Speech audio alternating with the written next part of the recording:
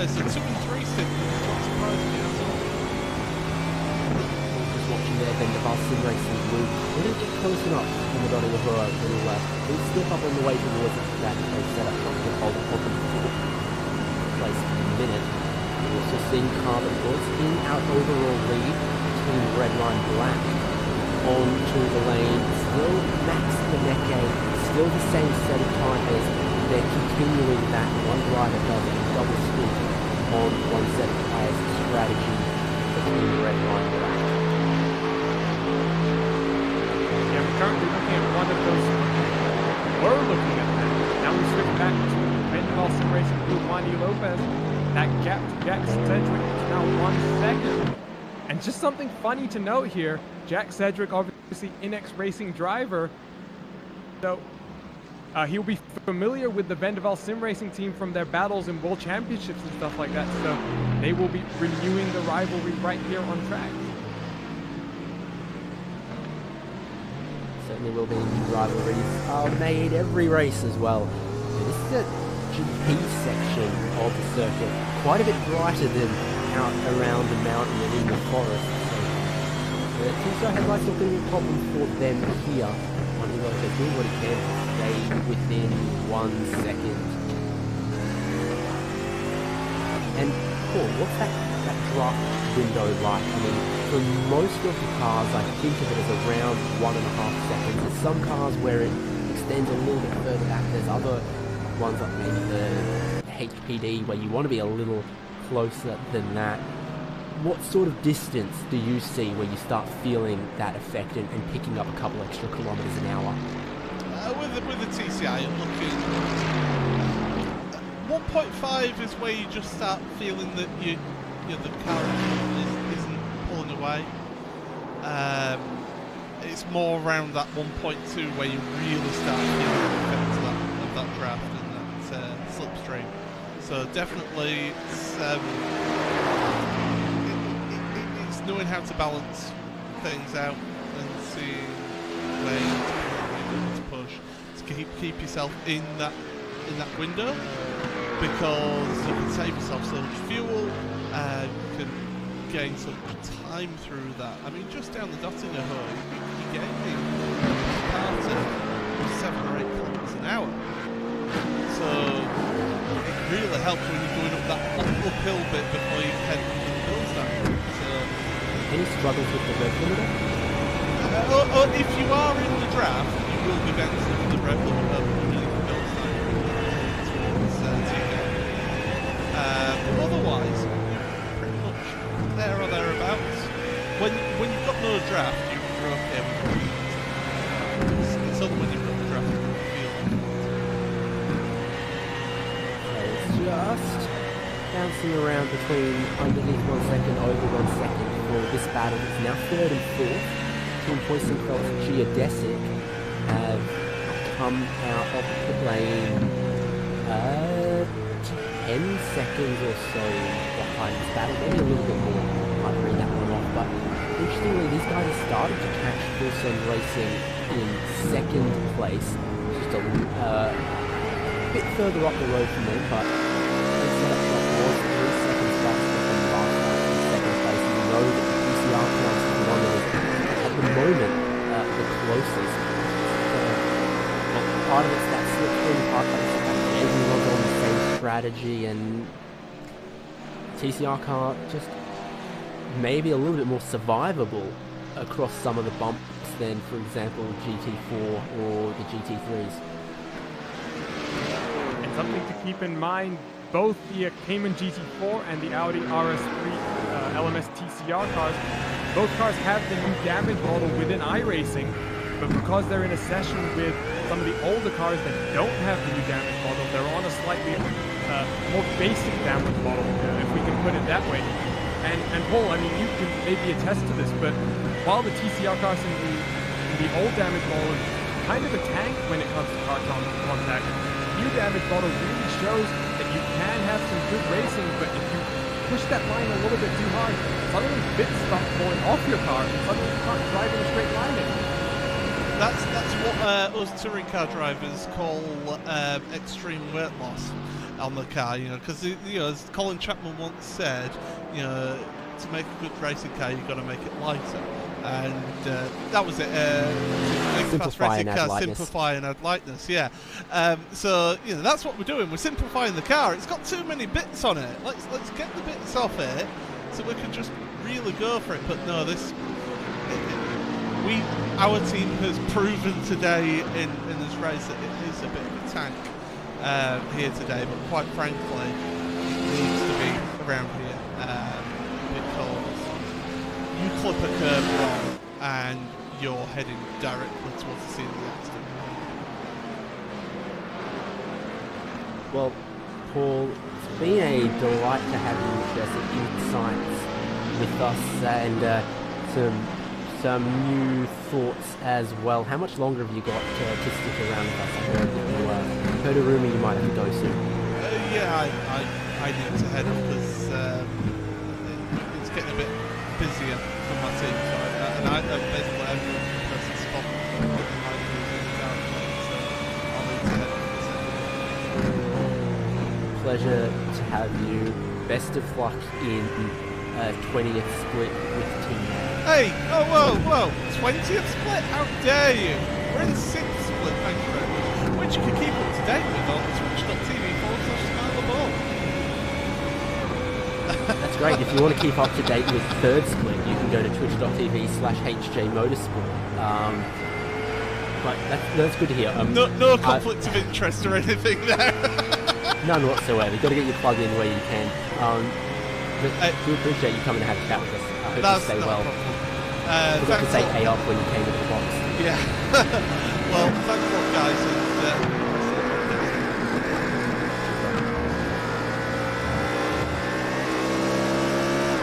And Racepop TV and Team Mads, Paul Smith joining us.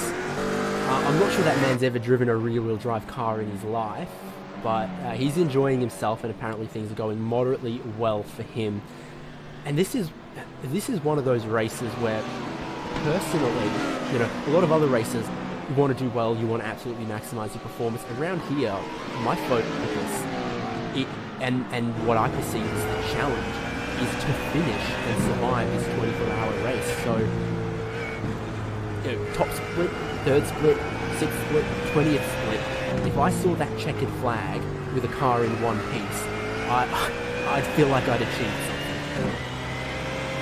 I've been trying to complete this race for, I think it's 3 years now, David. I still haven't been able to do it. And that's not just in this official iRacing Nürburgring 24, but the private events as well and things like that. It's just a race that's so challenging. It requires so much concentration. It requires everything to go almost perfectly. And, even my race today, it's not been going perfectly yet. We're still going. But there's so much time. 10.5 hours still to go. You can't ever, 100% confident in the outcome of the race. You're always, like you said, fighting the track and just trying to get to the finish with one clean car. There's just so many variables across a 24-hour race like this. I mean, there's, you can do everything perfectly, then you hand the car across to your teammate who has a problem, a technical run, no material lapse of concentration, any of those things, and then the weather's not consistent for the 24 hours, and then we've got 4 classes of car. If you're the GT3 class, you're lapping cars almost every lap. If you're TCR, you've got 3 different speeds of car ranging up in your mirrors, getting close and trying to find a way past. And then there's just, driving through the night. There is a million things that for 24 hours are trying to stop you getting to the end. One of the things I've noticed over this lap, it's not pitch dark in the sky anymore. Started to see just a little bit of glow on the cloud layer. Still a while away from sunrise and the sun, piercing the horizon. But you can see in some of these places just a little bit of glow in the sky. I think that will be a welcome sight to some of these teams and drivers. Yeah, they've almost got through the night. First glimpses of the day starting to creep through. When we had talked about it with my team, we had kind of said about 6 a.m. was when the sun would really start to make itself known. It's 5:20 in the sim right now in the session, so it's starting to get to that point, and we're going to get to the point, David said it slightly earlier, it's going to start heating up, but it's not going to heat up straight away, and it might take until maybe 11 a.m. before we actually get some really warm track temperature. So it's going to be interesting to see how the sunlight really affects the race. Yeah, we'll know we've really broken through in the day when we see some of those leading GT3 teams decide that it's not worth double stinting anymore. I'm still of the opinion that, you know, if the sky starts lightening now, sunrise is officially 7 or 8, we're really looking at 10 a.m. in maybe 5 hours time before the track temperature rises above 23 or 24 degrees. It's currently very, very fresh, 17.8. I think that's, speaking as an Australian, I think that's long pants wearing weather, but you're not really going to need a jacket. Great weather, I think. 17.8, not bad. This is closing up just a little bit. The last couple of corners, maybe the last half of a lap. Juan Lopez has gotten himself a bit closer to about half a second. And I think it's going to be difficult to drop too much further back from there, because now, from what we've learned from before, my feelings, having watched the TCR cars race in quite a bit, half a second back, you've still got good visibility, you're not right up behind their bumper, you can see your braking markers and your turning points, and most critically, there's some of those very tall curbs around the north section, but solidly in the slipstream in all of the important places, one of which is just coming up on the way towards Floodplatz, and then from Floodplatz towards Schwedenkreuz. I think there's quite a bit of high-speed running here, where Juan Lopez is really going to feel that slipstream. I'm calling he's going to be 4/10 behind it as Schwedenkreuz. Well, we'll see as they run down towards there, but I was talking to Full Send Racing, they're 12 seconds down the road in second from this battle for third. They were saying that you can be 2 seconds a lap slower than the driver in front of you, but the effect of that slipstream can help you just suck up that much more and keep you in the draft. So maybe for Juan Lopez, I think Cole touched on it just briefly, but maybe saving a little bit of fuel, just biding his time right now, because I mean, even if he gets past Jack Sedgwick here, he's not really got, you know, anyone in front of him. There's still 12 seconds to Lars Boll in that 85 car, so maybe just saving a little bit of fuel, like I said, just keeping a little bit back and not, you know, blinding at his references and stuff. So maybe a little bit of strategy playing out. Lap 3 of this race was when I was driving, and of course we were all in a train at the start of the race there, and coming up from Bergberg up the hill, someone right up behind the bumper of the car in front lost some of their reference points, flattered across the curb, lost control, and slammed into the Armco on lap 2 or 3 at about 220 kilometers an hour, right at the top of the gear in the Cayman. And that's the kind of thing that would happen if you were too close behind the car in front. He couldn't see where that super tall curb was, played it a little risky, and unfortunately their race ended very early. And I always get a little bit scared at the start of this race here, because the start of the race is the one time where every single car in your class is in one little battle package. So if you have an accident at the front of that group, it could affect cars all the way to the back and really cause a chain set of incidents. So, you know, like you said there, first lap of the race, very crucial to being able to stay cool, to be able to position yourself, really be in a strong position. Here, you know, we're 10 hours and 20 minutes left, and you know, cars like Ben Sim Racing, they're not on the podium right now, but they're still on the lead lap. They're still in a good fight as the sun starts to rise. I always get a lot of nerves and feel some of the expectation at the start of one of these endurance races, knowing that, you know, my teammates have spent a lot of hours in the week beforehand, you know, putting so much time and effort and emotion into preparing for this race, and I start the car, and if I was that guy who messed up on lap 2 or 3, I'm not sure when I'd hear the end of it from my friends and teammates, and I would not want to be that guy who put the dent on the car, put the car on the tow hook and ruined it for everyone. It's about here third and fourth, not closing up massively. In the GT3 field, we've got someone I think a lot of people want to see. BS Competition are running in second. They've had a pit stop. Phil Angus driving that one now. And in the Marla Racing team out 3 seconds behind is Augustine Canopy. Yeah, and I know our YouTube chat filled with Augustine Canopino fans. They'll be glad to see him back in the car chasing down Philip Angus. Both of them obviously driving in the real world. Philip Angus, BMW factory driver, and Augustine Canopino. He's had a few IMSA appearances in the TPI class, but also races in South America. So I think that Marla Racing Audi is going to slowly catch that BMW that Phil's Angus. And even though Philip's got a decent amount of iRacing experience, Augustine Canopino's got a lot of iRacing experience at a very high level. And yeah, I think some of the fans in our chat, David, are going to be excited to see this battle develop. I'm feeling very badly that I never took the time to learn enough Spanish to appreciate some of the messages from all these fans, but I can feel their passion, and I'm glad they share that with us. Both of these cars are on their out and back across the line, start the first flying lap since the pit stop. Both of them filled up the fuel, both of them took a brand new set of tyres, so really the biggest difference is the drivers in the cockpit and the model of car, BMW versus Audi. All things considered on the strategy, not a lot between them. No, the one car that's slightly different on strategy is Maximilian Benecke in the Team Redline back car. Now, Maximilian Benecke not taking tires on this last pit stop, whereas Philip Augustine Canopino, just having got in the car, will have a fresh set of tires underneath them. That gap is starting to close. It's down to 2.6 seconds now. And we started looking at the battle. It was close to 3.5, so Augustine Canopino with that Audi starting to make traction on that gap in front of him.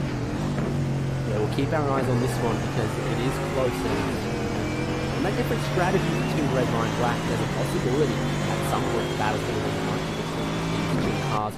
As we keep our eyes on it, we're going to bring in Sunil Arora. Smith with us not long ago. Sunil's going to join us for a fair chunk of this coverage. Great to have his insights and opinions on this one. Sunil, I don't think many people would disagree with me that 24 Hours of the Nürburgring is maybe one of the most difficult iRacing endurance events of the year. Well, firstly, hello David, hello everyone watching. Hey guys, how are you doing? Well, yeah, definitely. I mean, Nürburgring, the circuit, celebrating complete course is a challenge itself. But driving it for such a long time and racing over here, well, that's a completely different ball game. So a lot of drivers, they're really struggling to understand which way the track flows, where is your braking point for certain corners. Just understanding the circuit is such a hard task, and considering that it's one of the longest in the world, that has to happen. So racing over here makes it even harder because sometimes you just have no idea about where which corners can go, and it's some sort of complete vision. So driving here itself is quite a fast. That's a completely different level, and that just makes it the toughest endurance races. iRacing says there's 170 turns on this circuit. We count some flat-out kinks potentially. Seems like there's maybe 100, not quite 170, but the way that they calculate that is while you get all of those delicious safety rating gains if you make it to the end of this race. There's a lot of corners. However you count them and however you name them, it is indeed a track that takes longer than others to adjust to. I think I've found my rhythm around here amongst many runnings of this 24-hour event myself. Okay, here comes the humble brag. I saved a couple hours for it, including winning second split in 2018. But yeah, you know, when you first try to acclimatise to the circuit, it takes quite a while, but once you find the rhythm for this place, you kind of can feel it. Whatever car you bring here, the circuit can be the constant. So there's definitely some people who adore this racetrack, view it a step above every other permanent circuit in the world, and it might be the longest permanent racetrack in the world. Apparently this layout, the 24-hour layout, 25.95 kilometers, which is some people's, daily commute round trip. Here, it's just one racing lap. Yeah, the circuit it's pretty much the ultimate racing circuit. Everything that you've been asked for is here in the straight track. So the fast corners, the slow corners, the long straights, the sharp corners, the circuit is just a variety of mixture of everything.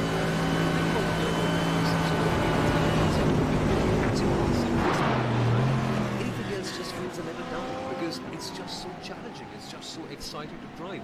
So if you've mastered this one, nothing else just comes close. It's just a fantastic circuit. But as you correctly mentioned, David, it's incredibly hard to pass in this one. Arjuna, some circuits have one famous corner, maybe like Turn 8 at Istanbul or something, a particular corner that characterizes the racetrack. I feel like around here there's 5, 6 or 7 corners that you just don't get anywhere else. I think key amongst them has to be the carousel, of which there's nothing like it left in the world. There's a bunch of other corners around here that are sort of unique to the Nürburgring, their own unique challenge, and if you see them, it's distinctly Nordschleifer. Yeah, and not just a challenge for the driver, but also a challenge for the driver here is setting up the car, and how do you really get it to work well in the slower speed stuff and the higher speed stuff. And then you have stuff like the carousel as well, which requires you to maybe raise the car up just a little bit more to not bottom out. So as a driver trying to evaluate how you give feedback and how you feel about the car, that's also very important. And to find the ideal setup and the fastest setup here is really a really tough challenge as well. It takes hours and hours of spending time just testing different combinations to just understand what the car is doing at all the different parts of the track. And it's such a long track, you can imagine how long that takes. This battle on our screen is getting a little more interesting. When we checked in with them initially, it was about 3.5 seconds, came down to about 2, and now Dustin Canapino's within 1 second of Philip Eng in the battle for second place in GT3 at the moment. I think that Audi might have just a little bit more legs in a straight line, but there's probably not a whole lot car to car to separate them. In that slipstream now, and if we can close up a couple more tenths in this sector of the racetrack when they come towards Southern Trump's Finest Carousel and on to the long straight, I think this is going to keep getting closer, Sumil.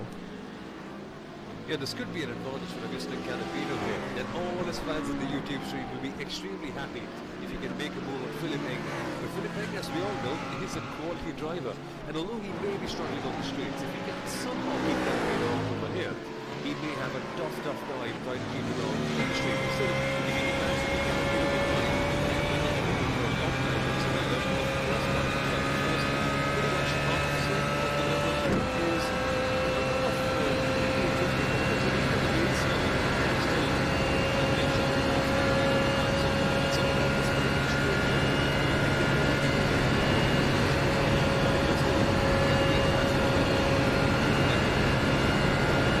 We're going to get an idea of the modus operandi of this BS competition for the 8-9 car, because we watched them earlier as Team Red Line Black were closing in to try and steal the race lead, and it was a different driver, but the team still made no attempt at defending that track position. They said, no, that's not our battle at the moment, it's still way too early to take any risk.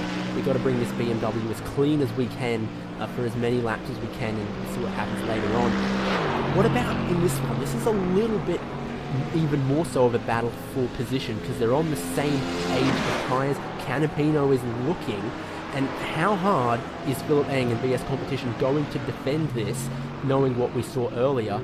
Here comes the run onto the dotting of her. Canapino just a couple of tenths back, a little bit of traffic in front as well to clear some TCR cars. Flashes the lights from Canapino. What are we gonna see here? And there is a little bit of damage to that front of the BMW of Philip Eng. Not exactly sure when he got the damage, But I think it's clear at this point, Agustin Canapino has the superior pace advantage as they work their way through two TCR cars. This is some crazy battling we're going to see, I think. Agustin Canapino is going to try and maybe make the move down into the Yokohama S. He's not close enough here, heading into the last corner. I think Philip Eng was really saved by being able to pick up a slipstream off one of those Caymans. But then the TCRs battled side by side. He had to put two tyres into the grass to get past. Didn't hear him lift, but Canapino's had a similar run. He close on the dot in Uhura. What about here when Eng gets no draft?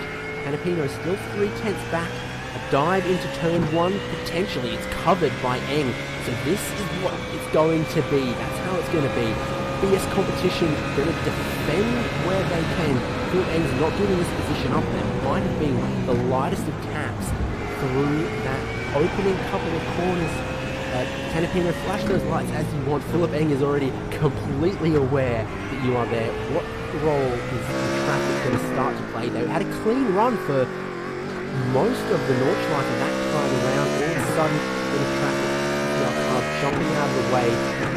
If you want to keep your car clean, you're not going to impede a battle for position with faster cars. Yeah, definitely. And thankfully for these guys, it would be good if they encounter traffic right here in the circuit, because this is especially wider than the other parts of the circuit. So if they make sure they get past the traffic here, that's all right. But if they get them on the Nordschleife, that's going to be so much. It really just depends where. It's fascinating to see them. These guys are going to put up a bit of a fight. Canapino has his headlight flashing button bound to his push to talk or his drink bottle button or something. Philip Eng is giving it a weave on the way towards the chicane here before they go out onto the Nordschleife.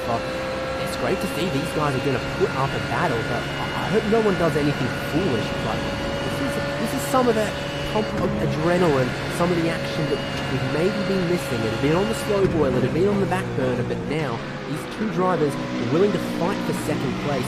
And into the Hudson back, they might start catching some of these Porsche Cup cars. Philip Eng's on the headlight flashes now as well to say, hey guys, I'm coming through and I don't want to lose a tenth of a second with Agustin Canapino right behind me. Bunch of traffic for Eng here. What's going to happen? Porsche Cup car, a GT4 car, and then a TCR. All four of our classes represented on screens. They're going to head towards Flugplatz. Too wide in front of our leaders. Philip Eng needs to pick his line carefully. He gets past one. He gets past the TCR car. Bit of air at the front there. Is he going to be impeded on the exit by the Cup car here? No, if anything. Eng's had a bit of a better run than Canapino. Canapino got a little bit held up there in the initial first right-hander. That's Pittelbacker Hoa, not Flugplatz as it's normally called, but he's now got a 1.2 second advantage, Philip Eng, over Agustin Canapino. And this really helps in this little traffic now. There's the R8G esports car, Andre Martins, I believe, in the middle, but heading down towards the foxhole and the compression, he's got a nice little gap back to that Audi. Great run from Eng through the traffic. He was forceful, but I didn't see him move anyone out of the way. Also, maybe just a bit lucky. Typically, you'd expect if you were 2/10 behind another GT3 car, they'd go through on a car and you'd follow them right on through. But for whatever reason, Canapino just didn't quite get that run he wanted in the Marwa Racing team car. But from what we've seen, that gap is now out to 1.1, 1.2 seconds. Not going to be hard for him to close back down.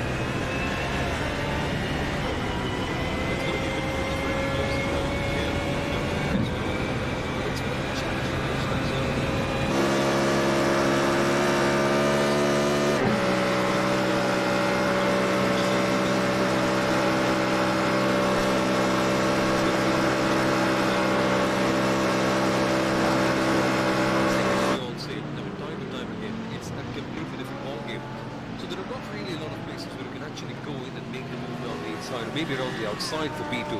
So Canapino needs to be incredibly smart about where he needs to get that done. So maybe at the end of the long straight could be one possibility in the main circuit. But for now, he just needs to sit behind and try and close up a little bit more on Philip Eng and his BS competition here in the hole.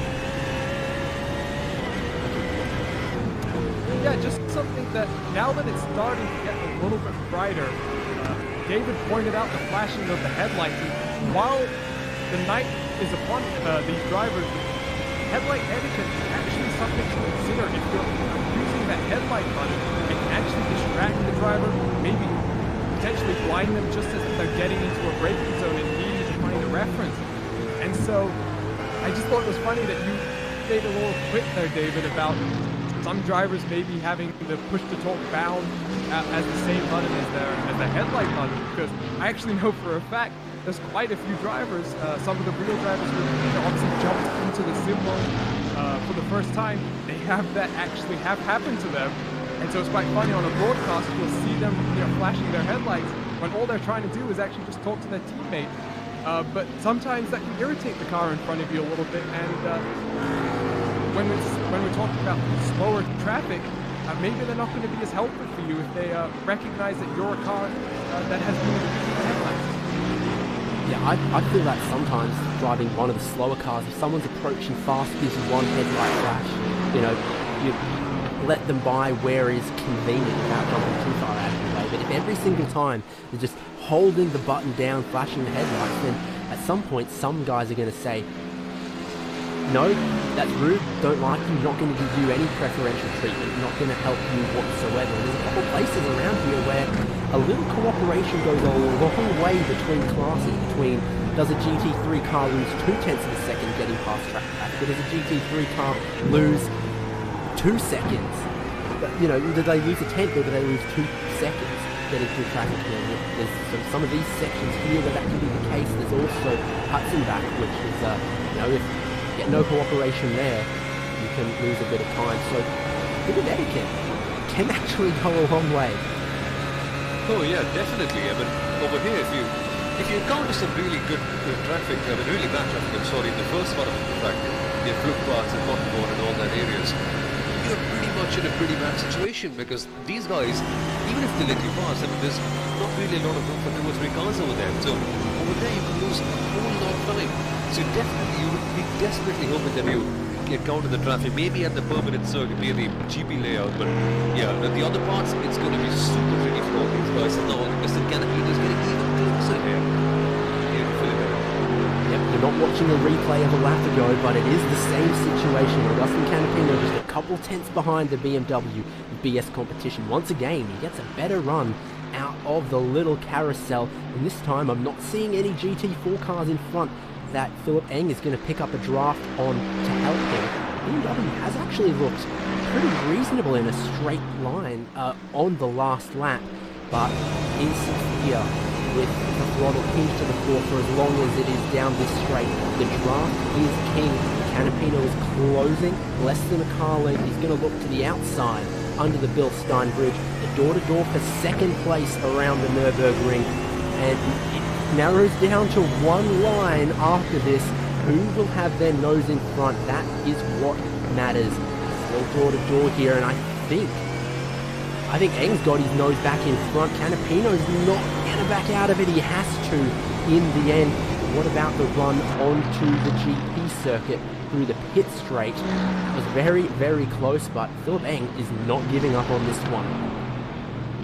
Still fighting hard here, defending that inside line. He's going to force Augustin Canapino to the outside of turn 1. It's going to switch back into the... Oh, he's diving down the inside here! He sold the dummy there, he switched it to the inside, and he still managed to get it stopped. Oh, he gets a little bit of contact there on the way through from Philip Eng. Eng's back in this. I'm not sure Eng was entirely happy with this, but I feel that move was on there, and he did get it stopped. We're taking a look at the replay, to the outside, to the inside, one car width for Augustin Canapino. And I think that was fair and square by Canapino, but Eng is not wanting to give up on that in the slightest. He gives a little rub, gets a better run through the GP circuit here. He's into second place. But Canapino will have learned from that, and he knows, okay, that's how we're going to race, is it?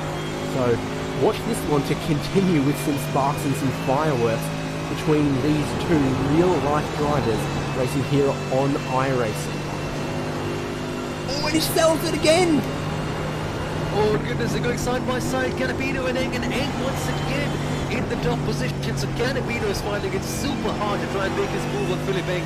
And Eng is literally fighting till his last breath. He's just not letting it go as he weaves past to his right-hand kick. Oh, this is fantastic. Oh, they're going once again side by side, toe to toe, and Eng blocks it off for the chicane. Now they'll be heading for the Nordschleifer. And this could be an advantage for Eng because it's super hard to pass over there. But Canapino and Philip Eng, oh my goodness, they've been nose to tail side by side with each other. And they've just shown us a different quality of racing altogether. They've shown that you can be quick, you can be fast, and you can be hardcore while being clean as well. And Philip Eng is still up ahead in P2. So Canapino is finding it to be quite a hard task to pass Marcel. This is a completely different attitude than we saw from the 89 car when it was Team Redline coming to pass on. This, though, is truly for position these cars on the same strategy. But while they do this, they're losing time here and there, and the other BS competition car, the number 7, is faster on the last lap and might start getting a bit closer to this battle. I'm seeing some of the panels on both of these cars, not how they were a little while ago. The rear valence for Marla Racing Team, not sure that's going to affect them much at all, but it is just a little bit crinkled there. These guys, you know, Philip Eng steadfastly refusing to give up that position, and now Augustin Canapino has been told, you are going to have to fight and fight like hell to get past, and that just ups the stake, ups the risk. These guys are battling for second, have been racing for 14 hours now, these two teams. I hope no one does anything too foolish, and it's interesting to see them give each other just a little bit more space on the narrow, bumpy confines of the Nordschleifer than they were going to do on the GP circuit, where I think the elbows were a bit further out there, knowing there's a little bit more runoff room. And we're seeing Augustin Canapino put a lot of pressure on Philip Eng. You actually saw him take a look to the inside of Schwaudenkraut, which is not really a corner where you can really make a move. But someone who's got to be smiling when he hears that these two cars are fighting so hard. Maximilian Benecke, he was 5 seconds faster than both of these cars on the last lap. So out front in that Ferrari and just extending his lead in that Redline black car. Sumit. Yeah, Philip Eng and Canapino still battling it out, and as Arjun rightly mentioned, Maximilian Benecke is just pulling away thanks to this battle as we now approach the sunrise part of this race. Well, I just had to put this reference in, but at the GP circuit, they know that all the time they have to lead this race. That's, they know Fernando Alonso has. Yeah, indeed.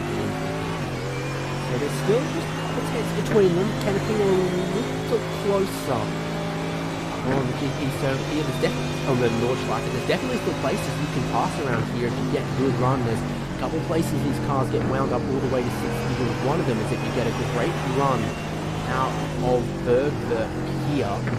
Still requires a little bit of cooperation from the car in front. And I wonder what Canapino is thinking for how he's going to get this move done. Now he's seen that nothing is off the table for Philip Eng defending that second spot.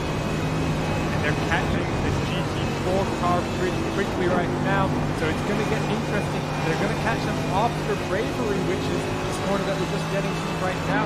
Justin Canapino not pressuring him too hard here. But going down into the carousel, maybe Philip Eng going to get held up a little bit by 718 Cayman of the high school geodesic racing car.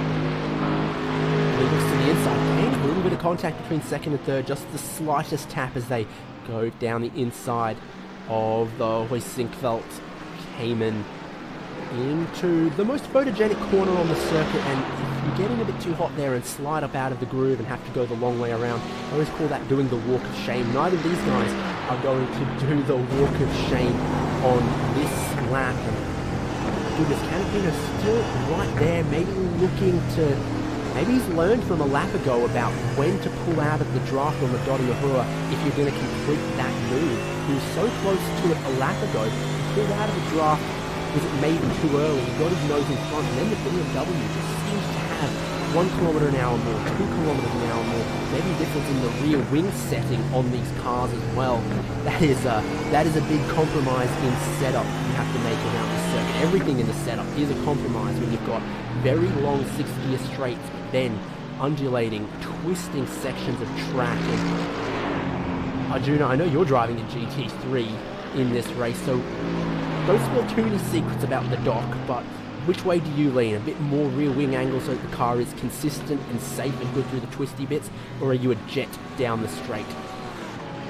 Well, you definitely have to balance both, but there's so many more compromises as well that we should kind of mention. Are you going to go slightly lower and risk maybe getting some damage from the curves and jumps like the flanks garden which we saw these cars they're making their way towards now, but also potentially, like you say, the wing issues, but also I know a lot of teams are playing around with the error rake and things like that, but personally, I like a slightly looser car in general, just because in iRacing, that seems to be the most effective way to find pace from the tires. Make sure you don't slide them too much, but you have the most amount of rotation in the car. And we have seen some of these GT3 cars, the rear end being just a little bit dancing because of the higher speed stuff. Alright, let's watch this once again. Down the longest straight on the circuit with the highest speeds. Philip Eng, just a couple tenths ahead of Dustin Canapino, is flashing those headlights, closing in this slipstream. It's getting pretty bright out on circuit. His headlights for the Audi still really shining into the mirrors and lighting up the cockpit. Philip Eng, when's Dustin Canapino going to pop out of the draft? He's waited longer than last lap. Maybe has he left it too late for the GP circuit? Eng still leads about into turn 1 of the GP circuit where we saw some action a lap ago. See Canapino trying to set up that drive onto the pit straight. This guy's got 3 more laps in their fuel tanks. Canapino holding in line. Eng not defending. We're going to see another dive from Canapino. We are. This one not as tricky as before. He gets the nose in front. He's got a little bit more clearance on Eng this time. And I would say that is a move very cleanly done. In contrast to a lap ago between these two guys, Marlow Racing Team into second, Augustin Canapino into second, and I'm expecting the YouTube chat to look very Argentine in a couple of moments' time. Arjuna, what did you read in that one? Well, I don't think Philip Eng defended too hard going down into turn 1, but it was interesting to see the lines coming through that last corner.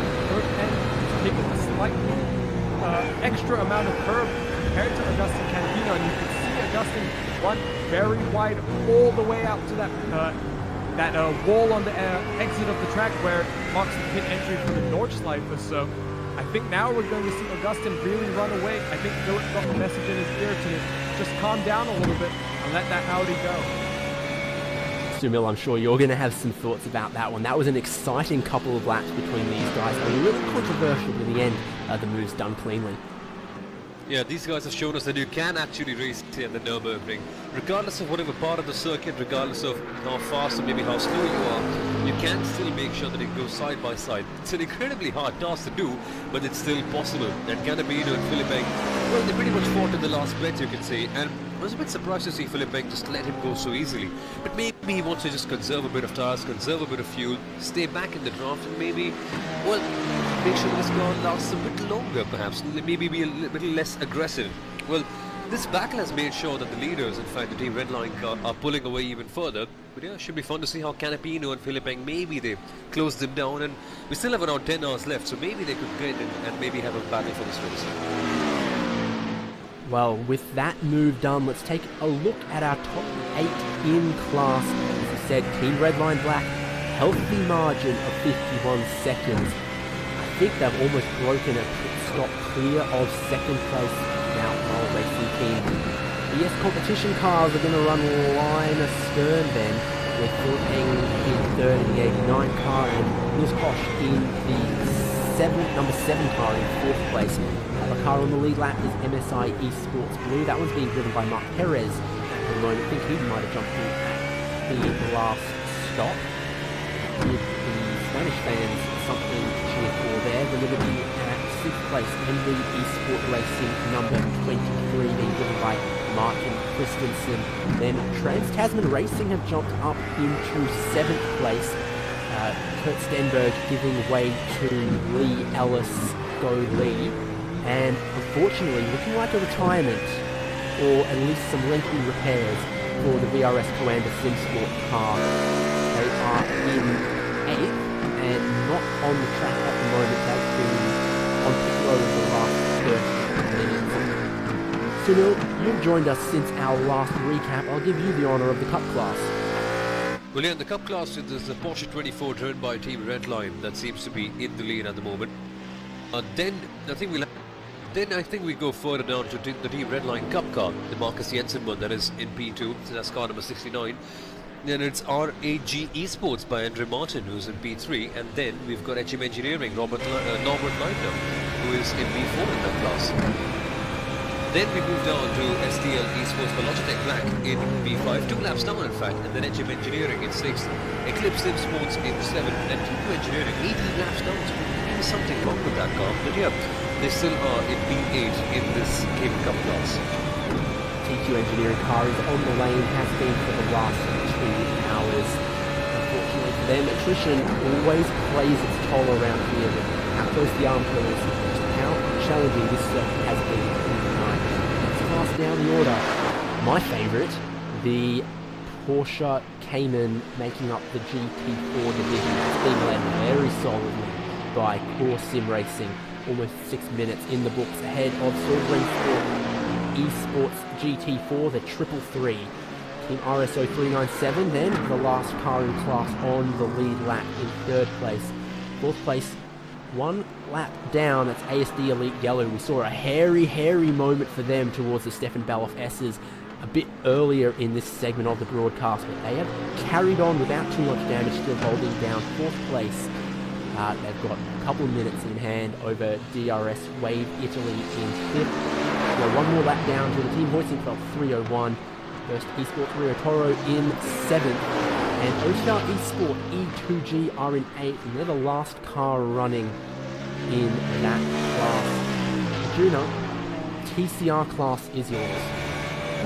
Well, no change since we've jumped into the booth for this segment. It's still SimRC out front, and Jürgen Frank at the wheel of the 76 Audi RS3 LMS TCR car. Then Bendabal Sim Racing team, they jumped up into 2nd.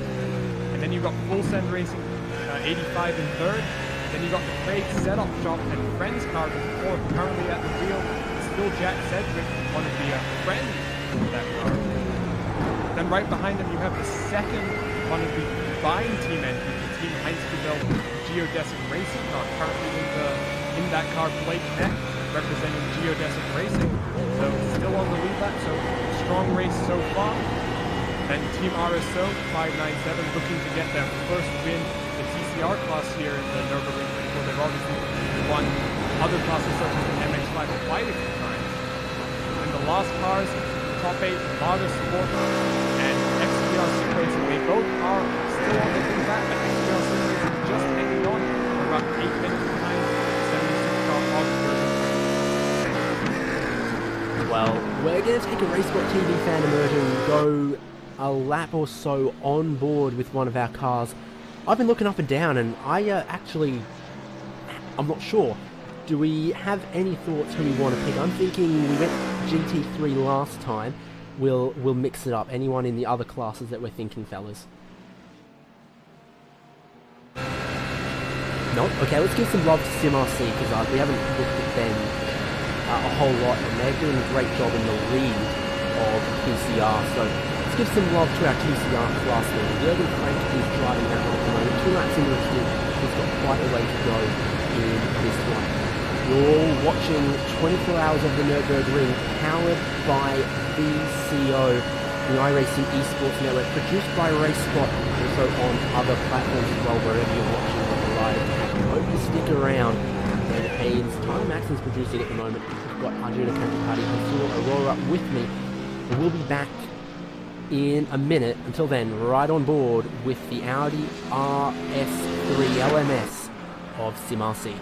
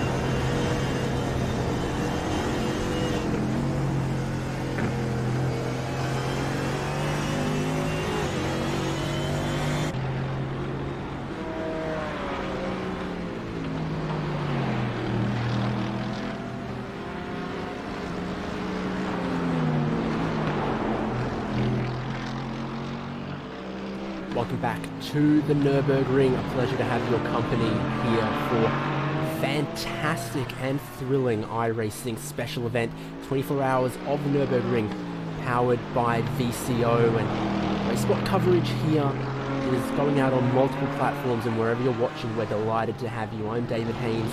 The MVP in the producer's seat is Tyler Maxson. We've also got Arjuna Kankapati and Sunil Arora joining me on commentary for this one. And while we were on our little break there, watching SimRC in the PCR lead, car that was our leader in GT3 made a pit stop. That's Team Redline Black. Here they are on an outlap. Christopher Danbiggs is driving. Maximilian Beneke might be taking some well-earned rest at this point. We'll see. But as we can tell, come out into third place. They're not far behind those two battling cars of Marla Racing and BS Competition that we were looking at earlier. These guys are probably going to pit at the end of this lap. That'll cycle the red line back through into the lead. And Suno, we're seeing here that Dustin Canapino is not building out a huge gap over Philip Eng, but the possibility of the BS Competition fight back is looking a bit slim. Yeah, at this stage it's turning out to be a bit tricky because both of these guys were just so close to each other. And then of course, Augustin Canapino just stretched out a little bit, and the BS Competition car is now approximately 1.7 seconds behind. But the thing with Nürburgring is, as producer Tyler mentioned, Jack, is that Nesson also here is taking it one point further up. So although it's 1.7 seconds, you can expect it to be around 0.17 seconds over here. That's the tricky nature of this track. So although they may not be so close to each other at this stage, expect them to come a bit closer as we impulse the pit stops and the BS Competition have fresher tyres. But I'm expecting this battle to go a long way through this race.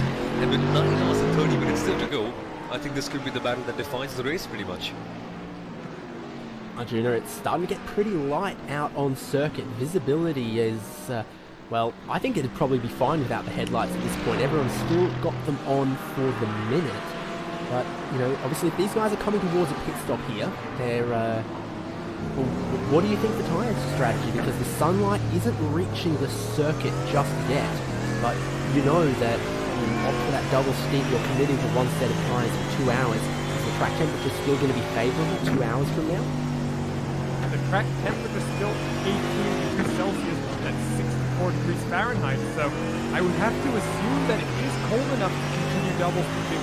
We saw before Christopher Danbiggs got into the car, Maximilian Beneke double steeped his tyres, and so I assume that Augustin Canapino and Philip Eng are going to follow suit here. They've got still half a lap to go though. The gap's only 1.3 seconds. It's interesting, guys, that Augustin showed great pace when he was behind Philip Eng, but hasn't really been able to build it out as much as maybe I would have expected.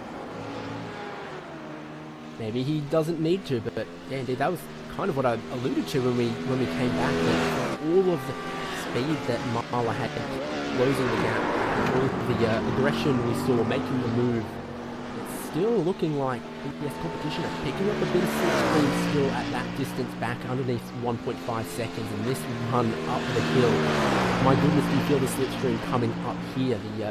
It's such a steep incline that the Porsche Caymans, if you shift up into 6th gear, you stop accelerating and your speed starts going backwards. You just have to hold the car in 5th gear coming up the hill.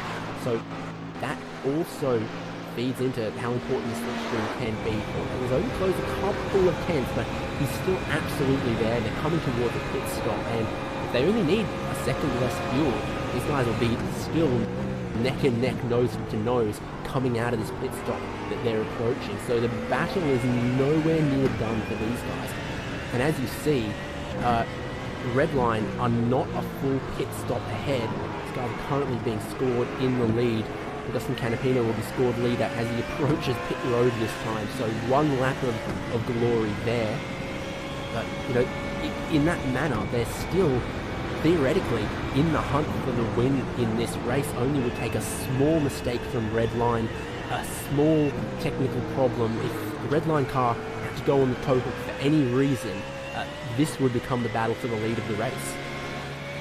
Quite literally, and the stakes here at the Nürburgring are super low. So as you correctly mentioned, one tiny mistake, and in fact, even if you go on the grass for a little bit, this track just bites back a lot, and that could be the crucial mistake that could allow the Marley Racing team and the BS competition ones to get back up. Not jinxing it for the team Redline, but that's just what it is. The stakes are super high in the Nürburgring over here.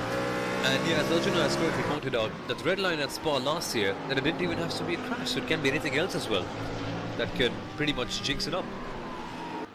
Yeah, and if those of you who do remember that incident last year where Max Verstappen, with less than an hour to go in the race, leading by over a lap, he had a brake failure. His actual sim racing brake failed on itself. And so, he had to pull to the side of the track, reset, get a tow back to pit lane, and get one of his teammates to jump back into the car. Now, in that situation, the Redline team did win, but I'm sure they won't appreciate me really pointing that out right now with them. They're hopefully will be back into the lead of this race after the pit stop cycle, and they'll want to avoid a repeat of that this year. A pro tip to everyone driving, check your brakes properly, make sure that they're working well. Check yourself before you wreck yourself is the advice that gets given. But this is an endurance race. It's a 24-hour test of your internet service provider, of all of your drivers, of your setup, of your preparation. And in a way, it's also a 24-hour test of your sim racing equipment. I had my force feedback brake on my wheel at Daytona, and luckily, look, I won't say I'm a hoarder, but I had a spare G27 in the garage, so I've switched over to that one, no real change, but force feedback went just because of, hours and hours consistent use there, and it was already going on 5 or 6 years old, so it didn't cause as much dramas for us as a brake failure. But, it'll happen. You're stressing your sim racing equipment and yourself as much as the virtual car. Something will eventually be a failure point in your team, whether it's the drivers, whether it's someone's equipment, whether it's a computer. Eventually, in an endurance race like this, something gives out. Well, they don't call it the green in hell for nothing. That's what the cruel nature of this track is. And at times the force feedback, as you correctly mentioned it, if you get on the curbs, and some of these curbs are properly high over here, they could pretty much wreck your curbs, and they could pretty much wreck your force feedback as well. So that is one thing to look out for. And as we speak about that, there is some battling going on in the DCRs, the totally chaotic racing cars. The full set racing car is battling it out against Craig's setup shop. In Arjun, this seems to be a good battle. Yeah, and Jack Sedgwick, he's in that Craig's setup shop and friends car, and he's chasing down Lars Boll. Now, we saw Jack Sedgwick, he was involved in a fight with the Vendaval sim racing car a while back. I'm not exactly sure what's happened. So that Vendaval car promoted into second, while Jack Sedgwick back in fourth. But we talk about just how much draft these cars have, and maybe Jack Sedgwick, through this tight, twisty section of the track, just saving a little bit of fuel, just making sure that he can put a little bit less fuel when he comes down the pit stop next time around. And you call them totally chaotic racing. I really like that, Sumo. It's a really accurate name for the series. Well, the DCRs, they never seem to disappoint. Whatever track you put them on, whatever series you put them on, and whatever weather condition you put them on, the DCRs, they never disappoint. They just always make sure that they get some good racing. And that's what I love about them. Front-wheel drive or not, I mean, some people say that they're just a tad bit boring to drive in comparison to railway cars, and that could be true. I mean, it depends on personal tastes. But say what you want, the DCRs, they just make sure that they get some good racing action at any circuit in the world. I've had a look at the past couple of laps, and I'm not seeing any huge dramas for Jack Sedgwick. He's absolutely flying along now, right up behind Lars Boll, looking to put the nose to the inside somewhere, but eventually you run out of 6th gear in these cars, and around the outside of Schwedenkreuz is a dangerous maneuver to do. Jack Sedgwick has absolute confidence in himself and the car, and that is a bold move to sweep around the outside there and grab 3rd place. Great to see the grip and confidence that he had, because many a time I've tried that and ended up in the Armco on the outside. Very, very easy to do. Fast corner like that across a crest with no runoff. And I'll be honest, guys, that's not really a place I even like passing slower class cars. It's a very dangerous place, very high speed place to make a pass happen. But Jack Sedgwick, full confidence right now, and he's passed Lars Boll into the final podium spot in that TCR class. And it's that crest that you come over approaching the corner as well. You know, the car gets a bit light in the air, and when it comes back down, it'll upset the car a little bit. Either it'll understeer and you'll find the grass and find the barrier, or it'll wiggle, it'll have an oversteer, and then maybe you'll find the grass and then the barrier. So that was I'm thoroughly impressed by that car control, that he managed to stick that move. And Sedgwick is flying along. He might be the fastest guy in class by a couple of seconds on the last lap. So for Craig Setup Shop and friends, Jack Sedgwick is making himself a couple more friends within the team. He's making friends with Full Send Racing. But yeah, it's a smiling face of Craig on the side of the car. That's not dynamic, but if it was, that smile would have gotten a little bit bigger with that move. Oh yeah, definitely. And I remember speaking to Craig in one of the Neo Racing broadcasts, and he said that his setups, well, they have helped quite a lot of people, and over here it seems like Jack Sedgwick with this particular setup is going quite well. In fact, in B3 at the moment. And as you mentioned, he was literally on fire. I mean, a couple of seconds faster than anyone in the track on the track at this moment in the DCR category. So that's some good racing going on by Jack over here. Can he be able to close up to P2 or maybe even P1? That is the question that we must answer over the course of this race.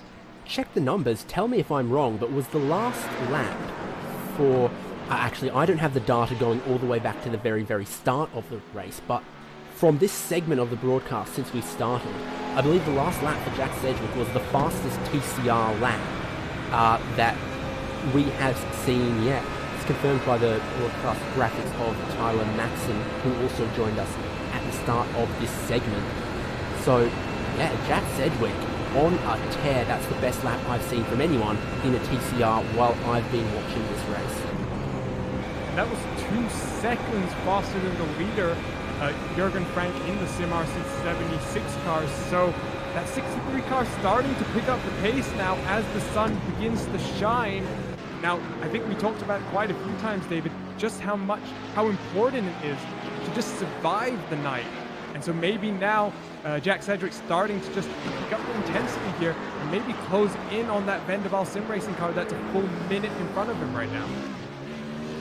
One of the strategy games they can play. There's only one more lap on the fuel for Vendaval in second. Jack Sedgwick is about halfway through his 10-lap run here, so you know, you've got to start counting backwards. You hear that a lot in some endurance races, but you know, counting backwards, how many pit stops do you still need to get to the end? How many pit stops does your competition still need? And there's a possibility where that window falls in a place where Craig Setup Shop can still get second out of this. And with 63 laps still to be run, if they're several seconds a lap quicker on every lap, they can take that out of the hands of fate, put it back into their own. They're doing everything right. They're already starting to leave Full Send in the dust here. Great work by Jack Sedgwick.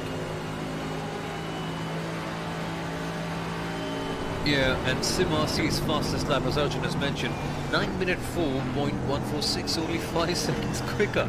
0.5 seconds quicker, that is. So that's some tricky racing going on over there, isn't it, Arjun?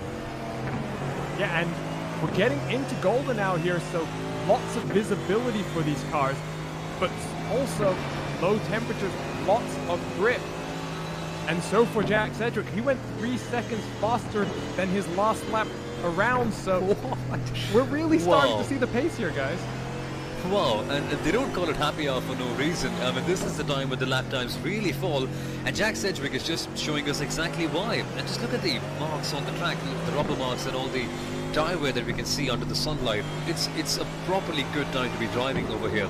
This is when the lap times completely fall down. This is when you get a lot of daylight, and this is when you can absolutely push hard and maybe get even faster lap times. And as for Jack Sedgwick, maybe close up to the win as he gets a little bit leery over there as he gets on the grass a bit. Well, it's risky driving on this track, especially at this point of time when you're completely pushing hard.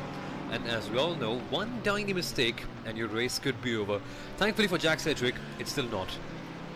David Haynes in the studio with the weather report. It's 6:22 a.m. The track temperature still 17.8 degrees. Maybe pack a light jacket. But what I am seeing here is that the headlights have turned off on our TCR cars. Same will be true of some of the other classes. So the main headlights are off, just the daytime running lights for the TCR cars. The tail lights are now only the brake lights. So officially, we're into the second day of this race.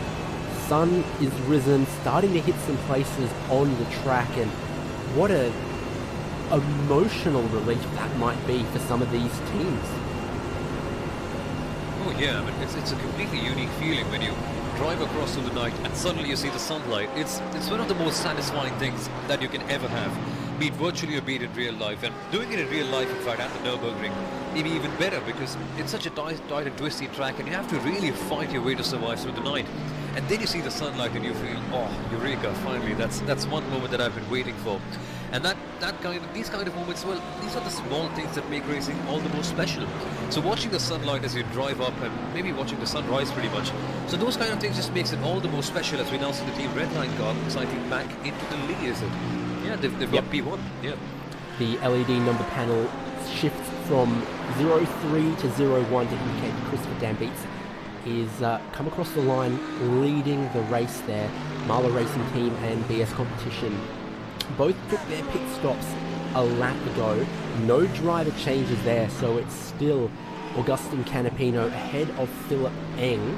But it must have been a good in-lap and a good out-lap for Marla, because I'm seeing they're now 4 seconds clear of BS Competition. They've managed to shake that BMW that was hanging on a little bit.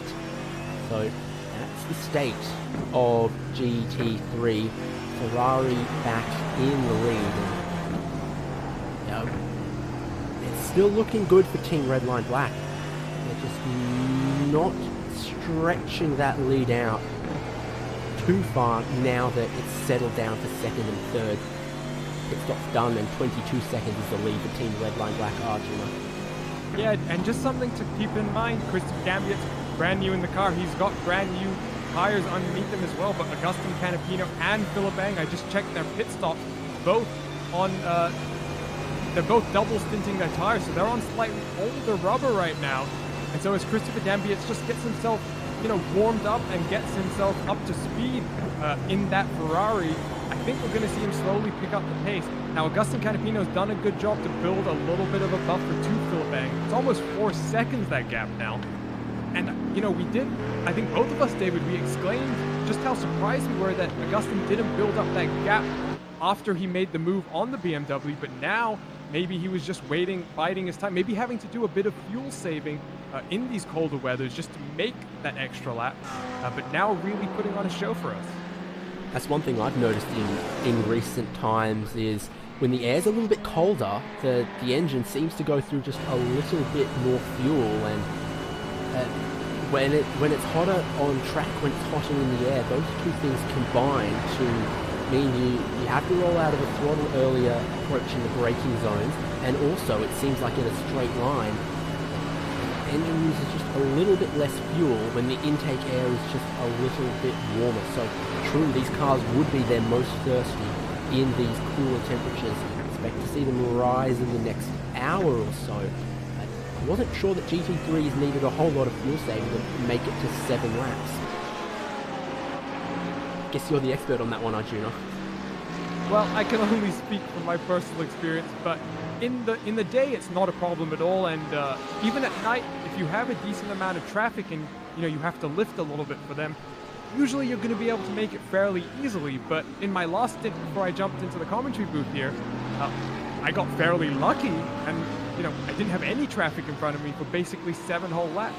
And as a result, I was using just that little bit extra amount of fuel. Had to do a little bit of fuel saving just to stick on the strategy. It's nothing major, but when you get yourself into a rhythm at such a long track like this, any changes to that may disrupt your flow, that can be a big factor. So, maybe for Augustin, he was a bit slower just trying to get that fuel saving because he wasn't as comfortable doing it when he's been fine in every other stint so far. That's actually quite a good point. And the thing with these cars and these endurance races is that you need to be completely aware of everything that goes around you.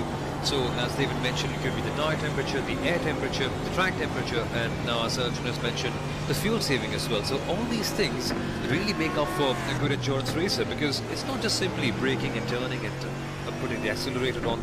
It's being aware of all these other factors that influence your driving style. So some drivers, naturally, they may be a bit more better at fuel saving, so you may see them being a bit more comfortable while preserving their fuel and their tires. But with someone like Agustin Canapino, who's naturally a more attacking racer, that's when you see him a little bit better when attacking. And maybe once he got forward, that's why we saw him struggling a little bit to build up that gap. So that could be another factor. And being aware completely of all the circumstances around you is crucial to winning an endurance race, because you may go all out, you may push hard, and you may clock in the best of lap times. But if you have to make more stops, and if your tires get worn out a bit earlier on, that's when you lose the race. So on the track, it may seem like there's not much happening, but in the strategy sense, there's really a lot going on that influences how this race can be run.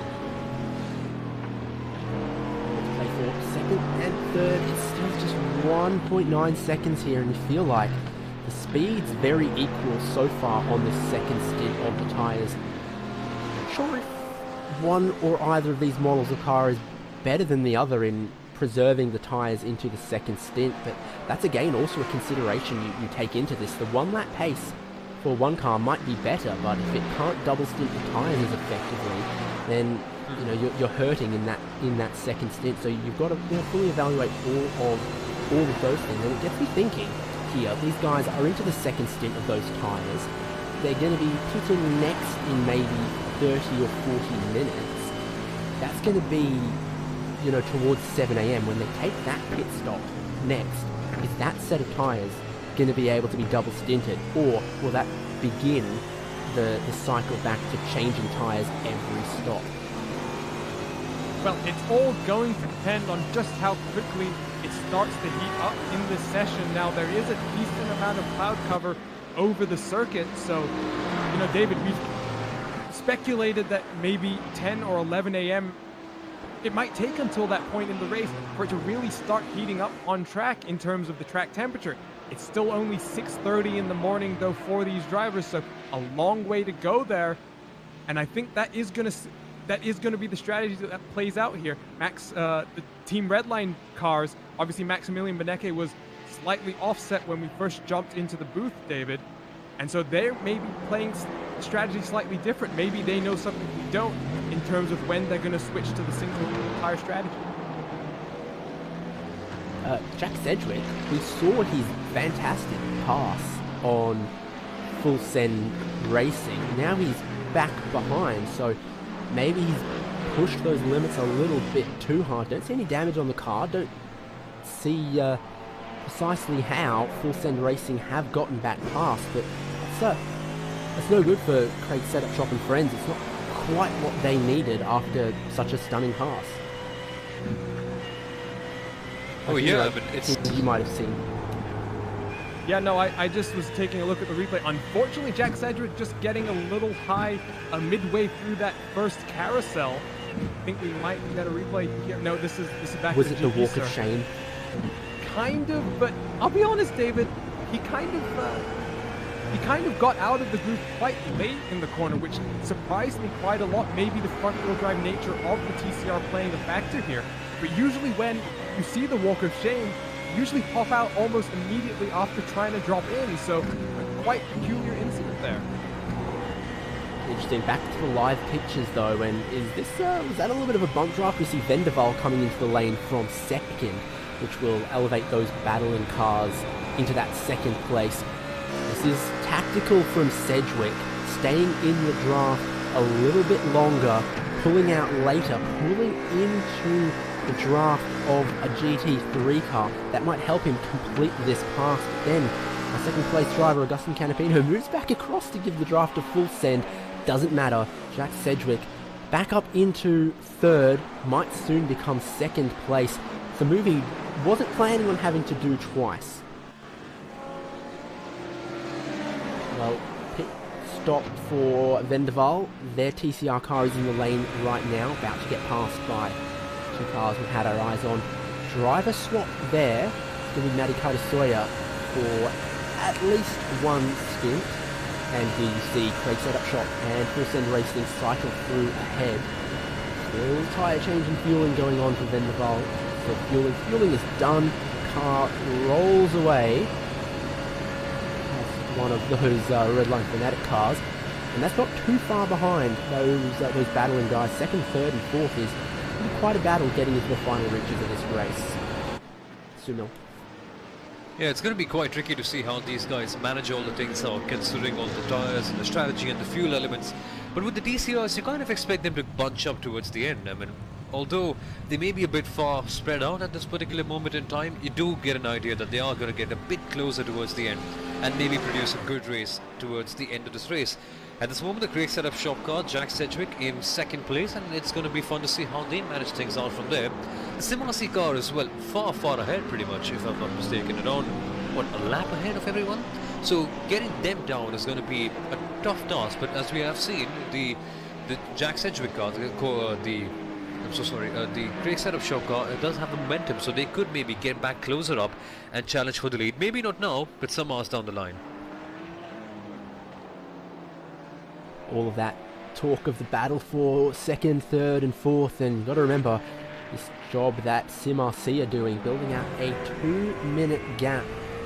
They are not worried about the battle between Full Send and Craig Setup Shop, and I wager that they haven't seen them in quite a couple of hours. It's interesting how this track works like that because of its mammoth nature and speed differences between the cars. I drove the opening 3.5 hours in a Cayman and didn't see a single TCR because they started right behind us, and then we didn't come around to put a lap on them in the first 3.5 hours of the race. Such is the size of this place, you can get lost around here. Yeah, but one person who's not lost right now, Jürgen Frank, 2 minutes ahead of that Craig setup shop car rather. They started in third position, so not maybe the fastest one-lap pace, but they've shown over the course of the last almost 15 hours that they really have good, consistent long-run pace, and they've managed to keep it out of trouble. That car, not a single scratch on it. And comparing to some of the other TCR cars that do maybe show a little bit more battle scars from the contact they've been in. Yeah, Sumal, there is a big difference between some of the cars out there that look pristine and some of the ones that are carrying a bit of damage. I think the car that's carrying the most noticeable amount of damage is the Trans-Tasman racing car in GT3. How much do you think that affects? And that rear wing, honestly, looking at it makes me a little upset, like hearing nails on a chalkboard or something.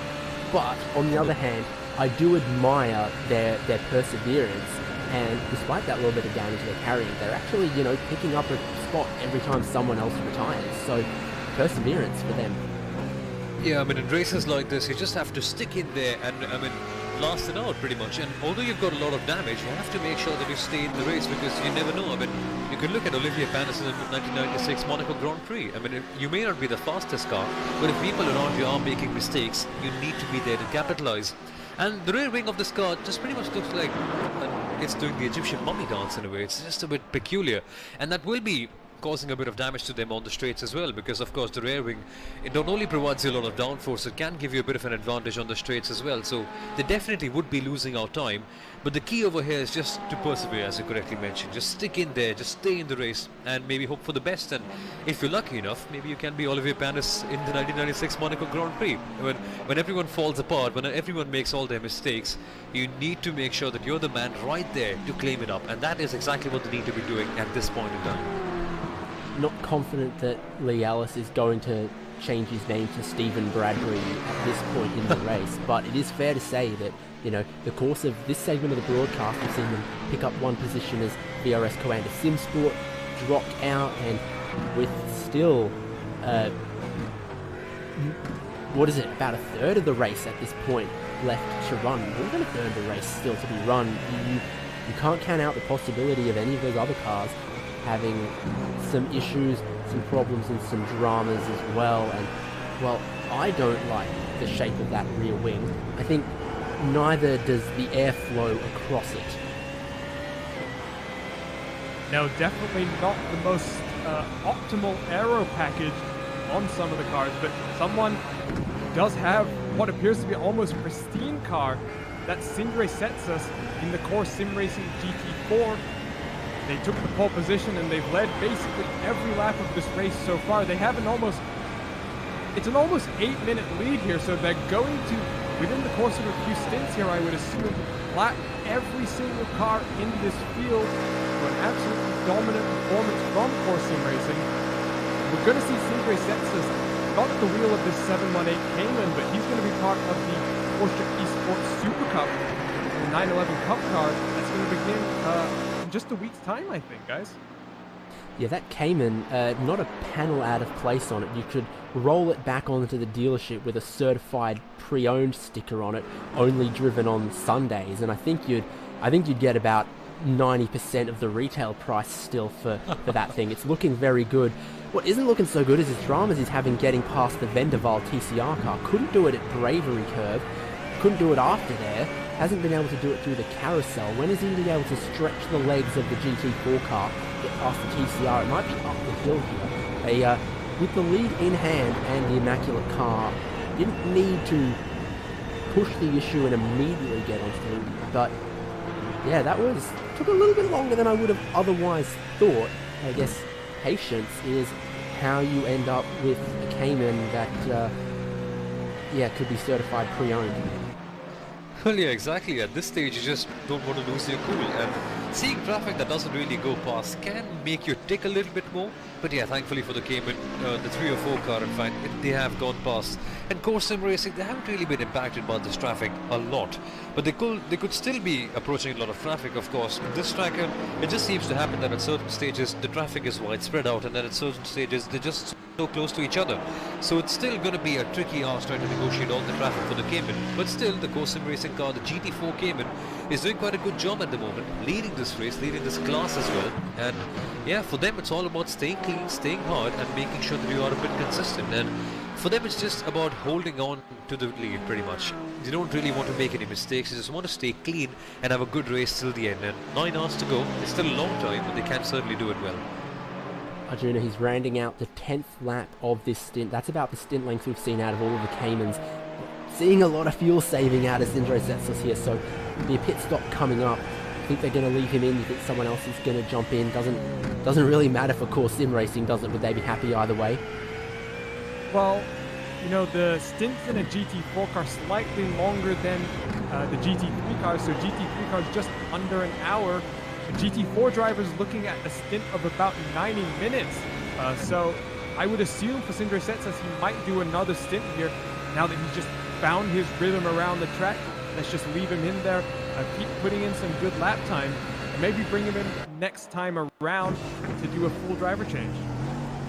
Well, we're going to know shortly because I think he's got the length of the Nottingham Road. We're going to see him on pit road. Of course, the lead in hand for Core means that they can take whatever full service pit stop they favour, and they're still going to rejoin handsomely in the lead.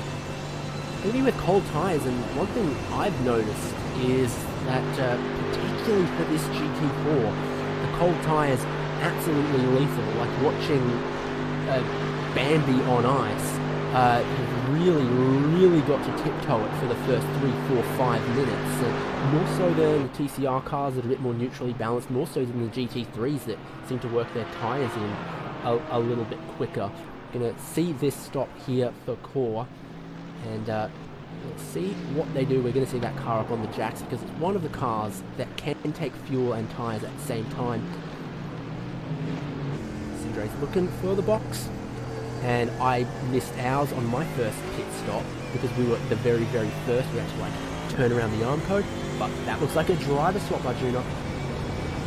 It is Pascal Sticks getting back into that car. They've actually been single stinting for most of the race so far now that I go back to look at it.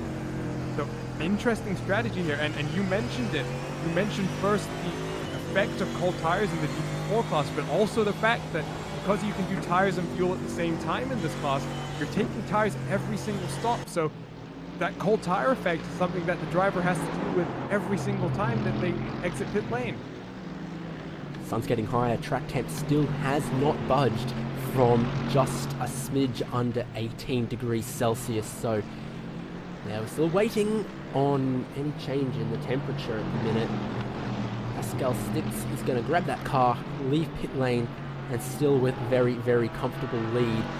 That's exactly what I'd want from my teammates. A nice healthy lead, a clean car, and oh, you see, that's what I'm talking about. I've done that every single stint in this car. You have those very, very slippery cold tires. You bounce a little bit in turn one, and the rear just wants to keep on going. Call that a quarter spin for Pascal Stix there, helping warm those rear tires in the very first corner, Sumil. Oh yeah, but the rear tires, I mean, they can be pretty cold after a pit stop, and then you need to make sure that they're right on temperature, because the Nürburgring, it's an unforgiving track, and if your tires aren't on the right temperature, you could just make that one mistake, that one tiny error that could pretty much compromise your entire race. So making sure that the tires are up to temperature early on is a crucial ask for all these drivers, and it's a hard ask to ask pretty much, because this track over here, although it's pretty hard on the tires, you need to make sure you warm it up pretty quickly, and that's a tough thing to do in these cabins. So as you correctly mentioned, that new tire effect will be there in every single pit stop, and negating that out is going to be an important task to win this race, as we now see the BMW Z4 the straight. It's Philippe Eng, if I'm not mistaken. Yeah, we flicked away from Pascal Stix, who's still having an absolute handful of time with that car. But yeah, here we are, the BS competition vehicle. Philippe Eng, what's his gap up the road to Marlow Racing Team? I feel like that's been just slowly extending tiniest bits. Marlow were actually faster by 1.7 seconds on the last lap, and that's the biggest difference I feel like we've seen between these two cars.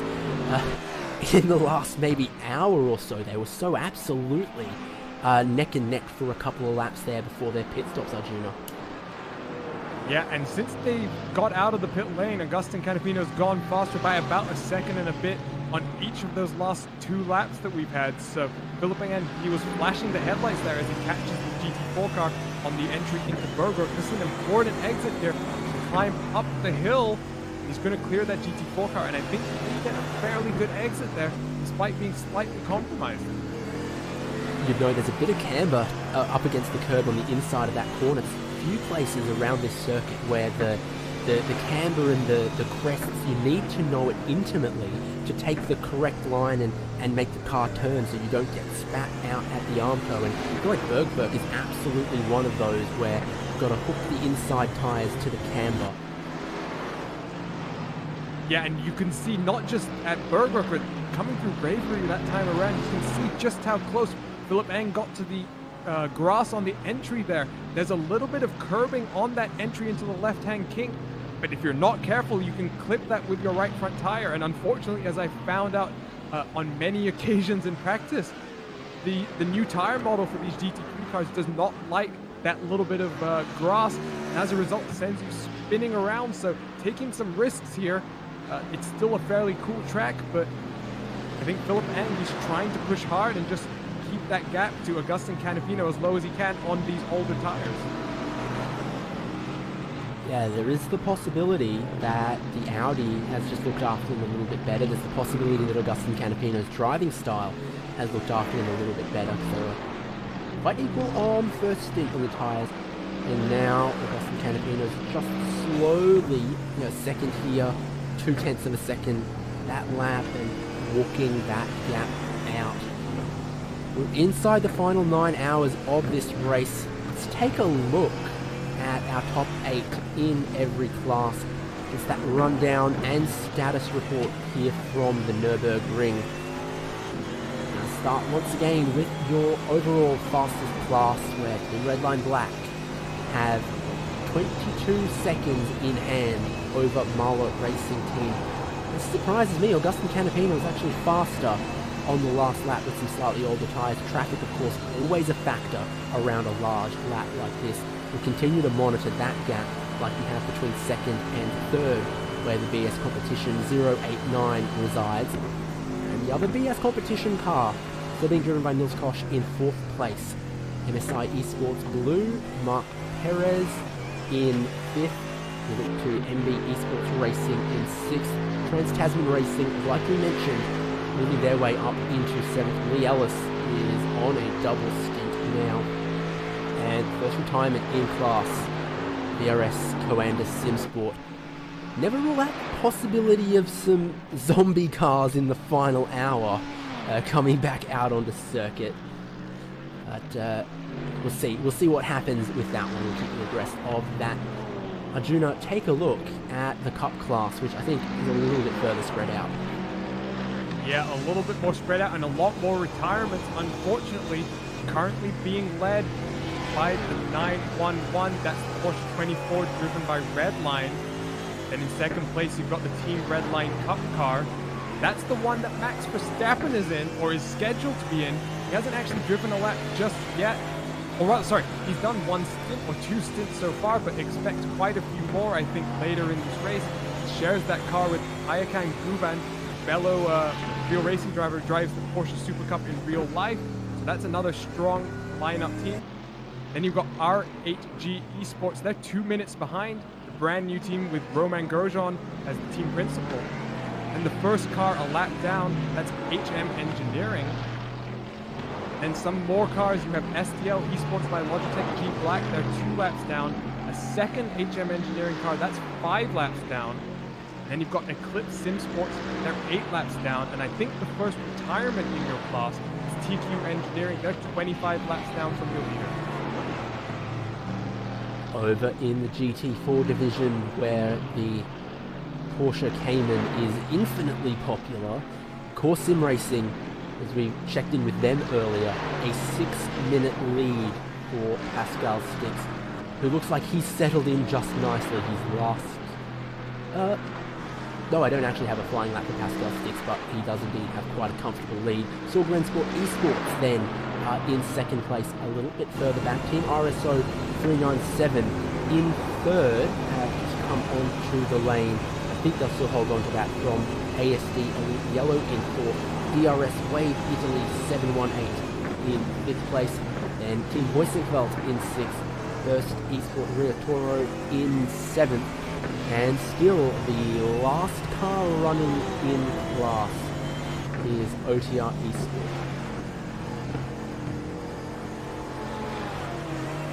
TCR Sunil will have a look at that one.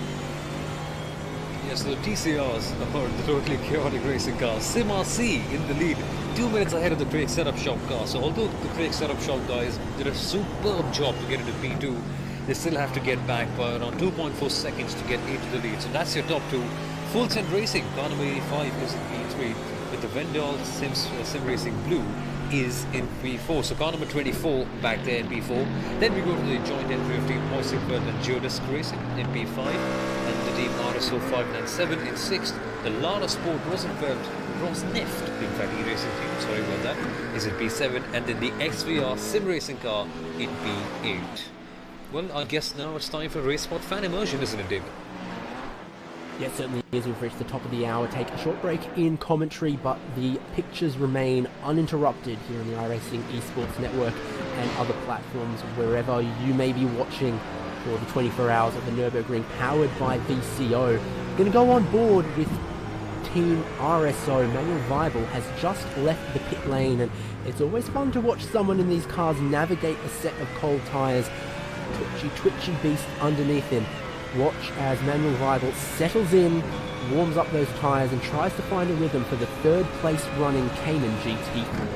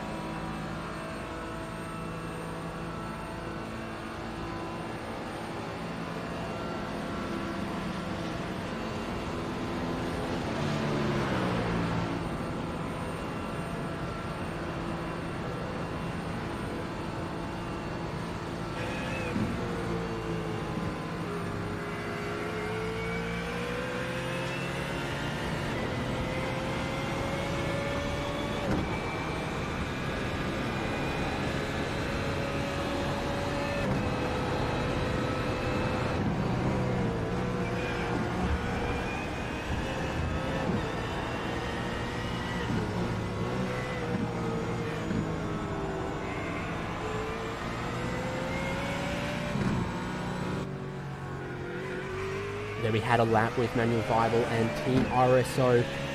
Yeah, Porsche Cayman's looking pretty good in the GT4 class. Not as pristine as the leader core, but I think this far into the race, third place, you'd be pretty happy with sitting there at the moment in a car that's pointing straight. 8 hours, 43 minutes to go. I'm David Haynes, and I've got Arjuna Kankapati and Sunil Arora with me. Tyler Maxson behind the scenes, producing the coverage and staying awake however he can. What a trooper. On the lane though, we've got Full Send Racing, the number 85. We saw them in that great TCR battle for second, third and fourth. Lars Boll has spent a lot of time behind the wheel of that one, and that is going to change. It's going to be Cohen Klopman. Arjuna, how do you see the TCR battle playing out here? Some slightly different strategies, but a lot of guys that are really close, and you noticed exactly how much Jack Sedgwick was flying along the last couple of laps. Just flying along, but somehow he's managed to go one more lap as compared to Lars Boll, who's now come in and given that car over to Cohen Klopman. So Jack Sedgwick, I'm not sure how he's doing it, but several seconds faster than your leader right now. And he's also seemingly able to go an extra lap as compared to some of his rivals right now. Witchcraft is what they may say. I think we saw that was 10 laps to the stint from Full Send, and the end of this lap is going to be 10 laps for both SimRC and Craig Setup Shop. So I think end of this lap, which is, you know, still 6-7 minutes away, expect SimRC and Craig Setup Shop to pit. But you see those numbers, 3 laps in a row. Jack Sedgwick has been by far and away the fastest TCR driver out there. And yeah, I'll throw this one in. He also won the HJ Special Events Raw before the Daytona 24 in the TCR car, so I know he's quick. Yeah, he's actually one of the fastest drivers around over here.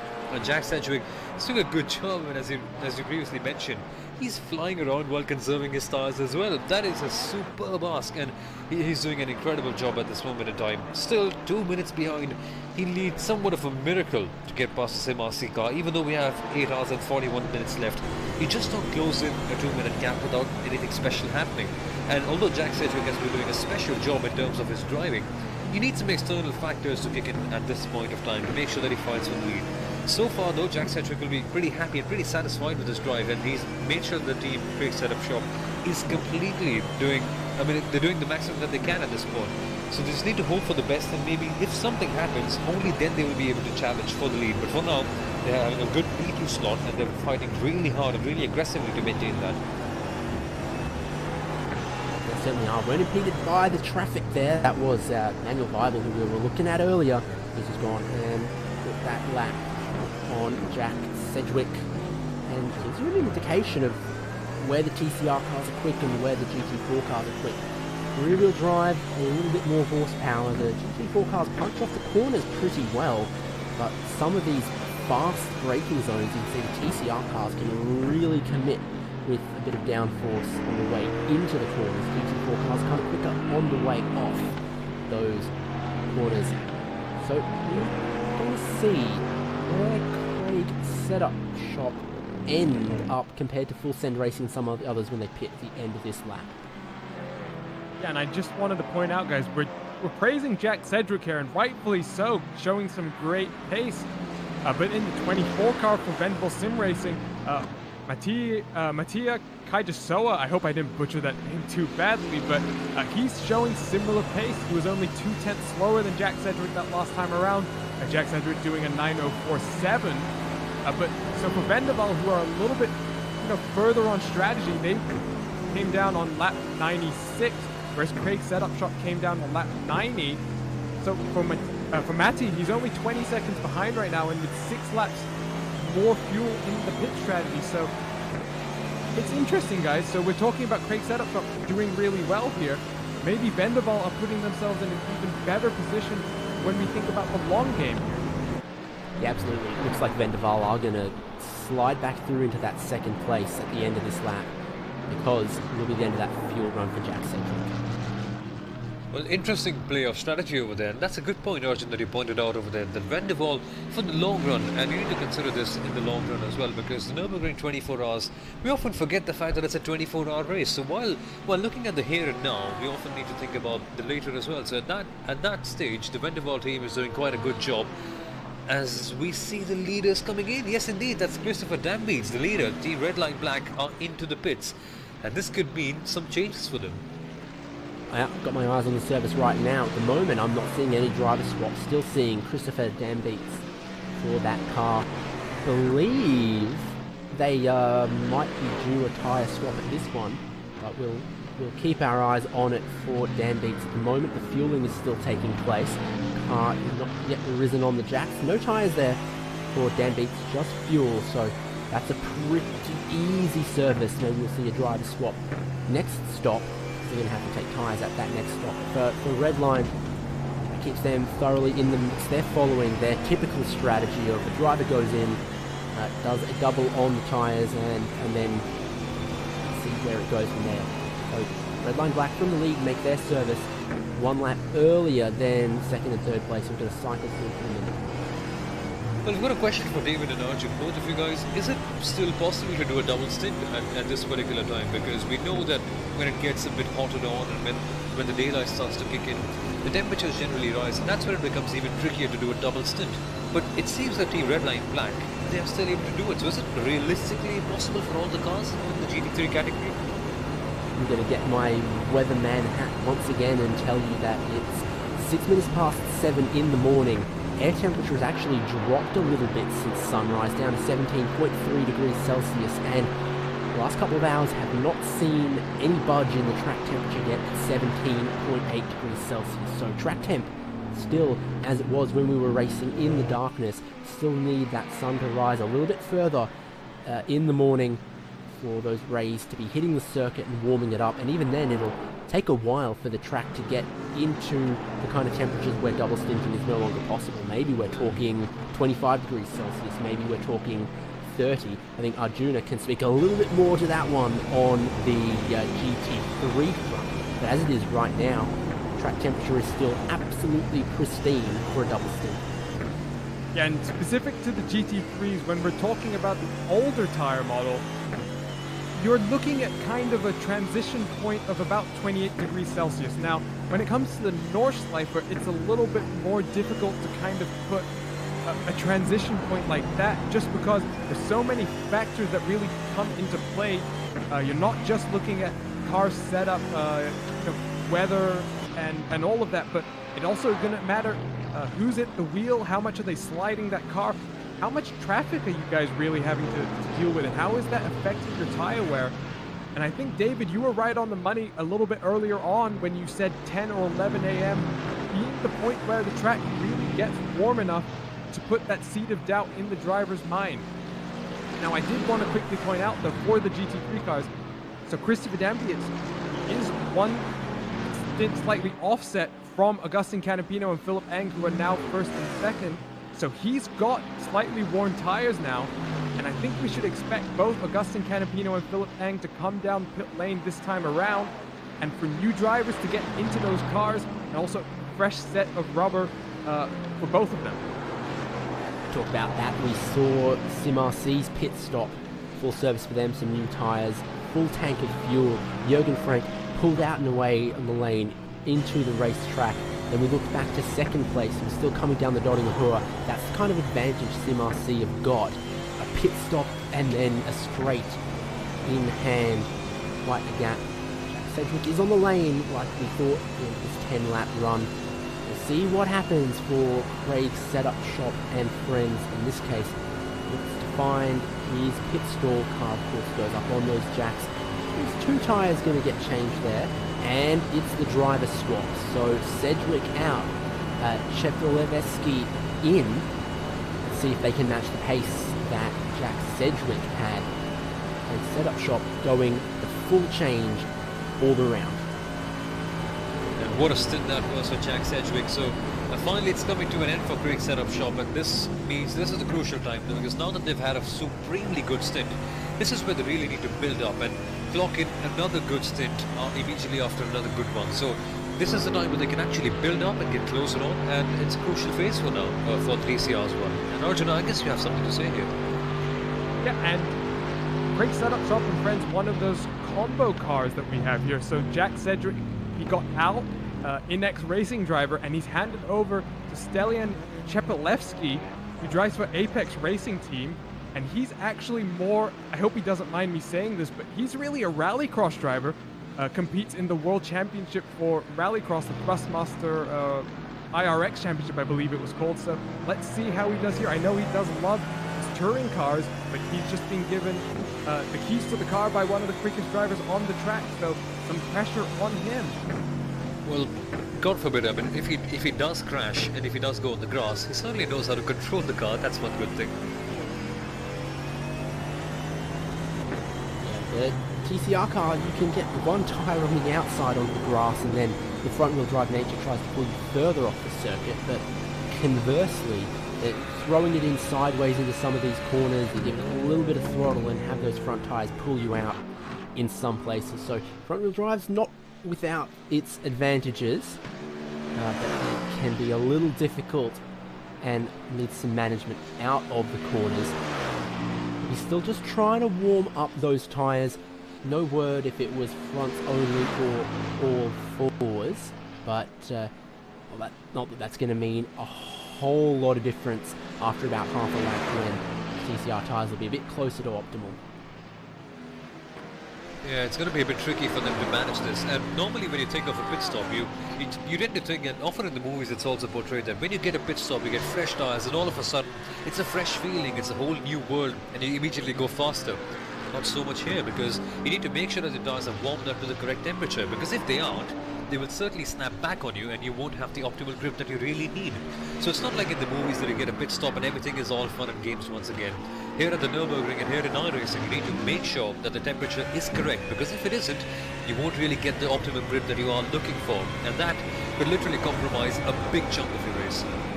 We're looking at Augustin Canapino. His Marla Racing Team Audi is leading for the moment. A couple seconds in hand over BS Competition behind.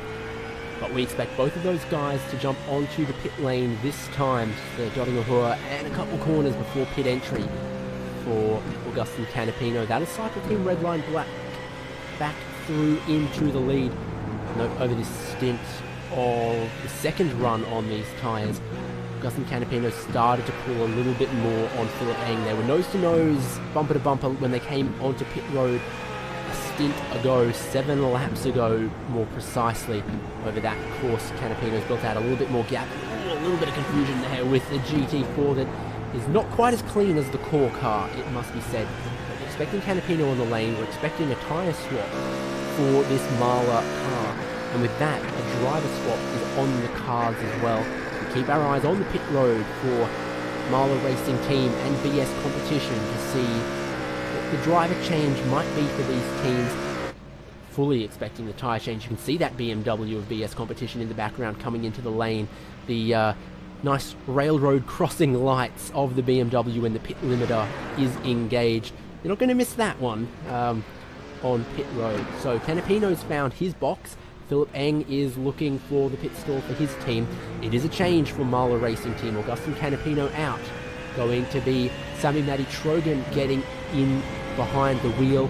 It's high time for a lot of Finns getting into the car right here. It must be getting towards crunch time. Looking at BS Competition. Still seeing Philip Eng on my end. Waiting for that to update if there is going to be a driver swap. Otherwise, Eng might be in for the long haul on this one. Fueling going on for both of the cars. Marla Racing have almost reached the end of that fueling, and then we expect to see it go up onto the jack stands to change those Pirelli tyres. We'll just see that happening there. Say Pirelli on them for all of the GT3 cars on iRacing. So Sami Matti Trogan getting ready. Still maybe 15 more seconds for that tyre swap to take place. And again, I'm seeing no driver swap for BS Competition, so I hope Philip Eng is still feeling fresh there, actually.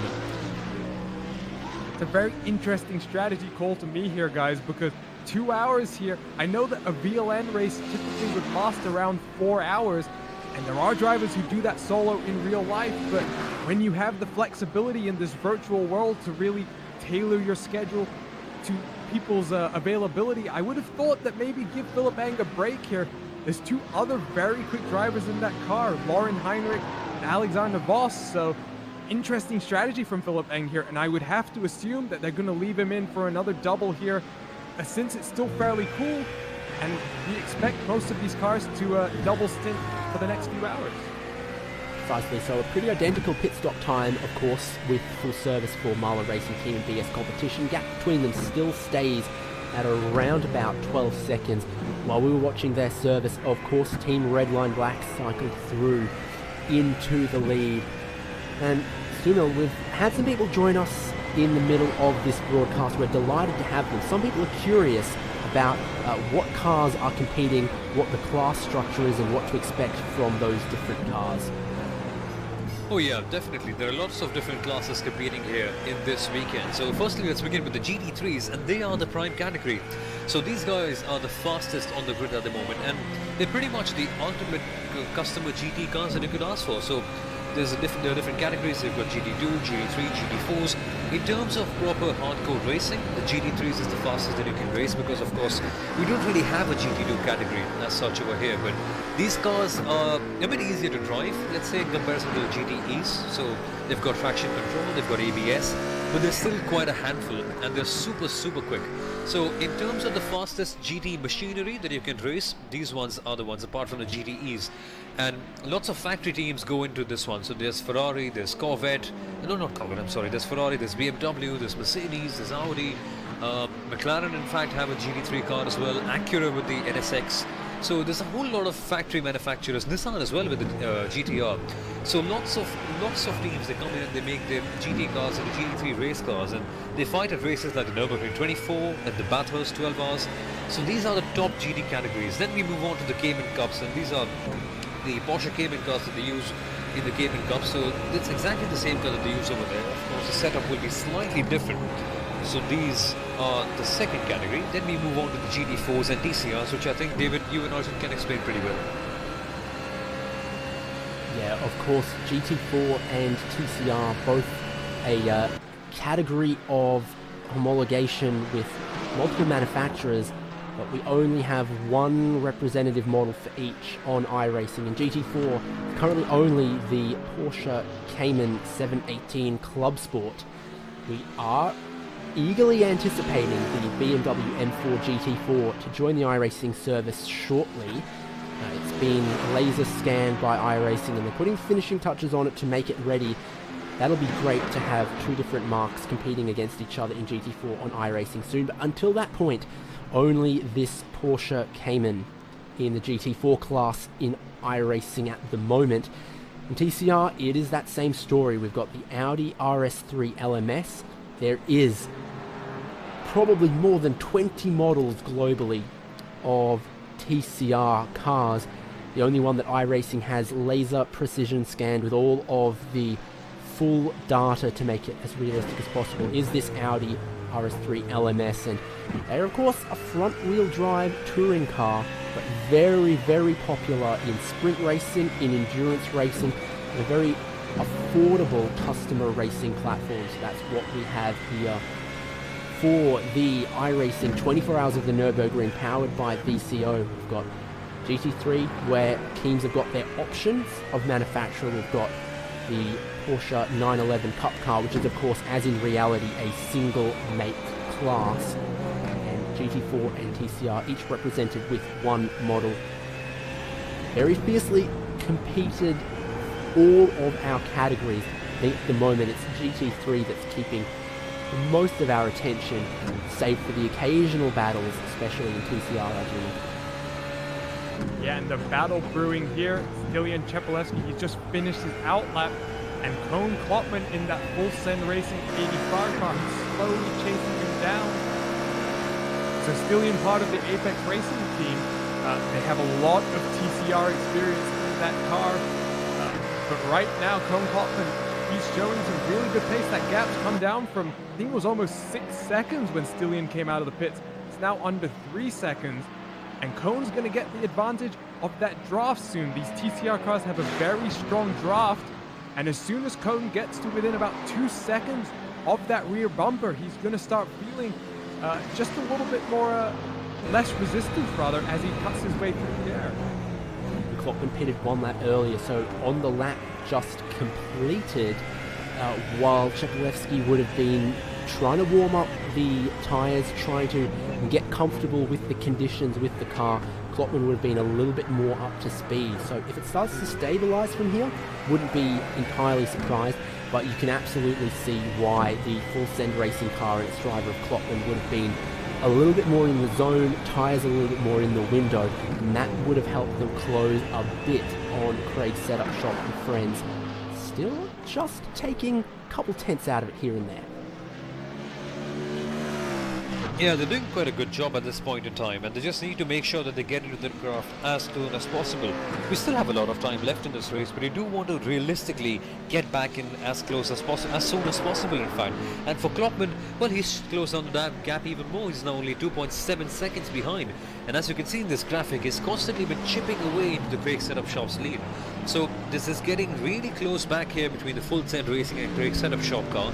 And for Full Send Racing, well, it may be like a little boy in a store of candy shops. Whenever you see the other car right in front of you, there's a little bit of an exciting feeling that, oh, look, I finally got them out. And that feeling just keeps on growing and growing when you just eventually get past and get through the lead. So for Craig Setup Shop, they had a good stint the last time out with Sedgwick in the car. Now with Chepelevsky, they need to make sure that they preserve that position. But Full Send Racing, they will definitely be sending it full on, and they need to get that P3. Well, this should materialize into a good battle. Maybe not now, maybe in the next, let's say, 2 or 3 laps, but still, Full Send Racing and Craig Setup Shop are fighting hard for P3, and this should be one fun battle to watch out for. Certainly will be. Traffic can always play a little bit of a role. Of course, the TCR is the slower of all 4 of our classes. That means that GT3 cars, Porsche Cup cars, and GT4 cars are catching them every lap. Some will wait patiently to get past, others might force the issue, dive down the outside or dive down the inside. That might make a TCR car have to go a little bit wide, lose a little bit of time as some of the other class cars catch them. Plenty of clean track and empty open real estate for these 2 guys at the moment. That can change rather rapidly given the speed difference between our tip of the iceberg at the GT3 and the speed that these TCR touring cars do. And you talk about traffic playing a part. When I talk to some of these TCR drivers, they actually take that into account, especially later in the race. If you have, let's say you're Stilian Chepelevsky and you have Kohn Klopman behind you, maybe you think about how you can use the traffic to help build a little bit of a buffer and just ensure that you stay outside of draft range. So some of these drivers, they are aware of how much of an effect traffic can have on their fighting. We'll see exactly how it's going to play out. We still have 8 hours and 20 minutes left, so plenty of action still to go. Still a long way for some of these cars, not just to fight the track itself, but they're going to have to fight some of their competitors as well. Yeah, and at the track like Nürburgring, that's going to be super tricky. The TCRs, as we know, they are slower class, and so they often get embroiled in a lot of traffic issues. And let's say if you see a GT3 or maybe even a Cayman coming along, this could be trouble for them. It's not the widest track in the world, so finding a good position to let the other guy pass could cost you and the other guy a lot of time as well. So for the TCRs, it's not just about fast driving, it's about the traffic as well, and even more so about how you make sure that you let them pass at the right time. Otherwise, they will compromise your lap time, and you'll compromise theirs by a lot of time. You can see exactly how hard Chepelevsky is fighting to try and keep that gap, and he pushes too hard. Very, very wide coming up the hill there. You see the brake lights coming on quite late in the corner as he tried to make that car turn and then rode up the curbs a little bit. Cost him maybe a tenth or 2 into Verzeif, and you saw exactly how tail happy that Craig Setup Shop and Friends car has been, and that kind of gives you an indication of just how on the limit Chepelevsky is trying to keep Klopman at bay, but still he's lost 2 tenths or so. Can't afford to lose too much more, because at about 1.5 seconds is when Klopman will pick up that slipstream and that toe that is so important in several places around that track, including this run up the hill towards Bravery Corner, where you're going uphill and sometimes you can start to top out unless you pick up some of that toe. And he talked about the run up the hill. It was really critical that Stillion didn't get on the grass on the exit of Burgork there, but 2 wheels on the grass, and it did cost him a little bit on that long run up the hill. Something to point out with this new tire model is it can be very slippery when you get on the grass here. And I think Clone Klopman on the grass a little bit in the background himself. You can see both these drivers pushing hard. But if you do risk putting a wheel into that grass, it could be the last thing you do here, guys. Sometimes when you get on the grass, you just lose all feeling in the car, and suddenly you'll be pointed at the barriers with significant amounts of damage. In the gap updates, Klopman did lose about half a second or maybe a teeny bit more through that segment. Car rode up over the curb, got the outside tyres on the grass, and when you try to put the power down with half of the tyres on the grass in a rear-wheel drive car, that'll snap you around with a lot of oversteer. But in these front-wheel drive cars, the tyre on the tarmac gets more grip, forces the nose of the car further out wide, further onto the grass. Dare I say it, it's a slippery slope at that point, and you have to get out of the throttle to be able to rescue the car, get it back on the tarmac. And that's how you see it's cost Klopman quite a bit of time, just a bit too eager, car pushing a bit wide. And for all of the great work he'd done and the pressure he was putting on Chepelevsky, he's released that pressure just a half turn, giving Chepelevsky just another half a second, maybe 3/4 of a second to play with. I feel like Chepelevsky is getting more comfortable, getting into his element. It's a great battle, but at medium range quarters. Yeah, this gap is building up quite a lot, and Chepelevsky, he's done a superb job in the last couple of laps to just increase the gap and get into his flow. As you can see him driving, he completely seems to be in the rhythm. He's just flowing along and having a good time here at the Nürburgring, which can be hard to do at times, but he's doing a superb job in that DCR, managing everything extremely well. He's pushing hard, really. He's on a roll pretty much, Chepelevsky. 3.7 seconds the gap now between him and the full send racing car of Koen Klopman. So that's one thing to look out for. And all of you watching, if you're just new to iRacing, all these factors that we're discussing about the air temperature, the track temperature, the tires, how they wear out, with how you get on the grass, it just makes it completely realistic. iRacing, in fact, is one of the more realistic sims, in fact the most realistic sim around. So all these factors, they just make it as if you're racing in real life. So if you're free and if you really want to get a taste of what real racing is like, but at your home, get iRacing instantly. And if you're not able to get iRacing, don't worry, we've got a lot of races on the iRacing eSports network that you can tune into and get a good taste of it. But for now, it's the great setup shop of Chepelevsky that's in P3 with Klopman battling it off from P4. Of course, we're going to have those Radio Show Limited Radio Le Mans guys joining us for the last 6 hours of coverage of this race. It's an absolute delight to have them with us. So, yeah, watching iRacing for the first time, you are going to want to stick around because the last 6 hours is going to be fantastic, covered by what people would consider the absolute pros in the business. It's going to be fantastic, and the racing is still proving really, really compelling as well. We're going to give those guys plenty to talk about, and it's going to be an exciting end to this race. We're seeing these battles in TCR still.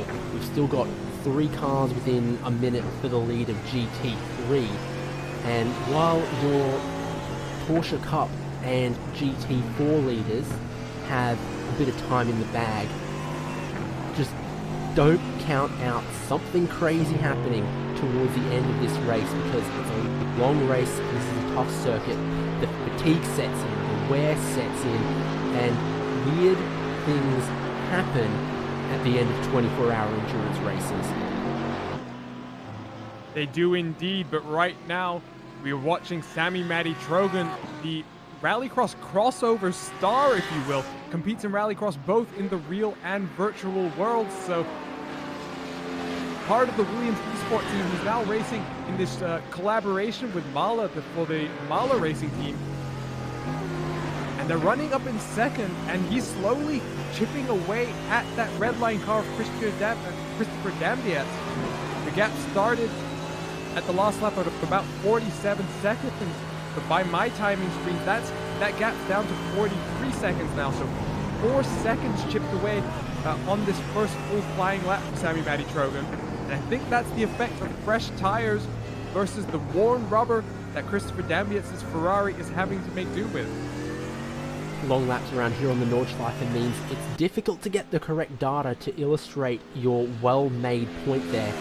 The last lap for Sammy Matty Trogan was the out lap. This is his first flying lap, and that will give us a little bit more data to work with, give the graphics something to work with, but we can see the live gap between the two of them, keep our eyes on it, and see that you can see it with your own eyes. Sammy Matty Trogan is absolutely flying and comfortable in that Audi.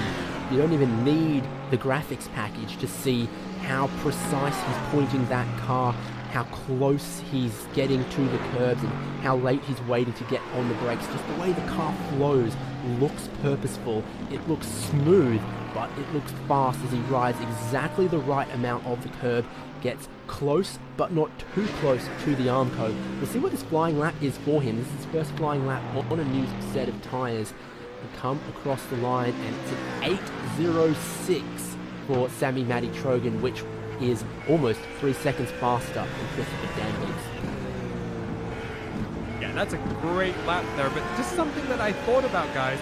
Now, comparing the real world with the virtual world here, now, Audi R8 GT3 in the real world has a reputation for being a slightly more difficult car to drive, maybe, but for having a great amount of speed. And I think it's fair to say that that reputation carries over into the virtual world. Audi has always been a very difficult car to set up and drive in a controlled fashion, but especially at a track like this, a track like Spa, it's always been a very strong option. Whereas something like the Ferrari, it's known maybe in the real world for being a bit more amateur friendly. It was designed to, encourage the customers that purchase the car to really be able to get the most out of it. But I think if you talk to some of these Ferrari drivers, they'll tell you that in iRacing, it requires a very unique driving style, and it's very different from the other GT3 cars. It's still very hard to get the maximum pace out of, just like the Audi. Definitely hear people And that is exactly describe what the R8 GT3 as a little bit curb phobic. So some of the bumpier tracks, some of the tracks where you make a lot of time jumping across the curbs, think about Montreal, for example, tracks that people don't really favour the Audi at. Oh yeah, that's actually a very good point. And another thing is that's exactly why we love GT3s, because we've got so many different cars in different categories who are made in different philosophies, and it just still produces some good racing. So the Audi, as you mentioned, it's a bit more tricky to drive. The Ferrari may be slightly easier. BMW Z4, well, it has a completely different philosophy, and yet these cars are so similar to each other in terms of the performance, and that is the beauty of GT3. So many different cars, so many different types, so many different driving styles, and yet they produce some of the best GT racing in the world. And that is why I absolutely adore the GT3 category. I mean, they just produce some fantastic racing action, although they are just so different to each other. But unity in diversity is exactly what they say for the GT3s. It's a superb category. And moments like this, in fact, of Sammy Matty Trogan, where you completely are in the flow, pretty much in a flow, where you don't really think of anything and just keep on driving fast and smooth and hard. Well, this is exactly why you take up sim racing for, when you can just feel the car with you. I mean, you don't really have to put some extra efforts. It's as if it's subconscious.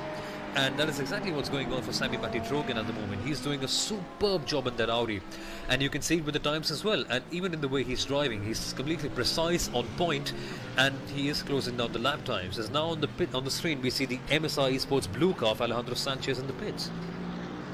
Yeah, indeed, MSI were running in fourth. They come into the pit lane, and that allows the BS competition number 7 back up into fourth. I think we might be going to see a driver change on this one for MSI Esports Blue. Last car in class still on the lead lap. Definitely going to be a tyre change as well. And Arjuna, we've definitely seen tyre changes and driver swaps go hand in hand in GT3 so far. Yeah, the favorite strategy for most teams has been a double stint for both the human element and the rubber element there. So it's been interesting to see. But Philip Eng right now, he's in that BS Competition 89 car. He's the one driver who maybe a slightly different strategy here. He's in his third stint this time around in the car. He took tires last time around, and I think we're all expecting that he's going to stay in that car for another double stint, so a quad stint from the driver. So very interesting strategy there, whereas everybody else seemingly just giving their drivers a little bit more chance to rest in what's going to be a very dramatic sprint to the finish. We've only got 8 hours left almost here, so we're really approaching the last third of this race, and we're going to see the pace start to ratchet up. It is interesting to see what's going to happen in GT3. 3 different marks, 3 different teams, and all to play for the win in GT3. Overall victory here.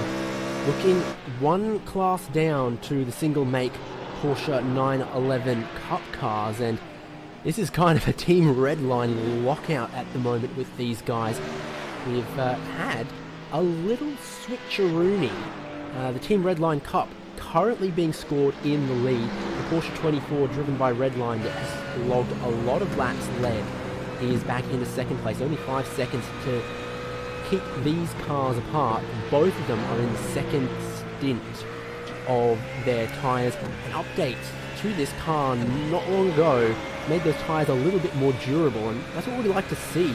I love it when there is options to the strategy about, you know, in TCR changing all 4 or changing only front tyres, or double stinting and where that crossover point is. If the tyre drop off was such that everyone changed tyres at every stop as the only option, I think it'd be a little bit more boring than what we see here, Arjuna.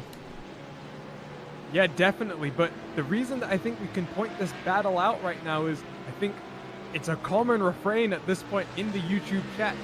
Is Max in the split? When's he in the car? He's not in the car right now. Marcus Jensen's in that 69 car.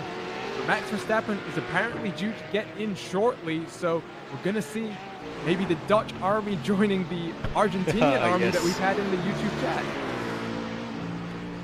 The number 69 specifically chosen on that car because it reads the same if the car is upside down. That car does not look like it's been upside down so far in this race. We hope long does that remain so they can put on a fantastic battle in this class. Well, that number would make sense if Richard Hammond is driving, because the guy has a reputation of rolling it around. But thankfully for them, it's all straight and it's all going well for them. Marcus Jensen in that car. He's done a 7-lap stint at the moment, so you can expect him to stay out just for a little bit more. And just adding to that point that David, you made a couple of moments ago about the update, the good thing about iRacing is that the service is constantly updated to try and make it just a tad bit more realistic all the time. So if you're looking for any sim to drive, and if you're thinking, okay, which is the most realistic one, get iRacing. I mean, there's nothing as good as this one. And the kind of effort that the team makes in to try and just make it slightly more realistic, slightly more better. We've got tyre models coming in every other week pretty much, and we've got updates to each car, track, and pretty much everything that you can imagine every fortnight. So the game just keeps on getting better and better and better and better, just so that you can get a more realistic feel of everything. And yeah, that's why it's the most respected sim around pretty much, as we now see Marcus Jensen jumping around pretty much at the track here. Yeah, he's getting towards the end of the second stint on those tyres. Track temperatures have not moved from 17.8 degrees Celsius, but regardless of those cool track temperatures, eventually those tyres start to cry enough. What kind of stint lengths have we been looking at for these Porsche Cup cars? Because it's coming towards the end of the 7th lap. Is that similar to what we're seeing in the GT3 cars, or are the Cup cars going a bit longer, Arjuna? I think the Cup car is able to go 1 extra lap, so an 8-lap stint here. So I'm expecting Marcus Jensen to potentially stay out for at least 1 more lap, depending on just how much fuel he's saved. But I think it's going to be interesting here, guys. The gap's not that big, and there's only even if this 69 car has to come down the pit lane, the gap's not that big, and 8 hours left to go, guys. Anything could happen here. So 2 Redline cars fighting for the win of the 911 Cup class, and I think it should be a fascinating fight to the finish. We've got some really strong drivers in both cars. Yeah, really interesting to see how it can play out. This is the end of the 7th lap, and in towards that unique and interesting pit entry comes Team Redline Cup. Got good visibility of it, you don't hit that pit wall, and that does move the 911 back into the lead. Alexander Teeb is only 2 laps into that stint, so he's probably got 5 more to run there in the lead. Marcus Jensen, definitely going to be a tyre change for the number 69, so I've got my eyes on a potential driver swap there. Is going to be a driver swap.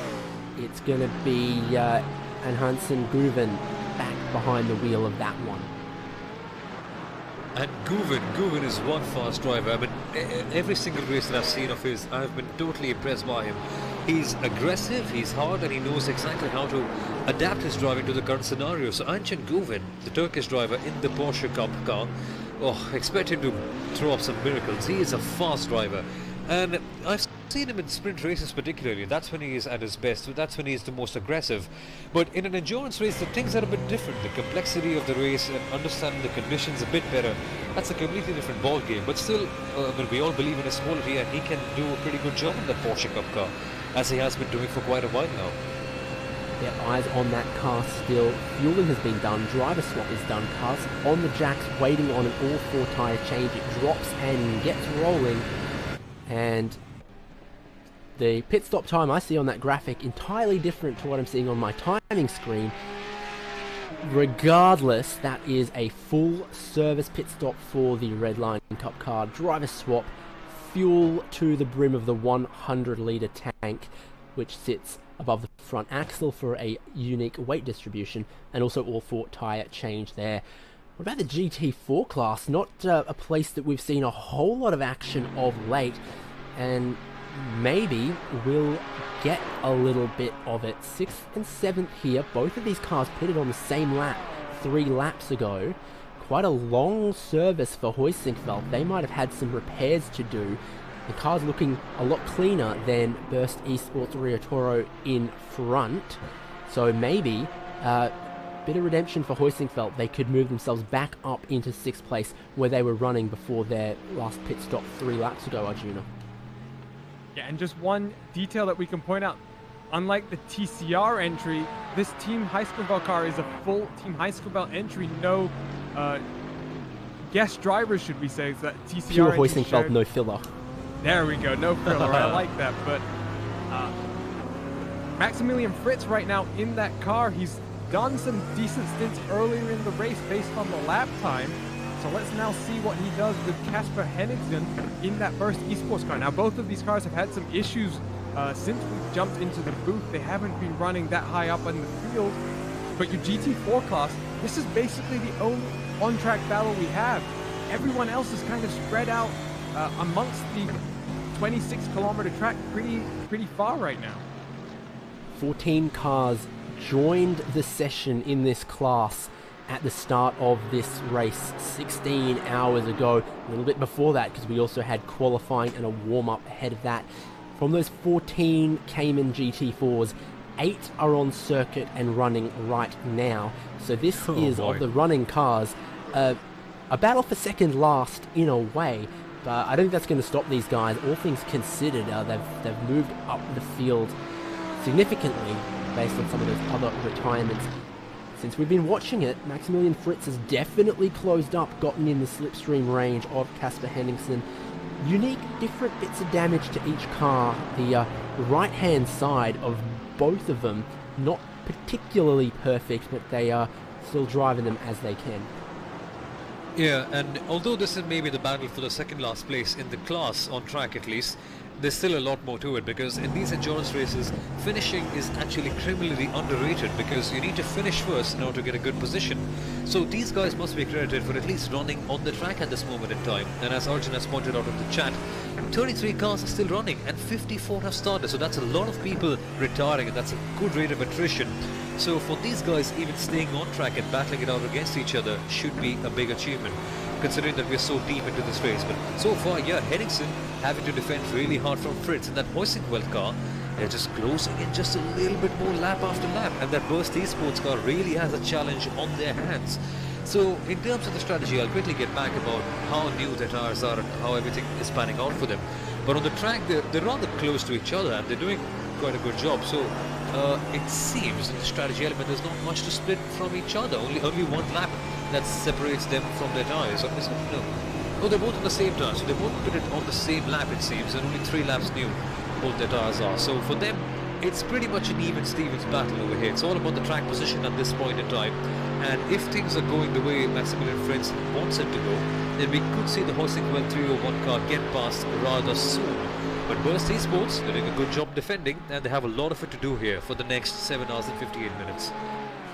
Bit of damage on the front of the Team Hoisingfeld 301, and looking at these, split times here, what I feel like I'm seeing is Maximilian Fritz is quicker through the twisty bits.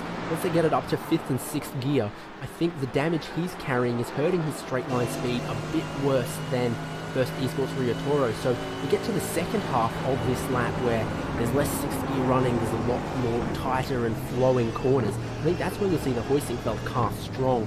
These early bits of the Nordschleife where they run in 6th gear towards Schwedenkreuz and then Fuchsstraße and those kind of places. That looks like where the Burst car holds its own once you get into, 3rd and 4th gear corners that flow into each other and that's when I think Maximilian Fritz seems to have the advantage. So when I see the pit stop time last time for Burst Esports, they might have only taken 2 tyres.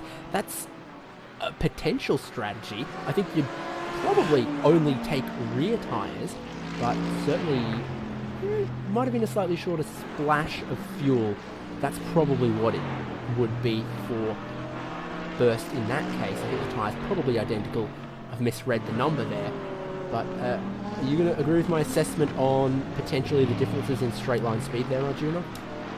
Yeah, definitely. I was actually a bit surprised when you said that Burst Esports car may have only taken 2 tires there. Now, when you can take fuel and tires at the same time in your pit stop, which these GT4s can, I would have to assume that it would behoove you to make sure you take 4 set of fresh rubber. Now, the problem is in iRacing, you can sometimes get away with taking 2 tires in a real endurance race, but the tire imbalance in iRacing sometimes just feels a little bit too much to overcome in terms of the handling characteristics of the car. And so I've never really approached that as a viable strategy option, but you obviously have a lot more experience with GT4 cars. Maybe you can tell me differently. No, I'm thinking if you had... Remember, we saw Pascal Stitz nearly loop it the first corner out of the pits on 4 cold tyres. Imagine if you had cold rear tyres and warm front tyres, how much more lethal that first stint would be. Maximilian Fritz didn't have a great run through Bravery Curve there. You saw the brake lights come on very late in the corner as he had to try and force that car to turn so it didn't push wide onto the grass. Probably not the optimal line there, and you see he's now dropped back to, it's reading 1.5 seconds behind. Well, that's a big issue for the Team Hoisingwell car, because if they need to pursue that position for P6, they can't make mistakes like that, and especially considering that both of these cars are on the same strategy, so you really need to be error-proof pretty much at this stage if you want that position. And the gap is now closed down a little bit from 1.4 seconds to around 1 second, but still it's a long way down for them to catch it. Until then, I guess we can do a field rundown. Indeed we are. We're going to see the state of play out there on course with just under 8 hours of the race remaining. Starting with TCR, mixing it up, going bottom to top with regards to speed here. SimRC, they have currently 1 minute 10 seconds of lead from Vendaval Sim Racing in second. Then one of the places we've had our attention in the last hour or so, Craig Setup Shop in third, still just 3 seconds ahead of Full Send Racing fourth. Team Hoisingfeld Geodesic Racing car, the Hoisingfeld TCR Cutlass Geodesic, if you want to call it that, in fifth. You probably shouldn't call it that. Team RSO in sixth, still on the lead lap. Same too for Lada Sport Rosneft iRacing team in seventh. XPR Sim Racing are out on circuit logging laps. They are a full lap behind their class leader though. Sumil, take a look at GT4 please. Oh yes, the GT4 is the core sim racing car currently in the lead. 6 minutes ahead of the Sol Rennsport car, so that is a superb lead that they've got over there. Then we've got Team RSO 397 in P3 that are 8 minutes behind the core sim racing car. And then we have the ASD Elite Yellow 306 car who's a lap behind. Then of course we move down to the second part of the field, which is DRS Wave Team Italy. Car number 718, which is in fact car number 10 over here, is a lap behind there in P5.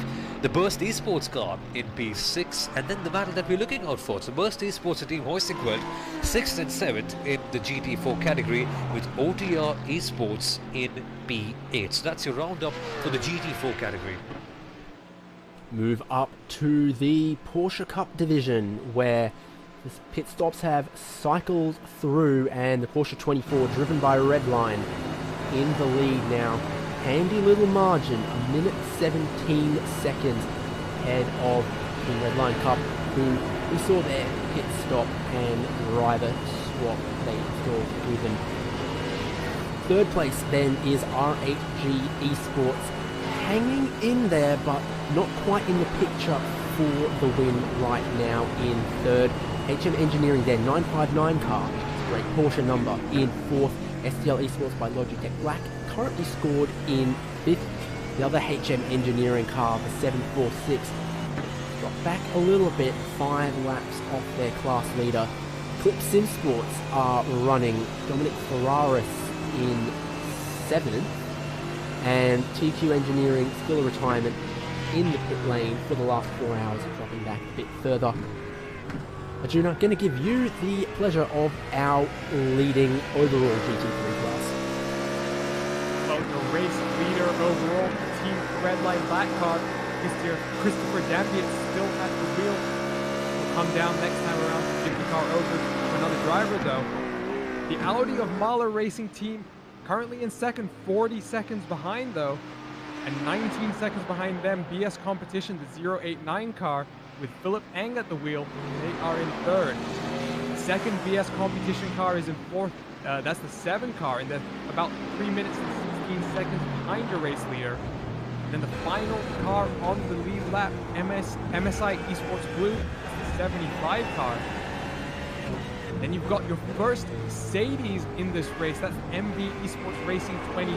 They're the only car a lap down in the GT3 class. And then Trans Tasman Racing, David's been pointing them out, slowly just continuing to creep along here. They're now 4 laps down, but still in 7th and continue to circulate. Last of your retirements in the GT3 class was BRS Quanta Sim Sport. Sage Karen was at the wheel of that car when it retired with an incident. So they're 22 laps down, and no one else in your GT3 car class running right now. So just 7 cars circulating right now. There we go, that is our top 8 at the moment in all 4 of our classes here at the Nürburgring. We're going to take a RaceSpot TV fan immersion commentary break for a short moment. Pictures will remain uninterrupted. We'll get back to you soon. Thank you so much for joining us for this race that continues to build in excitement towards the end of one of the world's most challenging 24-hour races. We're looking at your Porsche Cup leader, Alexander Pieb, driving the Porsche 24, driven by Redline. Let's ride on board with that single-make Cup car as he navigates around in the lead. Back in a minute.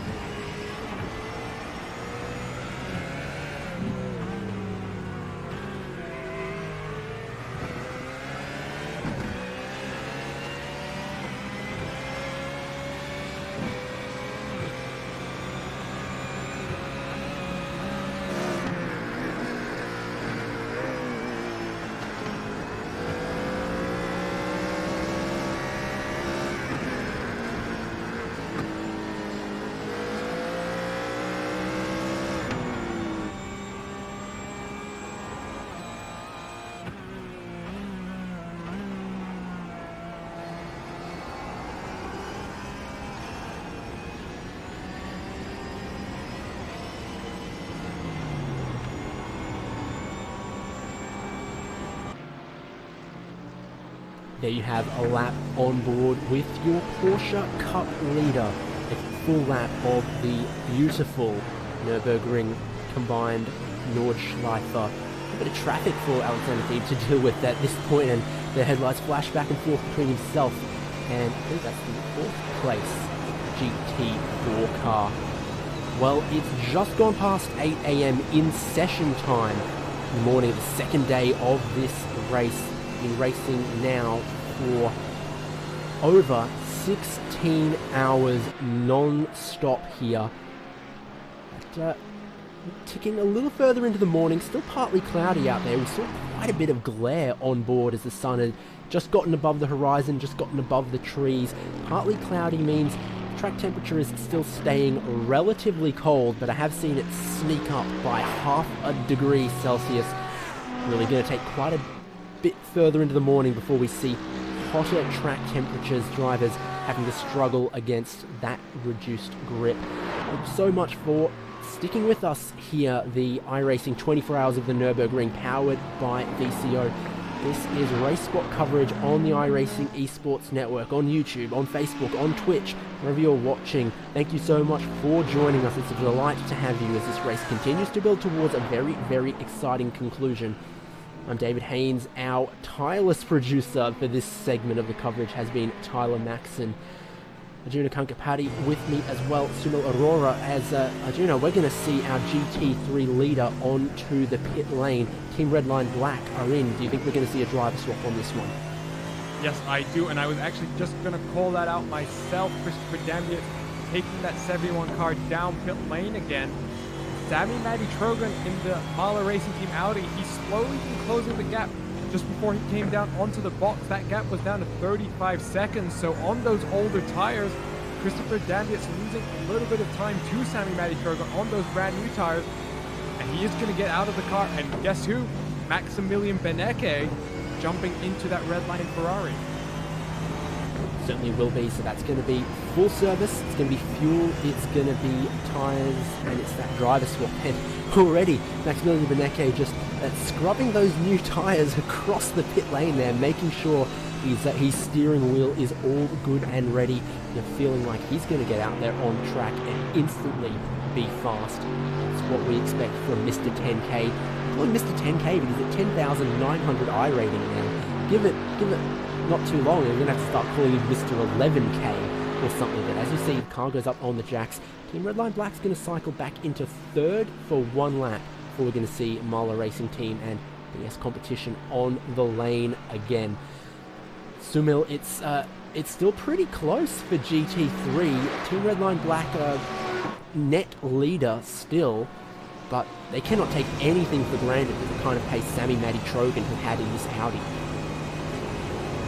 Sami Trogan has been flying pretty much over here. He's done a superb job. I mean, you kind of speak about being in the flow at a track like this, where you just are one with the car, and you completely unite with each other, and you drive in some superb laps. That is exactly what he's done over here. He may not be the closest driver to the lead at this moment. I mean, he's in P2, but he's still a long way off. But that said, we still have a lot of time left in this race so far. So for the Mahler Racing Team, for Team Redline Black, in fact, they do need to make sure they don't make any mistakes, because although they have a big lead in effective terms, of course, in reality they're in P3 at the moment, they still need to make sure that they get things done. I mean, you need to finish it home. And the thing is, it ain't over till the fat lady sings, and in racing it ain't over till the checkered flag falls. So effectively they may be in a big lead, but they need to make sure that they bring the car home, and any mistake, and you could see the Mahler Racing Team capitalize on that. So for Team Redline Black, it's all about bringing the car home safely, securely, and driving good consistent laps to make sure that they don't lose out on the lead. In the picture here is the Craig Setup Shop car number 63. They've just cycled back through into second place because the Vendaval Sim Racing blue car is a little bit off cycle with some of the others, coming down pit road a little bit earlier. Driver swap for them has seen Max Esterson get behind the wheel of the Vendaval car. That puts Stelian Chepelevsky back up into second place, and very, very close between Craig Setup Shop and Friends and Full Send Racing, who have now cycled through into third. But it seems like over this stint, Chepelevsky got the car underneath him and has managed to be consistent with just a little bit more speed then full send will now find themselves in third. The stops continue actually for TCR. I'm seeing Team Hoisingfeld Geodesic on the lane after only 9 laps. This is an early pit call. Sven Glatzel out, Michael Schurtler in. I can't imagine running out of fuel in this car after only 9 laps. This must be some kind of strategic call here, Arjuna. Yeah, it doesn't appear as though there's any visual damage to that car, so maybe some strategy or maybe some technical issues coming into play here. We don't really talk about it too much, but while these drivers don't have to deal with brake wear and things like that, you still have the fact that you have your own hardware in your simulator. You're dealing with the internet, and some people have internet issues, so there are other factors that some of these drivers are having to contend with, and maybe that's what's playing out for the Team Highspeed Geodesic Racing car.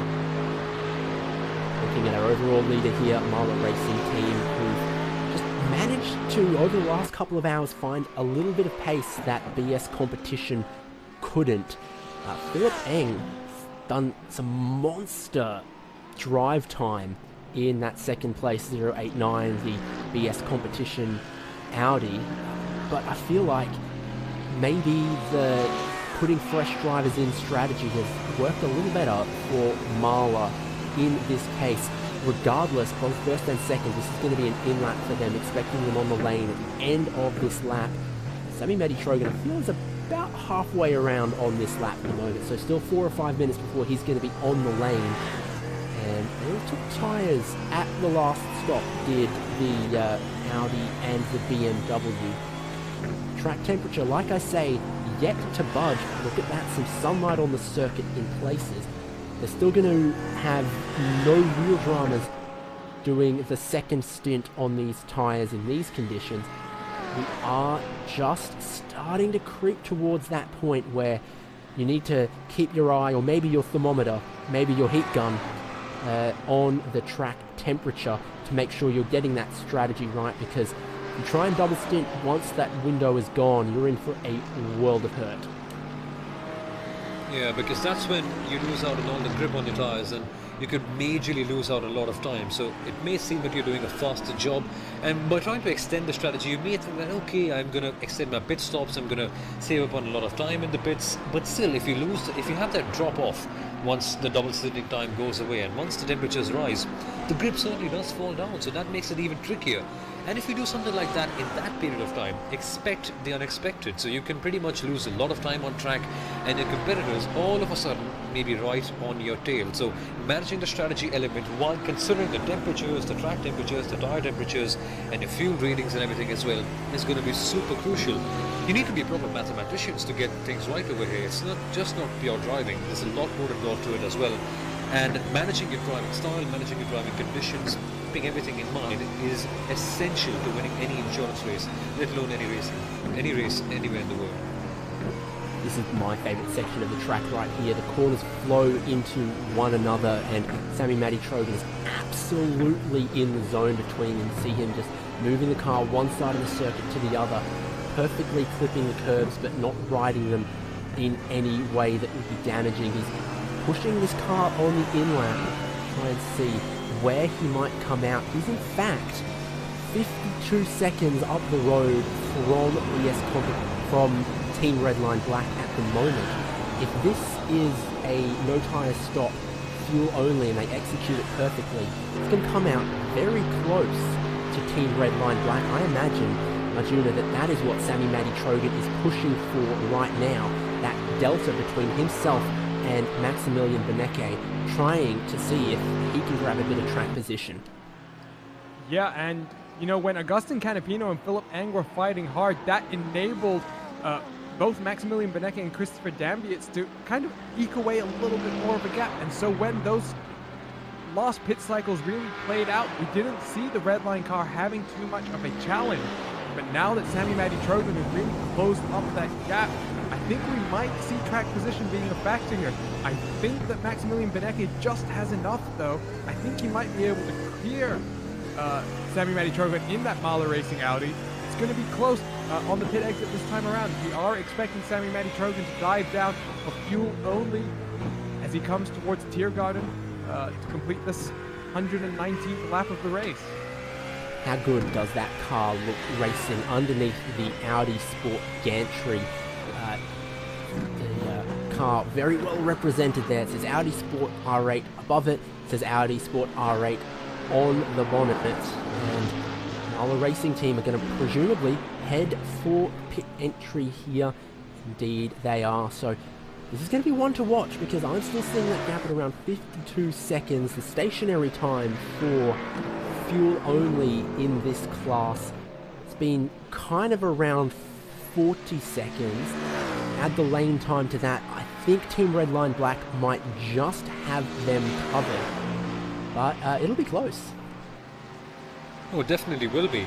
And this is exactly what I love about endurance races. It's the fact that you really need to have a good foresight to understand what's going to happen. And it's beautiful to see how the races pan out over the course of this one. So you need to consider the strategic elements, you need to consider what's going on track, the track positions, where the traffic is.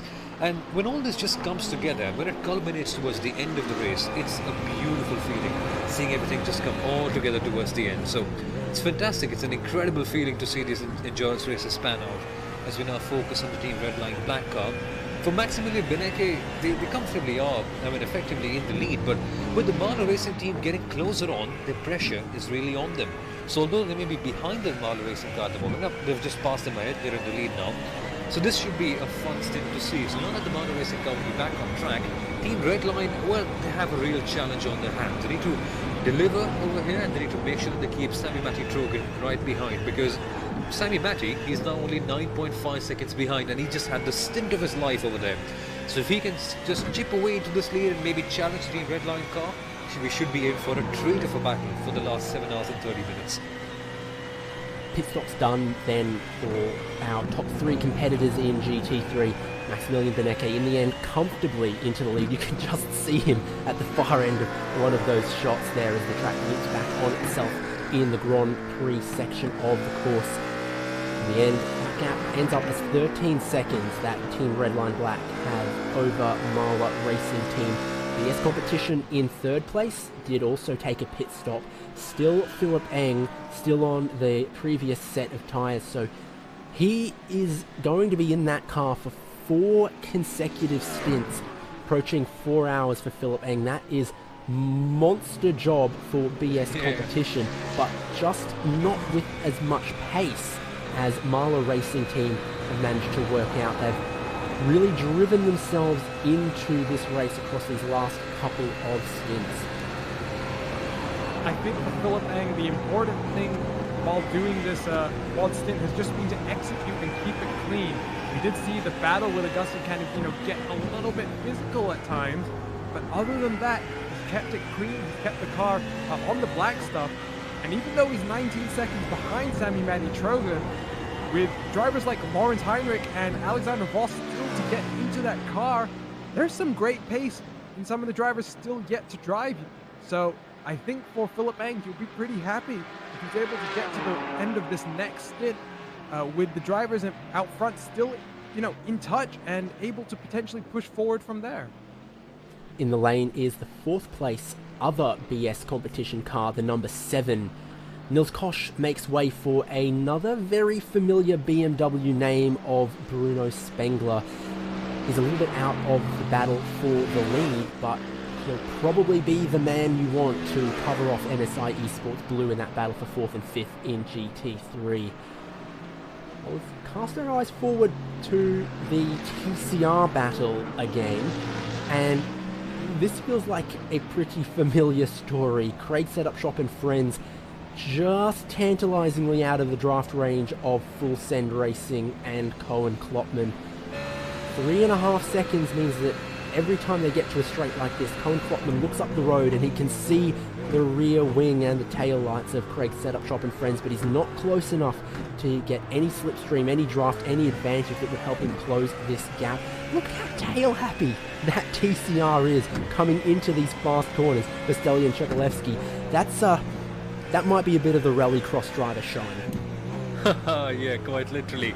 I mean, the TCRs, you don't really expect them to be tail happy because they're, of course, front-wheel drive cars. But when the rear tires do get a bit worn out, you do get to see things like this happen. And Chepelevsky, that is exactly what he's facing at this point in time. So currently in P2, and 3.7 seconds between him and the full-send racing car of Coin Clockman. This battle has been going on for a long, long time, and for as long as I can remember, these guys have been completely next to each other. And the full-send racing car, well, they haven't really been able to make the most of it.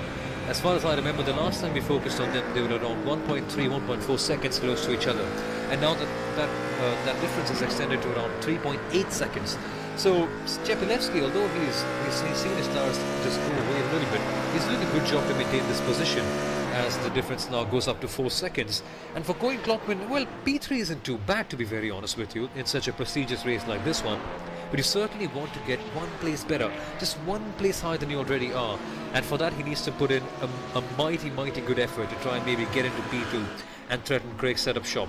We still have 7 hours and 226 minutes left for that to go, but for full send racing, they need a mighty good stint to make that happen. It's amazing how quickly the pit window rolls around again. It feels like it was just last time we were talking about the pit stop differences between these guys, and they came out pretty close on track. Now full send racing are 8.5 laps into their 10-lap run, and this is going to be their last flying lap before the pit lane beckons once again. So time flies, but we still have a long time left in this race. This is one of the better TCR battles we've got. It's not far down the road behind these guys to Vendaval Sim Racing Blue, who are obviously a little bit off cycle and pitted just a lap and a half ago. So these guys are eventually going to cycle back into third and fourth. The Vendaval Sim Racing Blue car will come forward into second. But for the minute, if you were standing beside the track, you could probably hold your breath from second place to fourth place. And just something I wanted to point out, if you are full send racing the 85 car, I was talking to their team owner, Steve Ledger, just a few days ago, and he was talking about how he really wanted to be in this top broadcasting split. He wasn't confident if they were actually going to make it. And so, you know, to be, not only have made it into the race, but with 7 hours and 25 minutes left on the clock, to be in the fight for a podium, that's a great, great race so far. And you got to think that entire team is going to be buoyed by the fact that this race has gone so well for them so far. Yeah, it's been a tremendous effort for them. And the fact that you mentioned that they were, in fact, not even confident about making it in, and now they're fighting for a podium. Well, these are the sort of stories that endurance races are made of, because you have so many opportunities to try and get something done. That's what I love about this form of racing. It may be long at times, it may be just a little bit processional at times, a little bit dull, but in the end, it never disappoints. It always just springs up a new story or something that you just really find fascinating. And this story, well, it's just a perfect example of how endurance racing can have unlikely consequences and unlikely events, and maybe unlikely heroes popping through. A bit of traffic there for Chepelevsky has not hurt him, and if anything, he picked up a little bit of toe off that MB Esports car, the 6th place car, our leading Mercedes. 4 possibilities for car in the GT3 category, and our teams had to decide which one they wanted, work a setup for the quirks, features and characteristics of the different GT3 cars. They are the Ferrari 488 GT3, we've got the BMW Z4 GT3, a little bit of an outdated spec, but boy is it a car that had some success around this circuit, and some teams still definitely like it. We've got the Audi R8 GT3, we've also of course got the Mercedes AMG GT3. Those are your 4 options, and the only real similarity you can find there is that both the BMW and the Mercedes have a V8 in the front, otherwise configuration different between the 4 options. Arjuna, which one are you driving? I've forgotten. I think I saw you out on track earlier, and I've forgotten what your team was driving. Yeah, so we chose the BMW. Like you said, slightly older specification compared to specifically the Audi and Ferrari that we have in the simulator, but it's still a fun car to drive. It's fairly good in downforce corners, which may be a little bit against what a lot of people would say, where a lot of people have said that it's better in the slower corners, but if anything, it's got a really nice balance in some of the higher speed corners, of which there are quite a few at this track. And in general, it's a very balanced car. And for those of you who maybe aren't so accustomed to driving a GT3 car around this track and the speeds that it demands, BMW is a pretty good choice out of the 4 GT3 options in this race. Yeah, so our 4 categories, GT3 is the only one where you get to make your pick of car. Adds a little bit of variety, a little bit of spice to the category that people are used to seeing. And again, I've said it before, I'll say it again, I am very much looking forward to the BMW M4 GT4, giving us some similar variety and choice in GT4. The minute I can put that one in my shopping basket, I'm going to do so. I have very much enjoyed the Cayman GT4. The speeds are similar, the tyres are similar.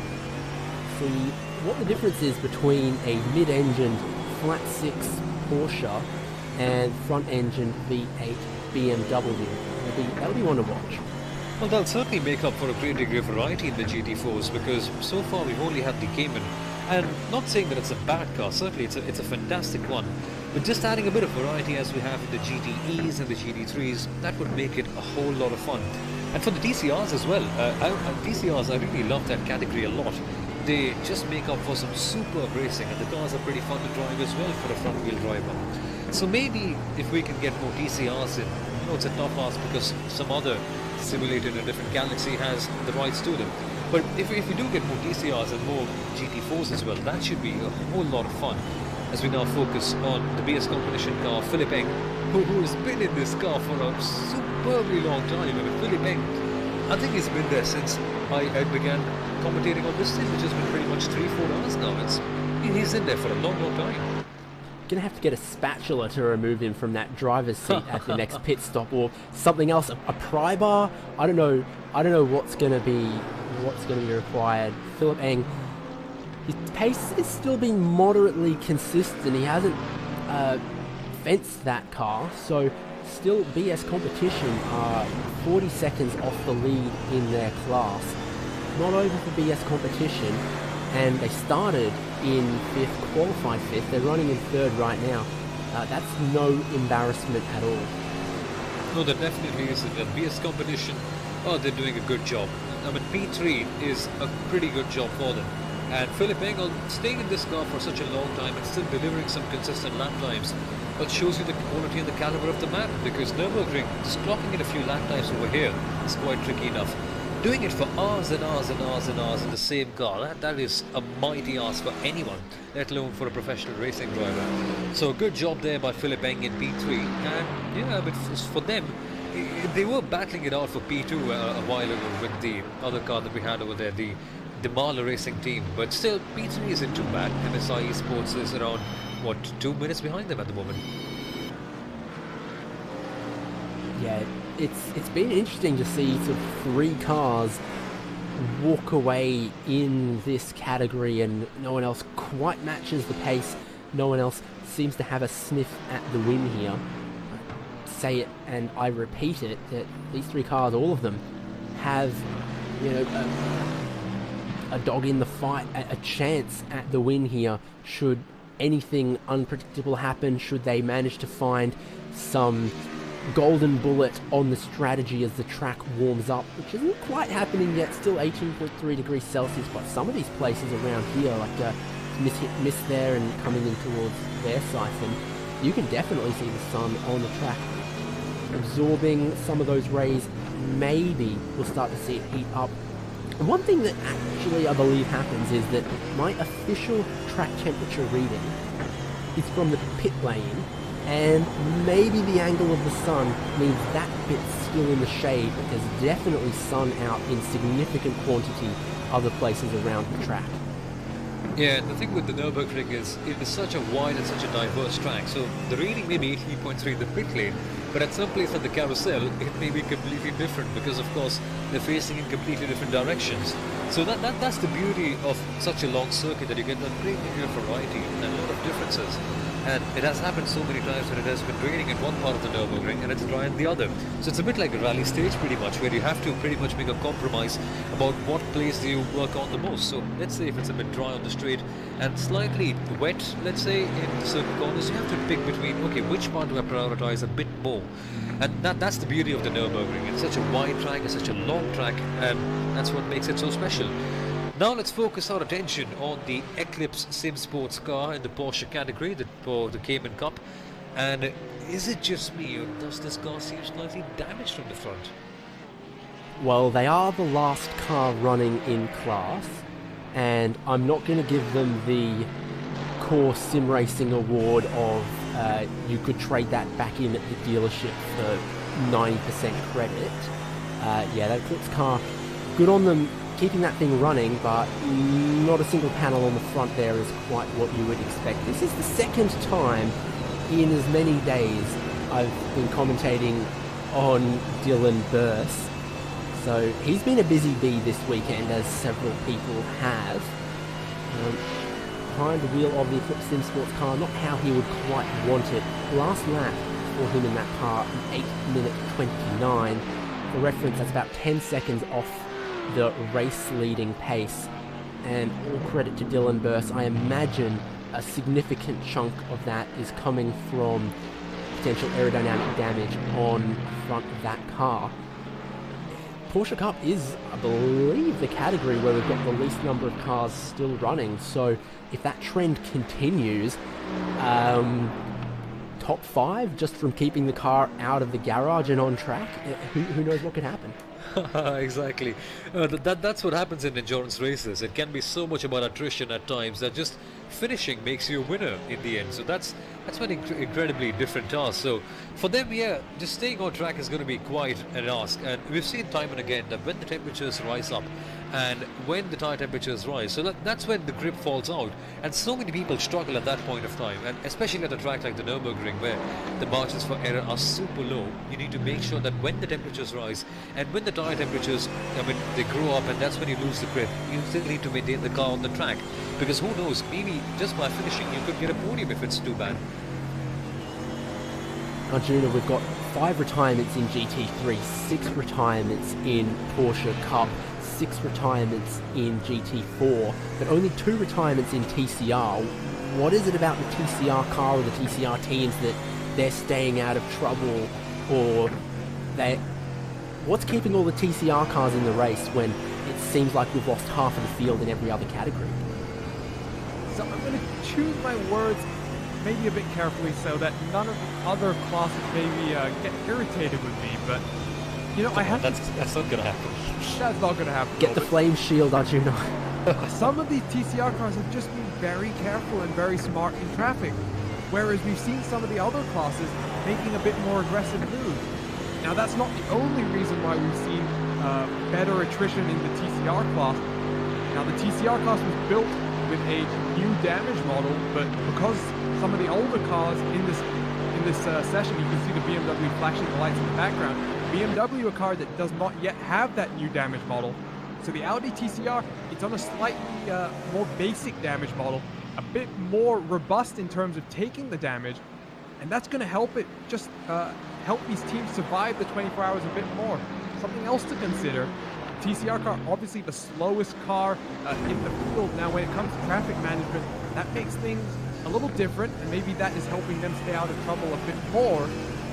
But also when you do go into the barriers, you have a little bit less speed. And when you hit the barriers in a GT3 car at full speed here, unfortunately it's almost always going to result in significant damage and repairs for the car. Got our eyes on Max Esterson right now because he is flying in Vendeval Sim Racing blue car. Fastest TCR last lap around. He's closing Full Send Racing and Cohen Klopman, but he's not going to get there because this is the final lap of the stint for Full Send Racing. I'm definitely going to expect to see Full Send in the pit lane this time before Max Esterson can get there, but he has the hammer down, and you can see it was 6 seconds, it's 5.6 now. He has a lot of speed in that TCR car. Full Send will pit this lap, Craig Setup Shop and friends will pit the one after. Vendaval Sim Racing will find themselves back in second place. And they'll know how many pit stops they need to get to the end. They'll know how many pit stops Full Send and Craig Setup Shop and friends need.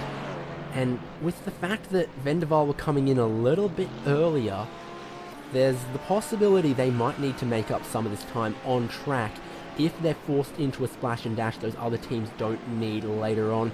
The moment, I'd say, Vendaval Sim Racing Blue are going to have second place covered, but they can't afford to let up lest anything happen, or the number of laps of this race is unpredictable as a timed race. At this point, we've got guesses and estimations and pen and pencil workings of how many laps we expect, but it's not set in stone until we see the white flag, and that confirms that the end of the race will be the lap after. Until you see that white flag, you can never be fully sure how many laps you're going to have to complete, especially if you're not the overall leading class and you're wondering whether the leading GT3 may or may not put you a lap down at a certain time.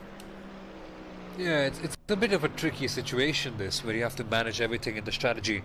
And yeah, for Vendaval Sim Racing, as you mentioned, they could pretty much have P2 covered, but towards the end they could have to go for a quick, hard run over there, so that they need to make sure that they get everything covered in. And yeah, it's going to be tricky to identify when you have to stop and managing the stops accordingly, because it's a time race in the end. And as for laps, you know exactly how many laps you can do with a certain amount of fuel, certain amount of tires. But as for the time, well, it differs a great deal on how the track evolves, whether it's fast, whether it's slow. So that element is going to be super tricky to find out, and it could lead to a lot of variable strategy and deciding strategy on the go pretty much as the race progresses. So that could be one fun thing to watch out to towards the end. But yeah, for now, the Vendaval Sim Racing Blue car, which seems to be very blue indeed, is having P3 covered off. They are closing in on the Craig Setup Shop car, just a little bit more lap by lap, 9.7 seconds that separate them at the moment. But yeah, it's a long race, and there's still a lot of things that they need to consider. And as the track warmer up, and as the lap times will continue to rise, that is when things get even more different. And it could be a bit more challenging to decide the strategy for the TCRs as well. And Arjun has just pointed out that there could be a driver change for Full Send. Arjun. Yeah, so it's Ollie Peacock who's taking over for that Full Send 85 car. So I think now we are going to see some of the drivers starting to come in and get new, fresh drivers into the car. So Stilian Chepelevsky, he's going to be coming down and joining this time around. And that Apex Racing team, sorry, not Apex Racing team, Stilian drives for Apex Racing team, but currently driving today for Craig Setup Shop and friends. And I would have to assume they've been doing single stints a lot of the time, and also double stinting here and there. I think Stilian's going to stay in for a double stint, though, I've got to be honest. We'll know in approximately 25 kilometers time. Pit stop done there for Full Send Racing. First lap's out for Ollie Peacock. Shouldn't be too much dramas for him. Stilian Chepelevsky inherits second place, if only for a lap. His last lap, 9:08. Esterson managing a 9:05 dead on the last lap. So again, it's this situation of Max Esterson has the speed, he's closing in on cars, and just before he can catch them on track, they dive onto pit lane. Maybe that's how you'd want it. Apparently, I've got to put on the weatherman hat once again. Welcome to the beautiful Nordschleife, 8:34 in the morning. Sun continuing to rise higher in the sky from our sunrise of just past 6 a.m. Tidal variation is low, surf conditions are looking good. Air is 17.5 degrees Celsius, but we're starting to see the track creep up ever so slightly to 18.9 degrees. It seemed like forever at about 17.8 degrees Celsius. Now the thermometer is rising, the mercury has gone up the teeniest, tiniest margin. We're going to keep seeing that happen though for the next hour. I think we've started to reach that point where the track temperatures will start to take off, Arjun. It's still only 8:34 in the morning here, guys, and we've got 7 hours still to go, so expect it to bake the track as the sun just starts to get higher in the sky. but looking at Stelian Chepelevsky, you can see the rear end on that car sliding around. It's been sliding around for a lot of the stint here, guys. And we, even made a joke that maybe a bit of his rallycross background coming into play here, but I just like to point out, guys, if you don't know who Stelian is, he's got a great YouTube channel where he talks about sim racing rigs and a lot of that. He's got one of the coolest rigs I've actually seen ever. He's got a combined VR rig which he uses for driving with a triple monitor setup for streaming at the same time. So Stelian's doing well in this race, and yeah, just go check him out on YouTube. Some great content that he produces there. Pace has started to drop off just a little bit, but still consistency is going to be the name of the game for these TCR drivers when it is still all so close in this battle. Second, third and fourth. You know, Craig Setup Shop have full send covered off for the minute. Their battle is going to be between them and Van der Waal. This is going to be an in-lap for Stelian Chepelevsky, and I did hear that you guys had some ideas about what they might do for the driver lineup at this stop in that car. Well, I don't think they'll be looking for a driver change would they, at this particular point in time. I think they only recently had a change, so I don't know. I'm not very sure about that element. But speaking about drivers and changes, there's a lot of people in the chat speaking about Max Verstappen. So yeah, Max Verstappen will be racing in the 911 Cup category for Team Redline, if I'm not mistaken. So yeah, that should be fun to watch out for, and lots of Dutch fans over here waiting for Max to come on in. And yeah, if Canapino's in the car as well at the same time, expect a big rivalry between the Dutch and the Argentine. That should be fun to watch. Had a look at the previous driving stints in the Craig Setup Shop and Friends TCR car. Craig Williams drove 2 stints, then Jack Sedgwick drove 2 stints. Stelian Chepelevsky's coming to the end of 1 stint. If they keep that leader driver in for 20 lap strategy, then Chepelevsky will be staying behind the wheel.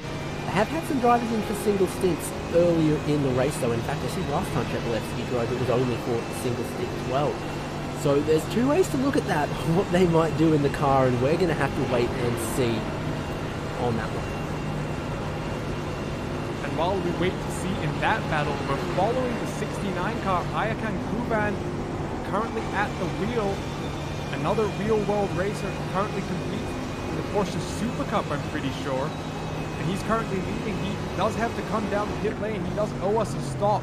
In second is the Porsche 24 by Team Redline car, Gianni Vecchio, currently at the wheel of that one, the Porsche Esports Super Cup driver. So we're going to get to see here, guys, a battle between 2 Super Cup drivers, one obviously in the, and then the virtual driver as well.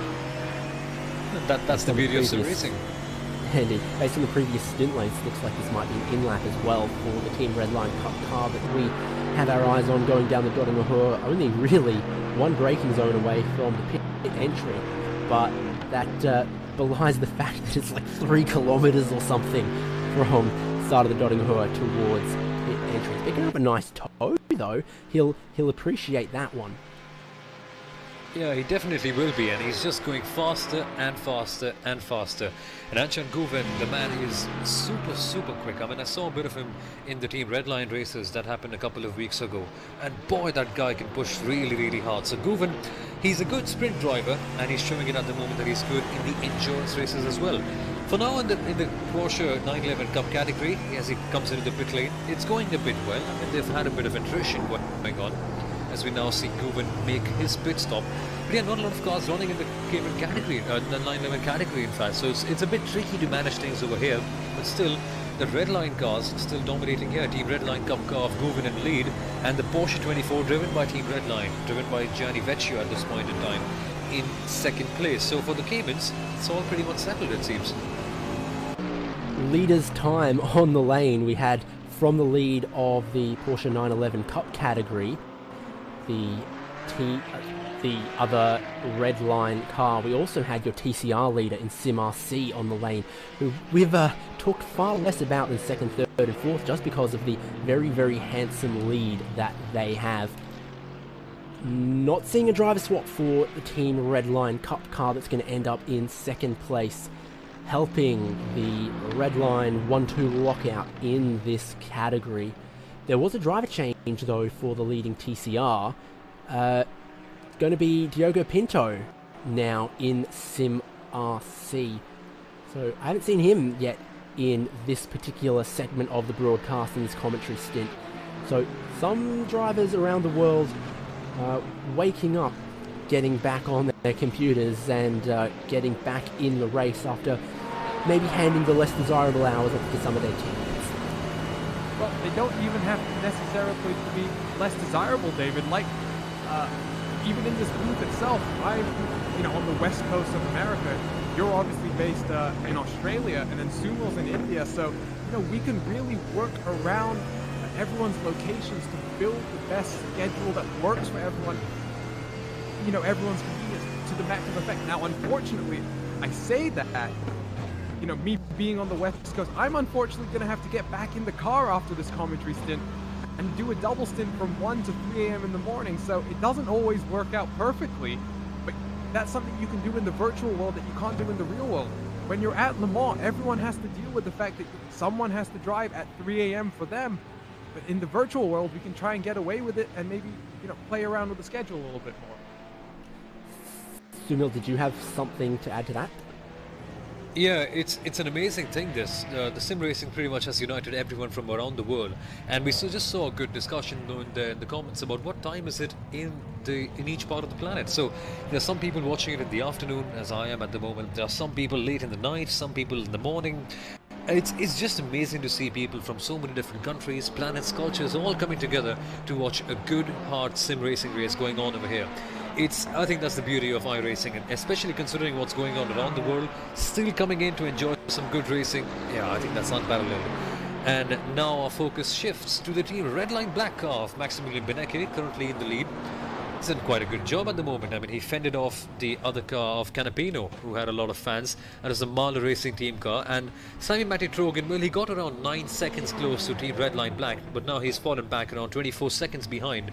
So for Team Redline, it's all smooth sailing and all easy going at the moment. They just need to bring it in cleanly and safely.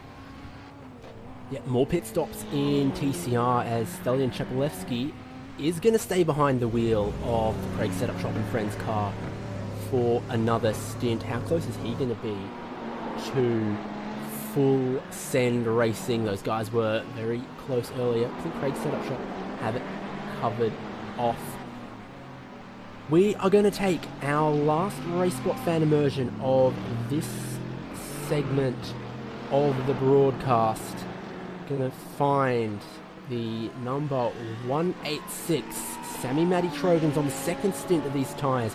His second stint in the car, in second place, Mahler Racing Team. Let's ride on board. Second place in the GT3 around the best racetrack in the world, Nürburgring.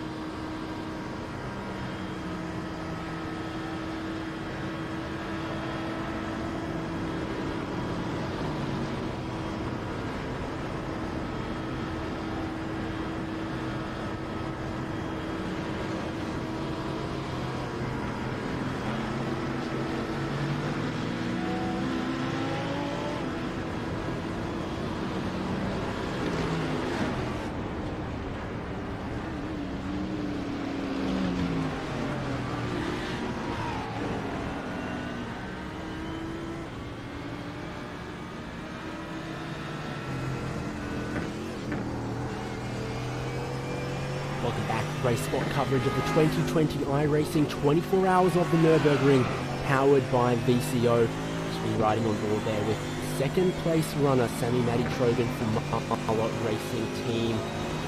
And, well, he is running in second place. The man in the lead is absolutely flying. Maximilian Benecke has just set what I think might be, well, per my timing screen, fastest lap of the race so far. His best of this stint, 8 minute 02.5. So a new set of tyres on that car since the last stop. He's doing absolutely everything to demonstrate to Marla Racing Team and BS Competition that Team Redline Black are going to try and take this win. And clearly, for this particular car, this particular lineup, Maximilian Benecke is their standout driver, and standout is exactly what he's doing right now, Sumo. Oh, Maximilian Benecke, the guy has been flying through. I mean, that lap time that he posted up there, 8 minutes 2.586. It's an insanely quick lap time. You just don't put a lap time like that every so often, especially when the track is warming up. That is super, super quick.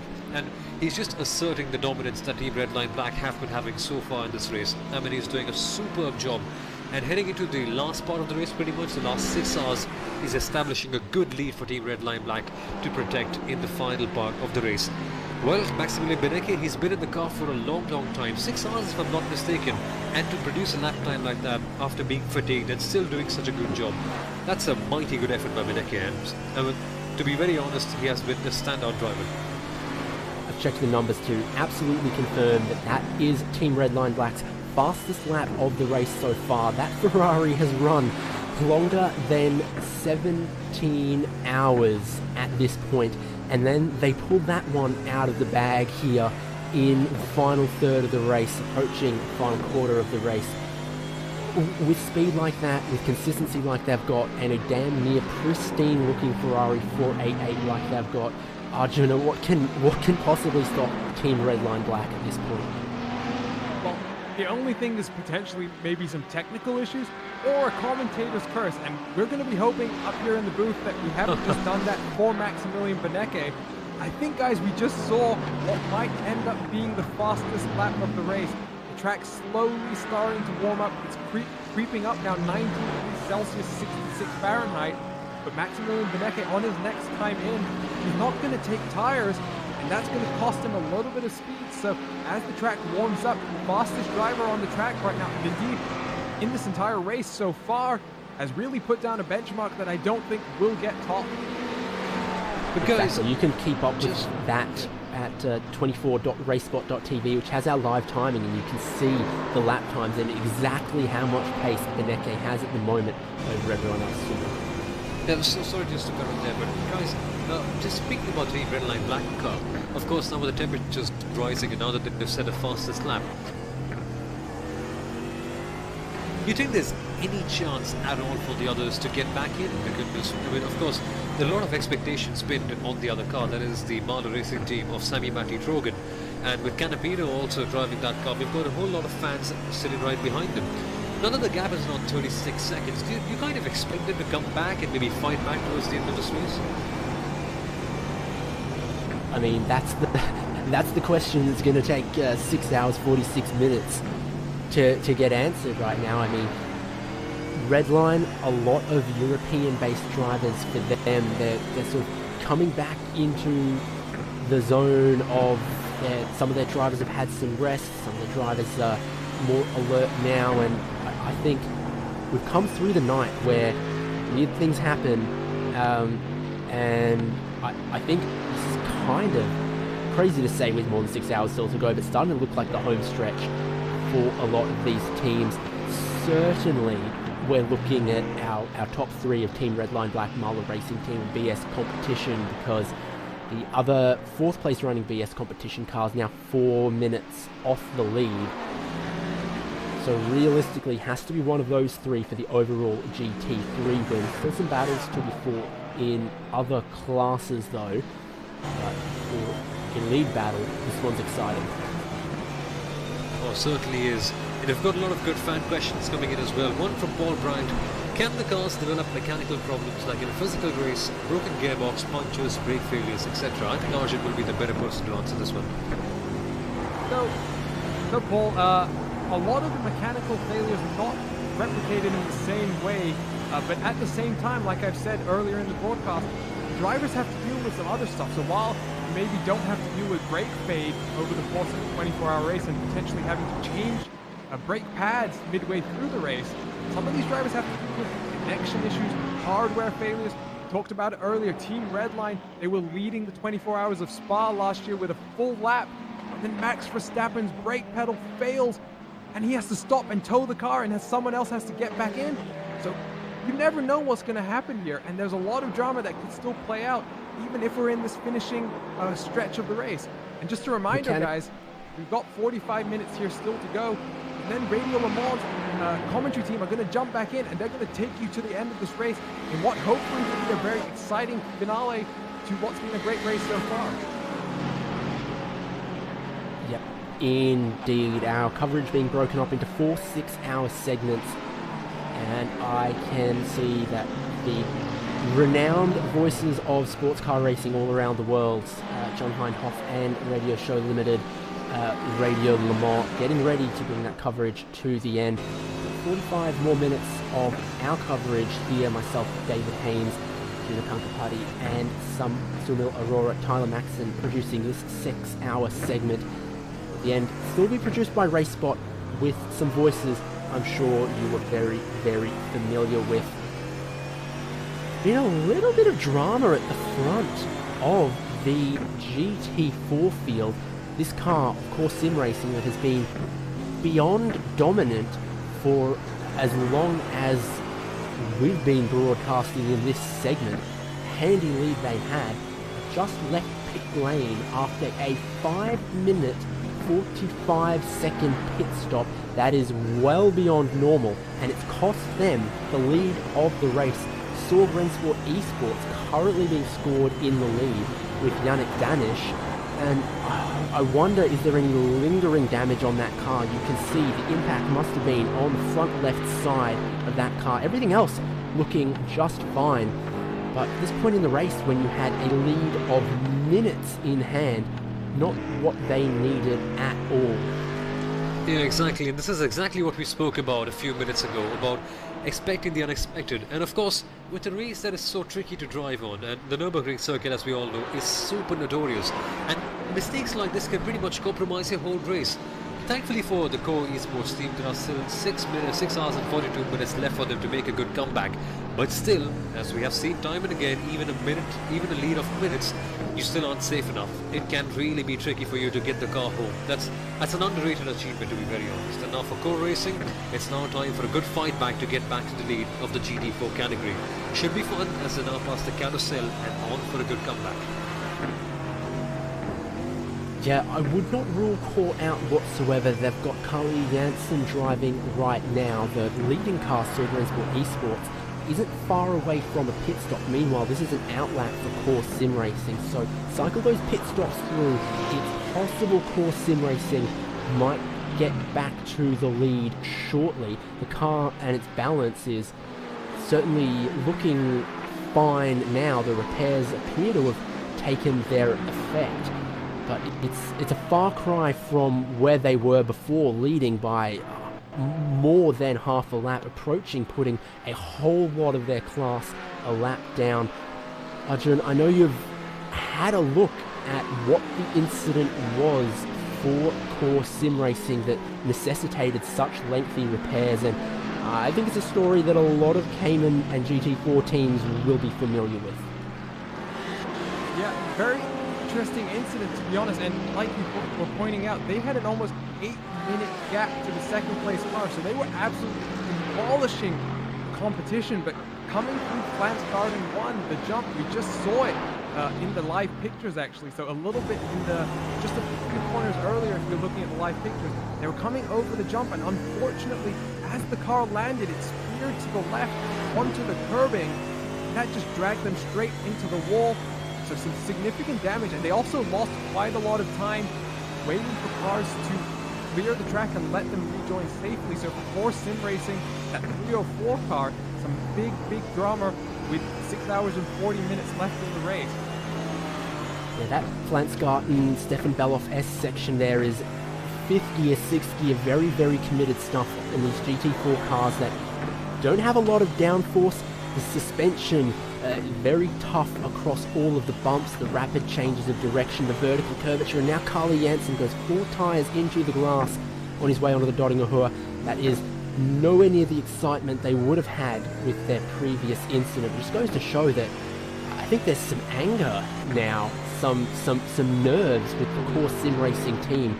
This is not the smooth driving we'd seen from them for hours and hours on end and saw them grab that lead. Suddenly there's pressure, there's tension, and there's expectation on core sim racing, Sumil. Yeah, for core sim racing, it's going to be a hard ask to get back on track once again, because although they did have a lead of around minutes, that one tiny mistake, that one crash and the ensuing pit lane chaos that they faced has compromised the race by a great margin. And for now, it's just all about pushing hard, maybe getting back to the track position. Yes, they can. You can argue that they can trump Red Sport in terms of strategy, but for that you still need some good lap times, and a lead of around 22 seconds. That's a tough one to get back to. So for core sim racing, if they do maintain the pace that they have so far this weekend, they can particularly get back up again, but it's still going to be a pretty hard task considering that we have 6 hours left. Should be fun to watch what happens in this GT4 category, as we now finally have a question that I think we haven't been able to answer for quite a while about the technicalities behind the driver change. So Alex Gore has asked that question. So how does it work really? How do drivers actually change their cars? So maybe we can have David or Arjun explain the same. Well, you have all of your team members, hopefully separately in these times, logged on, connected to the iRacing service, registered under the same team, and you'll be sitting waiting patiently at your computer. Your teammate will bring the car onto the lane, park it in the pit box, and then they'll select to get out of the car. That then makes the car available for one of the other teammates to get back in. You'll have arranged and decided who is driving when. So the other driver will be ready and waiting on the pit lane for that car to come in. And then it takes 20-something seconds to perform the driver swap.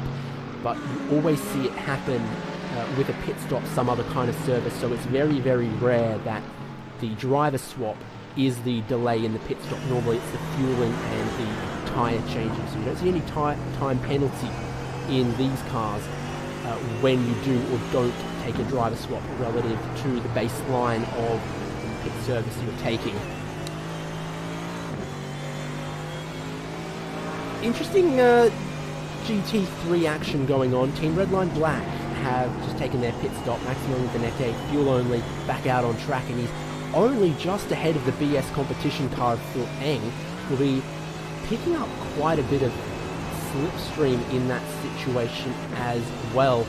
But Redline Black, having made their stop, come out ahead of BS competition, who still need to make a stop at the end of this lap, shows the kind of advantage that Redline Black have been able to eke out over the last couple of stints. And the mammoth effort that Philip Eng has put in. He's coming towards the end of 4 hours behind the wheel of the BS competition 89. Incredible effort from Philip Eng to keep the car safe for 4 hours. Now, there are a lot of people in iRacing, who maybe do these VLN races solo. Most VLN races are only 4 hours long, and they're maybe thinking that maybe that's not that impressive, but the pace and the consistency and the cleanliness that Philip Eng has been able to show in 4 hours of driving has really impressed me. He's maybe not had the outright pace to challenge someone like Mr. 10K, Maximilian Beneke, but he's still shown that for someone who is jumping into this virtual world with a lot of real-life experience, he's been able to translate all of that knowledge and all of that experience and learn all those things that are slightly different in the virtual world, really adapt and pick up speed. Race driver is race driver. You put someone in a race, yes. You give them a wheel, you give them a set of pedals, and the instinct kicks in. The similarities are marvelous, and through Vipperman there, tough break for Philip Eng. He's doing so good trying to follow in the slipstream of Team Redline Black. Cars kicked a bit wide, maybe wasn't cooperating with the curves. Do you know what? It's been 5.5 hours of this segment of the broadcast. I think think I'm aware of that, and certainly the tyres are also coming to the end of their usable life on the BS Competition 089 BMW. It was 7 laps initially, then they refueled the car, and he's coming towards the end of another 7 laps. So several hundreds of kilometres on that set of tyres for Philip Eng. You saw in that moment there, he's realising that it is about time for him to bring that car onto the lane, put a new set of boots on it. Also, presumably a driver swap for this BS Competition 089. I wonder who they will have. Yeah, Philip Eng has been driving for such a long time, and the level of consistency that he's maintained throughout this stint has been superb. It's been incredible, Philip Eng. But now I think, yeah, it's about time for a driver change. He's been in the car for far too long, and maybe a new driver will refreshen things up and maybe give the car a new lease of life. But guys, time for the drum roll. Cue it up. Max Verstappen has joined the session. This is going to be fun. Max Verstappen, one of the drivers in the Team Redline 911 in the Porsche Cup class. We'll keep an eye for when he potentially gets behind the wheel. Still plenty of time left in the session for him. No rush. There is still a lot of this race should go. DS competition, Philip Eng headed for pit road this time. Marla Racing Team also on the pit lane as well. Sammy Matty Trojan's he gonna jump out? Someone gonna take his spot? Keep my eye on that one. It's typically been the Marla Racing Team way to swap every 2 stints. He hasn't found his pit box yet. He's got to do the long run all the way down the pit road to the GT3 pit stalls, which are near pit exit. Pit entry's got more of the GT4 cars. And it's going to be a driver swap here, Arjuna. Who's going to replace Sammy Matty Trojan? It's going to be Dominic Stave. Dominic hasn't been in the car since lap 43. He did a double stint all the way back then, so he had some good pace. He was down in the 805s at times, so maybe he's going to be able to take the challenge to the Team Redline car of Maximilian Benecke. Obviously, Maximilian Benecke on slightly older tires now. As Philip Eng also in the box, and let's see, he's going to also do a driver change as Lauren Heinrich is going to take over from him. The 89 BS competition BMW. Whatever refreshment Philip Eng thinks he deserves, he does deserve after those 4 back-to-back stints there. Lauren Heinrich, obviously, another very quick driver who's going to take over. If the BS competition, really, you've got to think, how are we going to be able to cover off Marla Racing Team in this? They were a handful of seconds ahead. You see the car drops from Marla. Dominic Stave is out and away. There's still 20 seconds or so of service left for BS competition. They were neck and neck, and we had that fantastic battle between Canapino and Eng not long ago, but since then Marla Racing Team has looked the stronger team. And I would suspect now, Philip Eng having completed that quad stint with 6.5 hours to go, I think he's not going to get back in the car.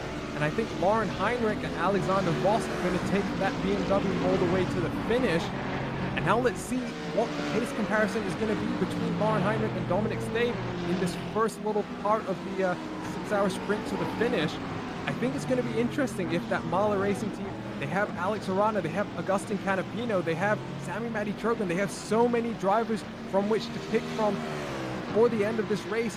They probably also got fresher drivers having been able to use more of their driver lineup over the course of the race. So I'm very interested to see this battle here between the Audi and BMW. Oh yeah, absolutely. And for Philip Eng at this moment, he'll not be driving, he'll just be opening up a cold can of beer and enjoying after a fun stint. That was a long one by him. But the fun thing here is the Audi of the Marla Racing Team, and guess who's driving it? It is, in fact, Dominic Stave. And the last time I commentated on one of his races, it was the Neo Endurance 10 Hours of Barcelona, and Dominic Stave was dominant for the Williams Esports team. This guy, you put him in an Audi R8 LMS, and he's going to be dominating. He's a supremely fast driver. And for the BS competition car, well, they got a big good stint from Philip Eng, but they need to do something miraculous to get past Stave. With 6 hours and 30 minutes to go, trust me, this battle is going to go down towards the end. And if this ensues, the Team Redline Black car will be having a major advantage, because when these two tend to fight it out and when these two will be wheel to wheel with each other, that's when the Redline car can pull away even further. For now, I mean, of course, it gets a bit nervous when you see the other cars getting a bit closer to you, but this sort of battles makes it just a tad bit easier for Team Redline. But still, it's the Nürburgring, anything can happen here. Yeah, indeed, never ever count your chickens in any kind of endurance racing before they hatch, and especially around the Nürburgring. We've seen, you know, it looked like Core were untouchable, unmatchable, unreachable at the lead of their category, and then disaster struck still with 6 hours to go. Looking at Lauren Heinrich on his outlap here, and Hutzenbach is absolutely not where you want to catch a TCR car. His tyres would have still been a little bit cold on the outlap here in his GT3. That probably also didn't help trying to work his way past. Eventually he has done so, and he's going to be in pursuit of both Dominic Stave and Maximilian Benecke. One thing I noticed at that pit stop, Mahler Racing Team and BS Competition before the pit service both had 5,000 iRating drivers in behind the wheel. They've gone and replaced them with respectively 8,200 and 7,100 iRating drivers. They've brought the big guns back in to try and do whatever they can to battle each other and also keep up with Team Redline Black. Actually, full credit to Philip Ang then. You know, 5K iRating. Oh, he held his own. Yeah, but for someone, there are a lot of drivers, David, who they get into iRacing, but if you're not a Lando Norris or a Max Verstappen, for example, you don't join a Team Redline and really invest yourself in the sim racing community. So for Philip Ang to do 5K, that's a great performance. But like you said, you've got Dominic Stave and Lauren Heinrich in now, so two really major powerhouse GT3 drivers, and the gap's now 30 seconds. So it did extend a little bit with Sami Madi-Trogan at the wheel there, slowly pulling away from Philip Ang. But I'm now very curious to see how the gap stabilizes. Maybe Lauren Heinrich able to maybe close in a little bit. And it's been interesting to watch these top three over the last couple of hours with the Redline car on the opposing pit stops for the double stint compared to Mahler Racing Team BS Competition. We just had a stint where Maximilian Benecke on a fresh set of tyres was absolutely lightning, while Mahler and BS started to struggle towards the end of a double stint. Now, it flips for the next stint where Benecke's had his car fueled back up. The tyres have seen one stint and are going to continue to wear down. And now, Mahler Racing Team BS Competition, new drivers, new tyres, might be able to fight it back. In the other categories though, this is one we've had to keep our eyes on because it's suddenly come alive in the last half hour or so. The GT4 category, Core Sim Racing, their repairs done, trying to hunt down Sorg for the lead. Since we last checked in on this, Carly Jansen has pulled 2 or 3 seconds out of the Sorg car, which is also not far away from a pit stop. Yeah, the Sorg Sorry, go ahead. Please, Arjun, go ahead, please. Sorry, my bad. No, I was just going to say, so Sorg Rennsports Esport, they're on their 10th lap of the stint. We expect them to come down this time around. But for Core Sim Racing, we talked about the big accident they had. They had a 7-minute lead at one point in this race, and they're now having to fight back hard. And, you know, maybe they were in a bit of cruising mode with that big gap. And we've seen them also get onto the grass a little bit here and there, David. They've been pushing the limits hard, trying to close this gap in as quickly as they can. Yeah, Carly Jansen is one of those drivers. He gets in his zone, in his focus, and he is brutal, maybe occasionally at the expense of precision. There's no way he doesn't want to be the guy in that team to drive their car back into the lead. It does look like this is going to be the last lap to the stint for Sorg Rennsport Esports. They're going to pit, that's going to put Core back into the lead. And then they've got to work out their strategy. Can they hold onto it from there? Yeah, that's going to be a tricky question to ask, to be honest. We still have a long time left in this race to answer that one, but for Sorg, I mean, they inherited the lead in a bit of a tricky situation, to be honest, because they were in second place, cruising along, and then the unexpected happened and the Core Sim Racing car crashed. And that's when you get put into a lead. And in that sort of situation, you really need to think about how you can manage things out, because the strategy, well, normally you can't stay on the same strategy, but will it be good enough to keep you in the lead? That's the question you need to ask. So for Sorg Rennsport, yeah, they need to think about that a little more, try to alter their strategy, try to see what's what. But at the moment it seems that the core sim racing car is closing up, and not gradually, they're closing up mighty quick. So for them, they will be under a bit of a pressure for, I think, in the next 45 minutes or something. But yeah, it should be fun to see how they manage that thing out. But for Yannick Donish, if I'm not mistaken, if I haven't butchered it, yeah, it should be a tricky stint for him, because the core sim racing car will completely be on him in the next few minutes or so. So to manage that element while not coming under a great deal of pressure is going to be a tough task. But still, they've done a good job, and even getting the car home into P2 will be quite a decent finish for them, to be very honest. Cannot undersell how difficult of a car this GT4 machine is around this circuit. Probably the car in this race with the least downforce. It's not the lightest car in this class, and the tunability of the suspension is, well, in its ways limited. You see it in the body language, the pitch and roll of the car as it goes around, especially this section of the course. Lots of changes of direction, lots of sharp curves, lots of crests. It is a car waiting to bite you the second you stop paying attention, and that is endurance racing. It can be so easy to have a second's inattention. This car will bite you hard, as Core have learned. You can attest to just how different as they get on the cross a little bit. The Core Sim Racing car just behind Sorg Rennsport's eSport. But David, you can again attest to just how tiring this car can be. You did a double stint to start off this race, and I've seen a lot of teams in this class, because you can do tires and fuel at the same time, they've been choosing to single stint their drivers at times. That, with the longer stints of these GT4 cars, about 90 to 100 minutes, that just helps keep the drivers a little fresher in what is an extremely mentally challenging track to drive. We see that often in the real world, where at Le Mans some drivers will be very happy to, triple stint, quad stint, drive 2.5 hours, 3 hours more, and here at the Nürburgring they just do the driver swaps more often, because the body fatigue is a little bit more, there's sort of less long straights running. It's the mental fatigue that is absolutely killer around this place. You can't take a breather. The traffic is far more difficult to manage than it is at Le Mans or Spa or many of those other typical and well-known endurance circuits. The cars are all challenging, and this circuit for multi-class racing, for endurance racing, just pushes all of the drivers and the teams to their limit. Yeah, I think the key word that we need to mention over here is typical, as you correctly spoke about, because in a track like Le Mans or Spa, yeah, they're challenging in their own rights, but Nürburgring, that's a completely different ball game. With around over 100 corners over here, it's so hard to remember even which way the track flows. I mean, I don't really have a good clue about which corners go about, so just for the drivers, managing this one is such a mental task.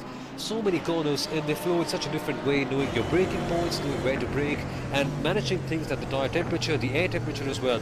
It is one of the most challenging endurance races in the world, as now finally the Sorg Rennsport car is into the pits.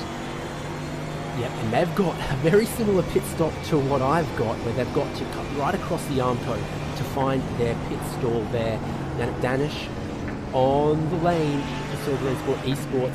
Here goes the driver swap. It'll be Christian Bug to take over that car. Core Sim Racing and Carly Jansen go through down the pit straight and into the lead. They've still got 7 more laps to run on their stint. So Core Sim Racing back scored in the lead, and they're going to hold on to that for a little bit longer. Not a lot of other action to speak about in GT4, unless Hoysigveld and Burst are closer than I've remembered, but there's still plenty of action to happen in the final 6 hours, and yes, I'm seeing that. We had a bit of a battle between these guys, my goodness, it must be 2 hours ago or so, and the Heusinkveld car we thought had a bit of straight line speed damage was trying to get past. Well, through all of the pit cycles, some driver swaps here, Heusinkveld back into 6th, Simeon Lynch driving the Burst Esports Rio Toro car back into 7th, so suddenly it's close for 1st and 2nd in the GT4 division, same two for 6th and 7th in this class. And still, these two teams are on exactly the same pit cycle, exactly the same pit strategy. If nothing changes, they could still be fighting each other for position all the way to the end of this race. Yeah, and with 6 hours and 30 minutes to go, you can expect that to happen. Well, the interesting thing that we've seen here is that battles, well, they have just lasted for such a long time. Some battles have lasted for, let's say, 10 minutes, some for 30, but some have gone on for hours and hours and hours, and that is such a fun thing to see about these races. In fact, the Nürburgring 24. And we have a message in the chat saying that the MSI Esports car had an issue, I think. So just checking back on them, the MSI car, the Esports blue car, is in the pits currently. Mark Perez in the car number 75. Not sure if they have an issue or what, but they still seem to be in the pit lane for some reason. Maybe a scheduled stop, perhaps. I don't believe so. The MSI Esports blue car was running back and forth between 4th and 5th. Now back, being scored in 6th place. They've been on the lane there 10 minutes. That suggests some rather significant repairs, and the lack of some of the body panels on the front of that poor Ferrari also suggests a significant impact with something. Let's try and take an angle that lets us have a look at that car. Here they are coming into the lane potentially. They join another damage, potentially parked up Ferrari. That is a handful in a straight line. There is not just body damage, there must be massive suspension damage. We've wound the tape back. We're seeing if we're going to find it. Oh, that is a big scrape against the wall. They were following the core car coming towards Stefan Beloff S, and that's a place that, well, that's actually where the core car came to grief in their own incident a couple laps ago. Distraction potentially, 2 tyres on the grass at a very, very high speed section of the track. Yeah, great job by Tyler to be able to get us that replay. Stefan Beloff S, that first little entry to it, Lance Garden 2, it's a little bit of a jump, and again, another car having a little bit of an issue going over that jump, and they are now down on the pit lane, and that looks to be some serious damage to that car. They may not get out anytime soon, guys. Well, there is a very, very fascinating and intriguing 6 hours, 18 minutes of this race still to go. We're getting close to handing off the broadcast to some voices you'll be very familiar with, some of the best in the business, the voices of sports car racing, Radio Le Mans and Radio Show Limited. As we get ready to do that, let's have a look at the order, how they run.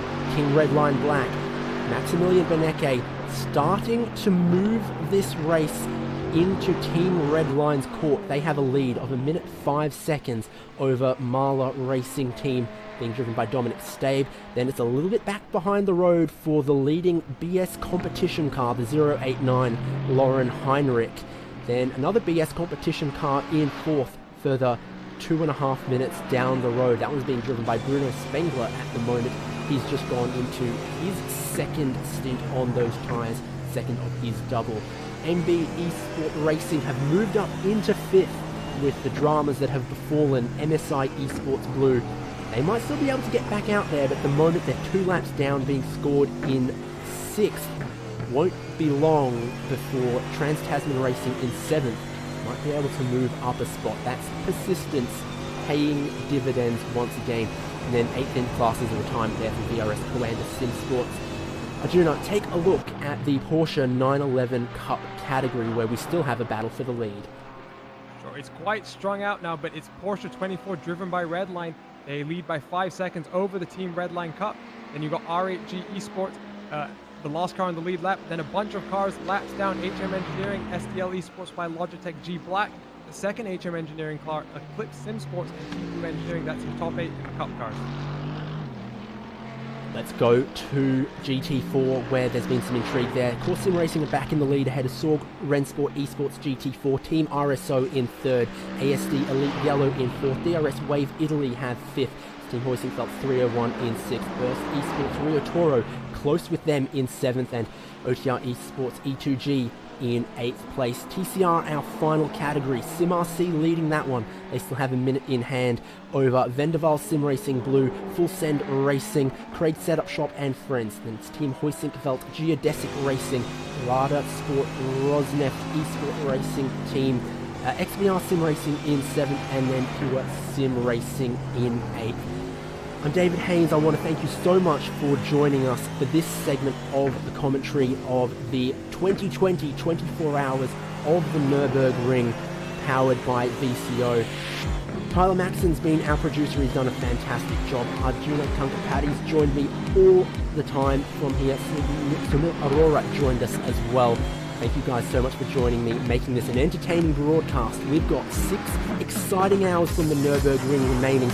Wherever you're viewing, remember to click over to the final part of the broadcast to join this fantastic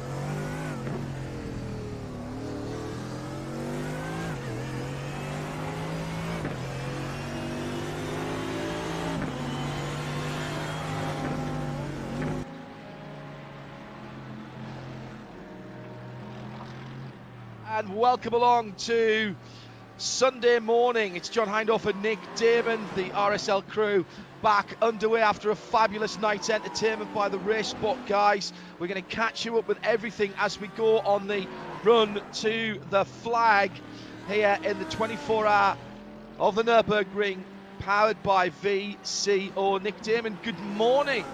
Good morning, John. Good morning, everybody. And it has been an exciting night, both here in split number 1 and in some other splits I've been watching with my friend. We will catch you up on all of that in a moment or two.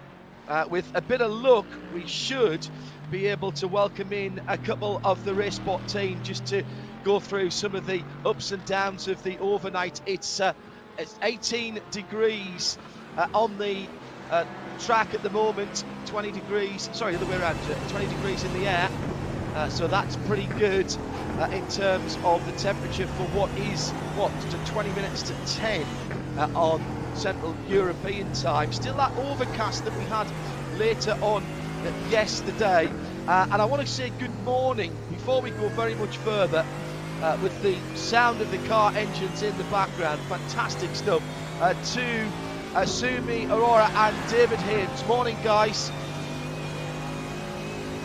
G'day, Hindi. Pleasure to be with you. Great racing that we are having here. Yeah, thank you, mate. Great overnight stint from you guys, David and Sumi. I've been checking through. I got up early, even though I didn't have to, but I just wanted to know what was going on, and I was watching recently when we've had a couple of bits of trouble and strife for some of the leading runners. There was damage on the 86 Marla car as well, and their pace dropped off a little bit with some damage on the back. But the big story was down recently in the GT4 category with Core Racing guys who were leading by almost a full lap when they had a nasty incident. It was Matti Sapila at Flansgarden 1. Yeah, that was a major incident. Firstly, Mr. Hindhaugh, thank you so much for bringing us on here. It's great fun to be speaking with you, and that was a big incident for Team Core because they were doing a good job. They were leading by a couple of minutes, to be very honest with you, and then that big incident happened, and all of a sudden their lead was gone into tatters. So far for them, yeah, they're in a decent position, to be very honest. They have a lot of pace. They can certainly catch up, and that has hampered their progress quite greatly.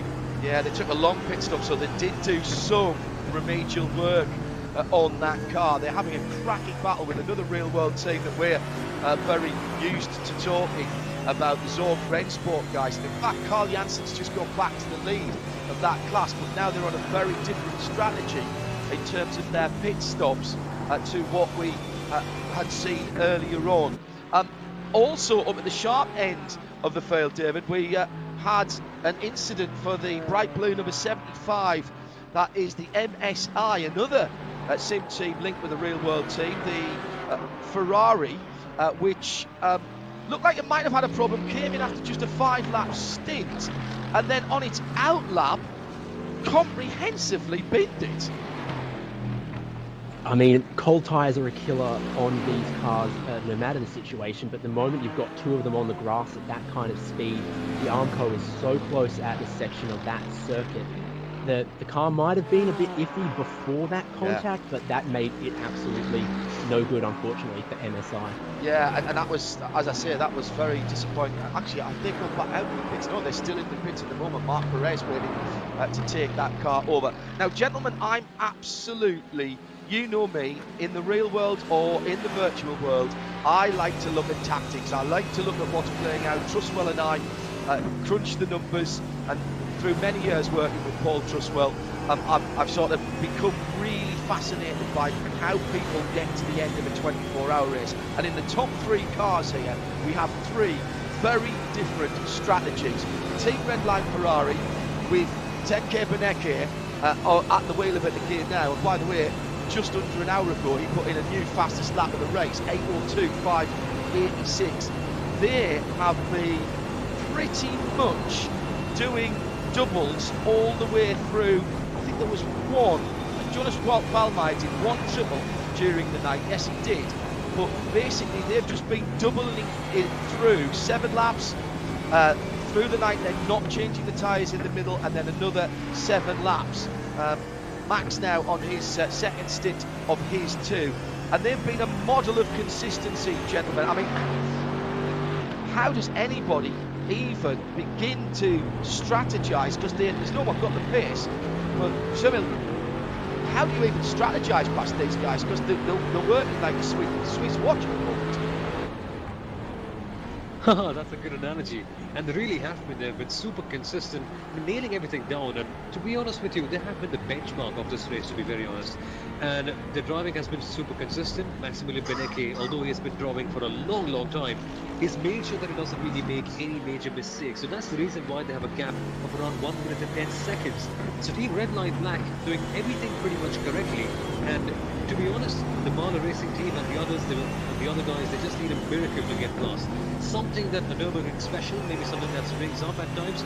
But yeah, for Team Red Line Black, it's all smooth sailing, and it's all about bringing the car home in the way that they have been doing so far. At the last pit stop, when they came out, the top 3 were within 20 seconds of each other, and basically 10k Benecke, Max, we call him 10k because of his iRacing rating, has just pulled away, and now he's settled into the 5s and 6s, but he was doing 3s and 4s when everybody else was doing 8, 9s and 10s, and that makes a huge difference lap after lap. If we look, David, at the other contenders at the sharp end of the field, we've got Dominic Steib back in the Marla Racing Audi, which, as I said, had a bit of damage. Now, he hadn't driven since lap 56 last night, so he either doesn't like driving in the night, or he maybe had some issues with his connectivity, not sure.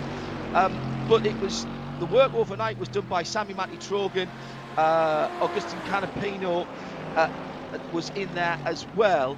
But Dominic now back in the car, and they also have been doing double stints for the most part. Yeah, the weather conditions were very, very static overnight. The track temperature hovering between 17 and 18 degrees for hours on end there. And when the conditions are that stagnant, everyone finds a strategy that works. And that was double stinting the tyres, or leaving the driver in for 2 stints, or in the case of Philip Eng, 4 stints. I mean, if the weather's not being particularly variable, then people find what the fast way around is and they stick to it. Yeah, and you mentioned that 89 car, the BS BMW. Now, this is very interesting because all of their drivers did quad stints at some stage. Philip Eng, the latest one, to do nearly 4 hours in the car. Heinrich, then Voss, then Eng, all doing quad stints during the night. I like the idea, and I heard you guys talking about the fact that quite often in the 4-hour races, there are people in the real world and indeed the virtual world who do that on their own, Sunil. But you've got to ask yourself, what are they going to have left for the end, and what has that taken out of them if they do have to have a battle?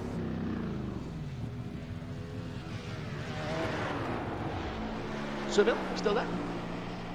Hello? Yeah. Yeah, okay. Are they going to have anything left at the end, these guys who have done 4-hour stints in the 89 car? That's tremendously draining. They really have it.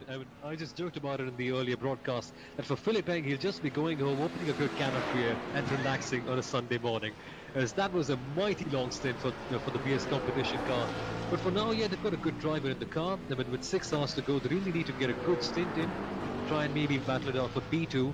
But P1, to be honest, looks a bit too far off for them. But, well, something can happen. For BS competition, yeah, Philip Eng, what a mighty long stint that was. And he has every single right to be at home relaxing after this one. And guys, Bruno Spengler's back in the second of the BS cars, albeit another couple of minutes further back down the road in 4th position. How impressed, David, have you been with guys like Bruno, like Philip? Obviously, Alexander Voss has been really helpful with these guys, bringing them into the virtual world, working with BMW Motorsport. But how impressed have you guys been, David, at how the real world runners have adapted and been able to get up to speed? Because there are some transferable skills, as we've always talked about, but it is that you have to learn the vagaries of the simulation as well, and these guys have got on the pace pretty well. I'm massively impressed with a lot of the real-world racing drivers we've seen jumping onto iRacing lately. You know, it started with the likes of Max Verstappen, and now You know, you see a lot of very, very familiar names. It's amazing to see them competing at this level on iRacing and doing a fantastic job. I mean, when it comes to being a racing driver, you've got that mindset that wants to go fast, that wants to find the optimal racing line, that wants to be precise and has the reactions and all of those things. And as someone who's gone from iRacing to the real world, not the other way around, it's amazing how much transfers. And I am massively impressed with guys like Phil Heng, the defensive performance we saw him put on. Whereas Spengler's obviously done a great job, and Max Verstappen is now a world championship esports competitor on that transferable speed. I talking about Max, he's back on the track, I think, at the moment, isn't he? I think I saw his name jumping back in. Great for him, Samil, not to want to necessarily be at the sharp end of the field and take one of the cars in the support categories in the 911 Cup cars. He's driving for Team Redline in that white tangerine car, and you know, all right, they're inside the top of that class, are inside the top 10 now. Max sitting in second place, 90 seconds behind Gianni Vecchio for the other Redline car, the Porsche 24. But I think that's quite magnanimous of him in some respects, because he's not at the sharp end of the field. He's clearly not looking for the headlines. Yeah, exactly. Normally with drivers coming in from Formula 1, you expect them to have a bigger ego and you expect them to get the top cars. But for Max, it's a tad bit different. He's in the 911 Cup car category and currently in B2. So far when the red line car, the number 69, was dominating this category, and I guess now after the pit stops, they are in B2. But with Max Verstappen, expect him to be always at the top of the field. So with the Team Redline Cup car number 69, I mean, you would see them coming into the top very, very shortly. And with a driver like Verstappen on the wheel, that's going to be one tricky task for the guys up ahead to defend. Yeah, Marcus Jensen, no mean sim driver, and Ayachan Guven, who is a Porsche Junior driver in real life and a twice Carrera Cup winner, including the first ever non-French driver to win the French Carrera Cup in real life. He's pretty handy as well, so they've still got some gun drivers to go to the end of the race. Guys, I've taken up far too much of your time. You've done a long stint for the last 6 hours or so. Thank you very much indeed, and thanks to the Race Spot team for doing that hard yards overnight. What have you got planned for the rest of your day, David? Well, I've been driving in the third split of this race, opened up for my team in the Cayman GT4 with 3.5 hours behind the wheel. Hopefully they haven't dented it too bad while I've been up here in the commentary box, so I'm going to head back down to third split, see what's left of that car and bring it home at the end of this fantastic race. I like that, see what's left of it. Are you doing some driving, Sunil, or are you going to have a bit more of a chilled out Sunday? Oh, lost Sunil again. Hello. Hi, Yep. Sunil. Yeah. Are you doing a bit of driving today, or are you going to have a chilled out Sunday? It's a bit of a tricky one, to be honest. I'm going to be driving on the sim. I mean, I'm not really good enough to take part in any races. Yeah, I'll just be practicing a little bit. But yeah, there's a race later on that I've got to commentate on. So it's the World 600 for the major series later tonight. So that should be a fun thing. Not really a chilled out Sunday, but with some good racing, I mean, it all becomes a bit good, isn't it? Well, you've done a cracking job, guys. Great to have your voices on the Radio Show Limited Network as well on an RS1. Thank the rest of the team for us, and particularly the production team. I think we've got Connery directing for us to the end. We had Hugo in our first 6 hour stint. Thanks, guys. Have a great Sunday. David Haynes and Samil Aurora for the Race Spot guys, bringing us up to date, Nick Damon, of what has been going on. One thing that hasn't changed too much is Sim RC, the 75 car at the head of the TCR category, and Dragos Pinto behind the wheel. But Full Send Racing, when I left last night, when we finished commentating, they were in 5th position, and I said they'd sort of stealthed up to that situation in the 85 dark grey car. Ollie back behind the wheel. Ollie Peacock back behind the wheel of the dark grey number 85, and is still better part of 3 minutes behind, and has got his mirrors full of the Vendaval Alex Simonich driven car. That's the number 24 car, the blue machine. They've had a bit of an up and down race, and this is the battle for second position. Yeah, and the battle's raging all along. But of course, at this point now, John, we've got to the point where some of those battles end up being tactical in the pits because the gaps are such where you have to start thinking, can I do something with my car in the pits? Can I think of a clever strategy? Harder, of course, in a much longer circuit where you have limited amounts of things you can do with shortening laps and looking for fuel. Most of these cars now are going to be carrying some form of damage or some form of limiting factor. It's minor because it's the top splits. They aren't going to obvious damage, but there is going to be points where you have to think, do I now come in, have a little bit of a break, a little bit of repair and move on? Talking about that, MSI Esports according to me, are still in the pits actually, and they've been going for 35 minutes, so that was just before we came on air, but it was a run down the barrier. It looked like Rockford, obviously taken out a huge amount of that Ferrari. And if you watch again the very exciting GTR class, it's interesting that the top class had, I think, the most attrition job. We started with 13 GT3 cars, or is it SP9 they're called? Well, yeah, same difference, yeah. And now only 5 have run without incident. The rest have dropped down to various levels. Some have dropped out, a couple have dropped behind the running top running Porsche, but the rest have dropped out. So we now officially, John, have 34 cars still running. It's Team Redline White, Patrick Schneider, who stopped a long time ago in our first part of the broadcast. They're now running again, but down way behind. So 34 of the 53 starters we had, 54 starters are still circulating actively.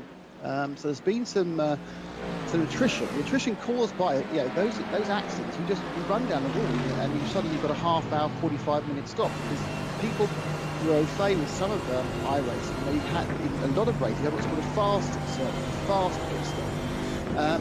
But that's it's real time. It could be more of a real race because suddenly, and this is my concept debate. We talk about what the difference between real life racing and sim racing. There's no jeopardy. You press Control Alt 9 and you get a new car. No, you can't in this race. Yeah. If you make a mistake, you pay a genuine penalty, which you can't get out of. You can't speed through. You have to limp the car around, or if it's really bad damage, you get a tow, which costs you, I think, is it 10 minutes here? Yeah, so suddenly these drivers are not driving with what they're going to go about. You have to keep the car on the island, and any accident will either affect you immediately or take speed out of the car for the rest of the race. Huge pressure. That huge pressure when you're driving 24 hours with a team. Just watching this battle in TCR for second, and one of the Cayman GT4s, I think it's the 28 car, which has had one or two issues itself. Yes, it is the 28 car. It's sitting in behind them, and that car at the moment, they've dropped well down. That's Christopher Sanchez driving the GTR eSport E2G.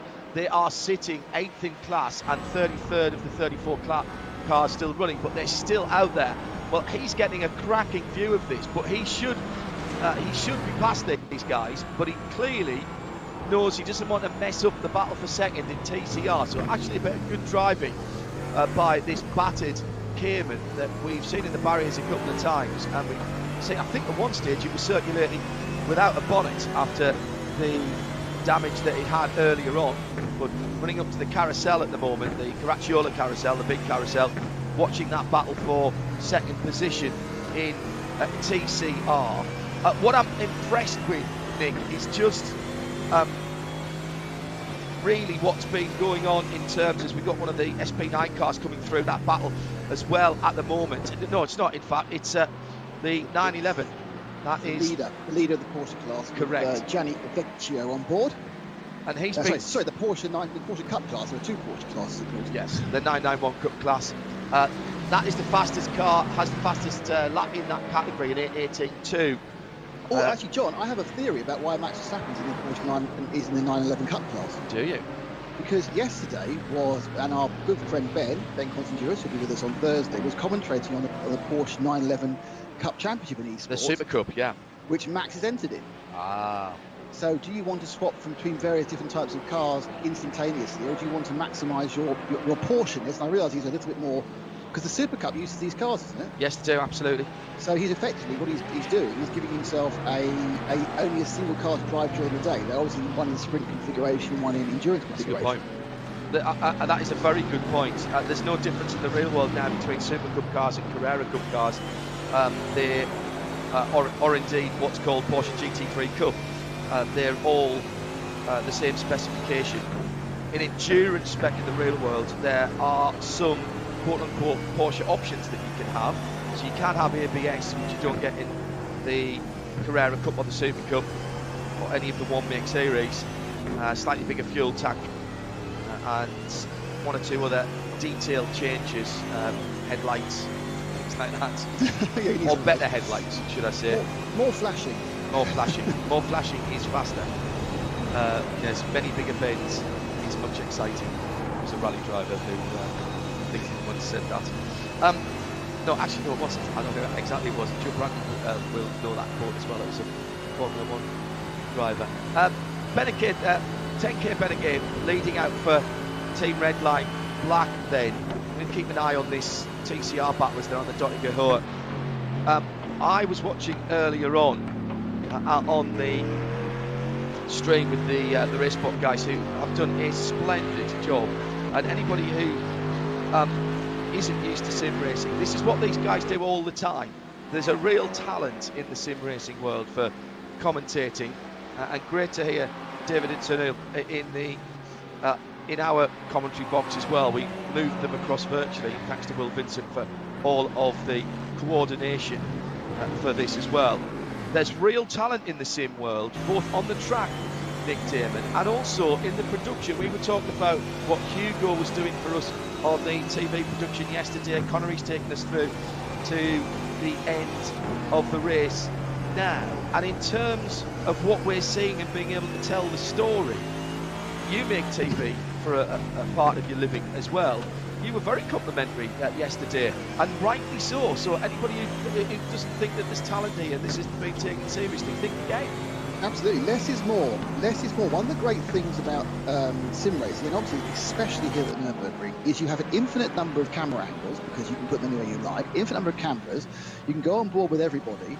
You can look front, back, sideways from every car. However, that doesn't mean you should.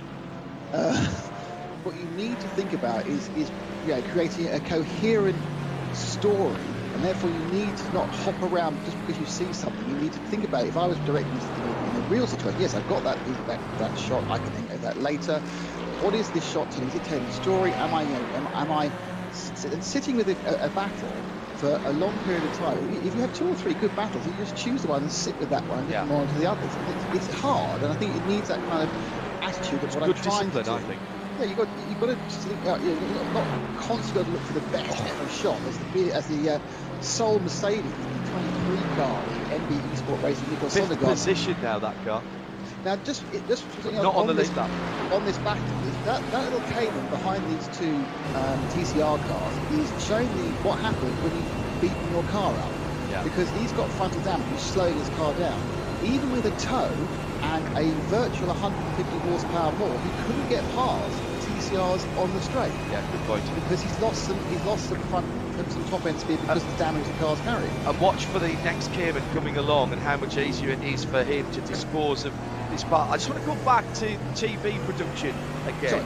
You worked on Formula 1 Digital for a long time. 8.5 years in the pit lane. And you and Bruce Jones actually.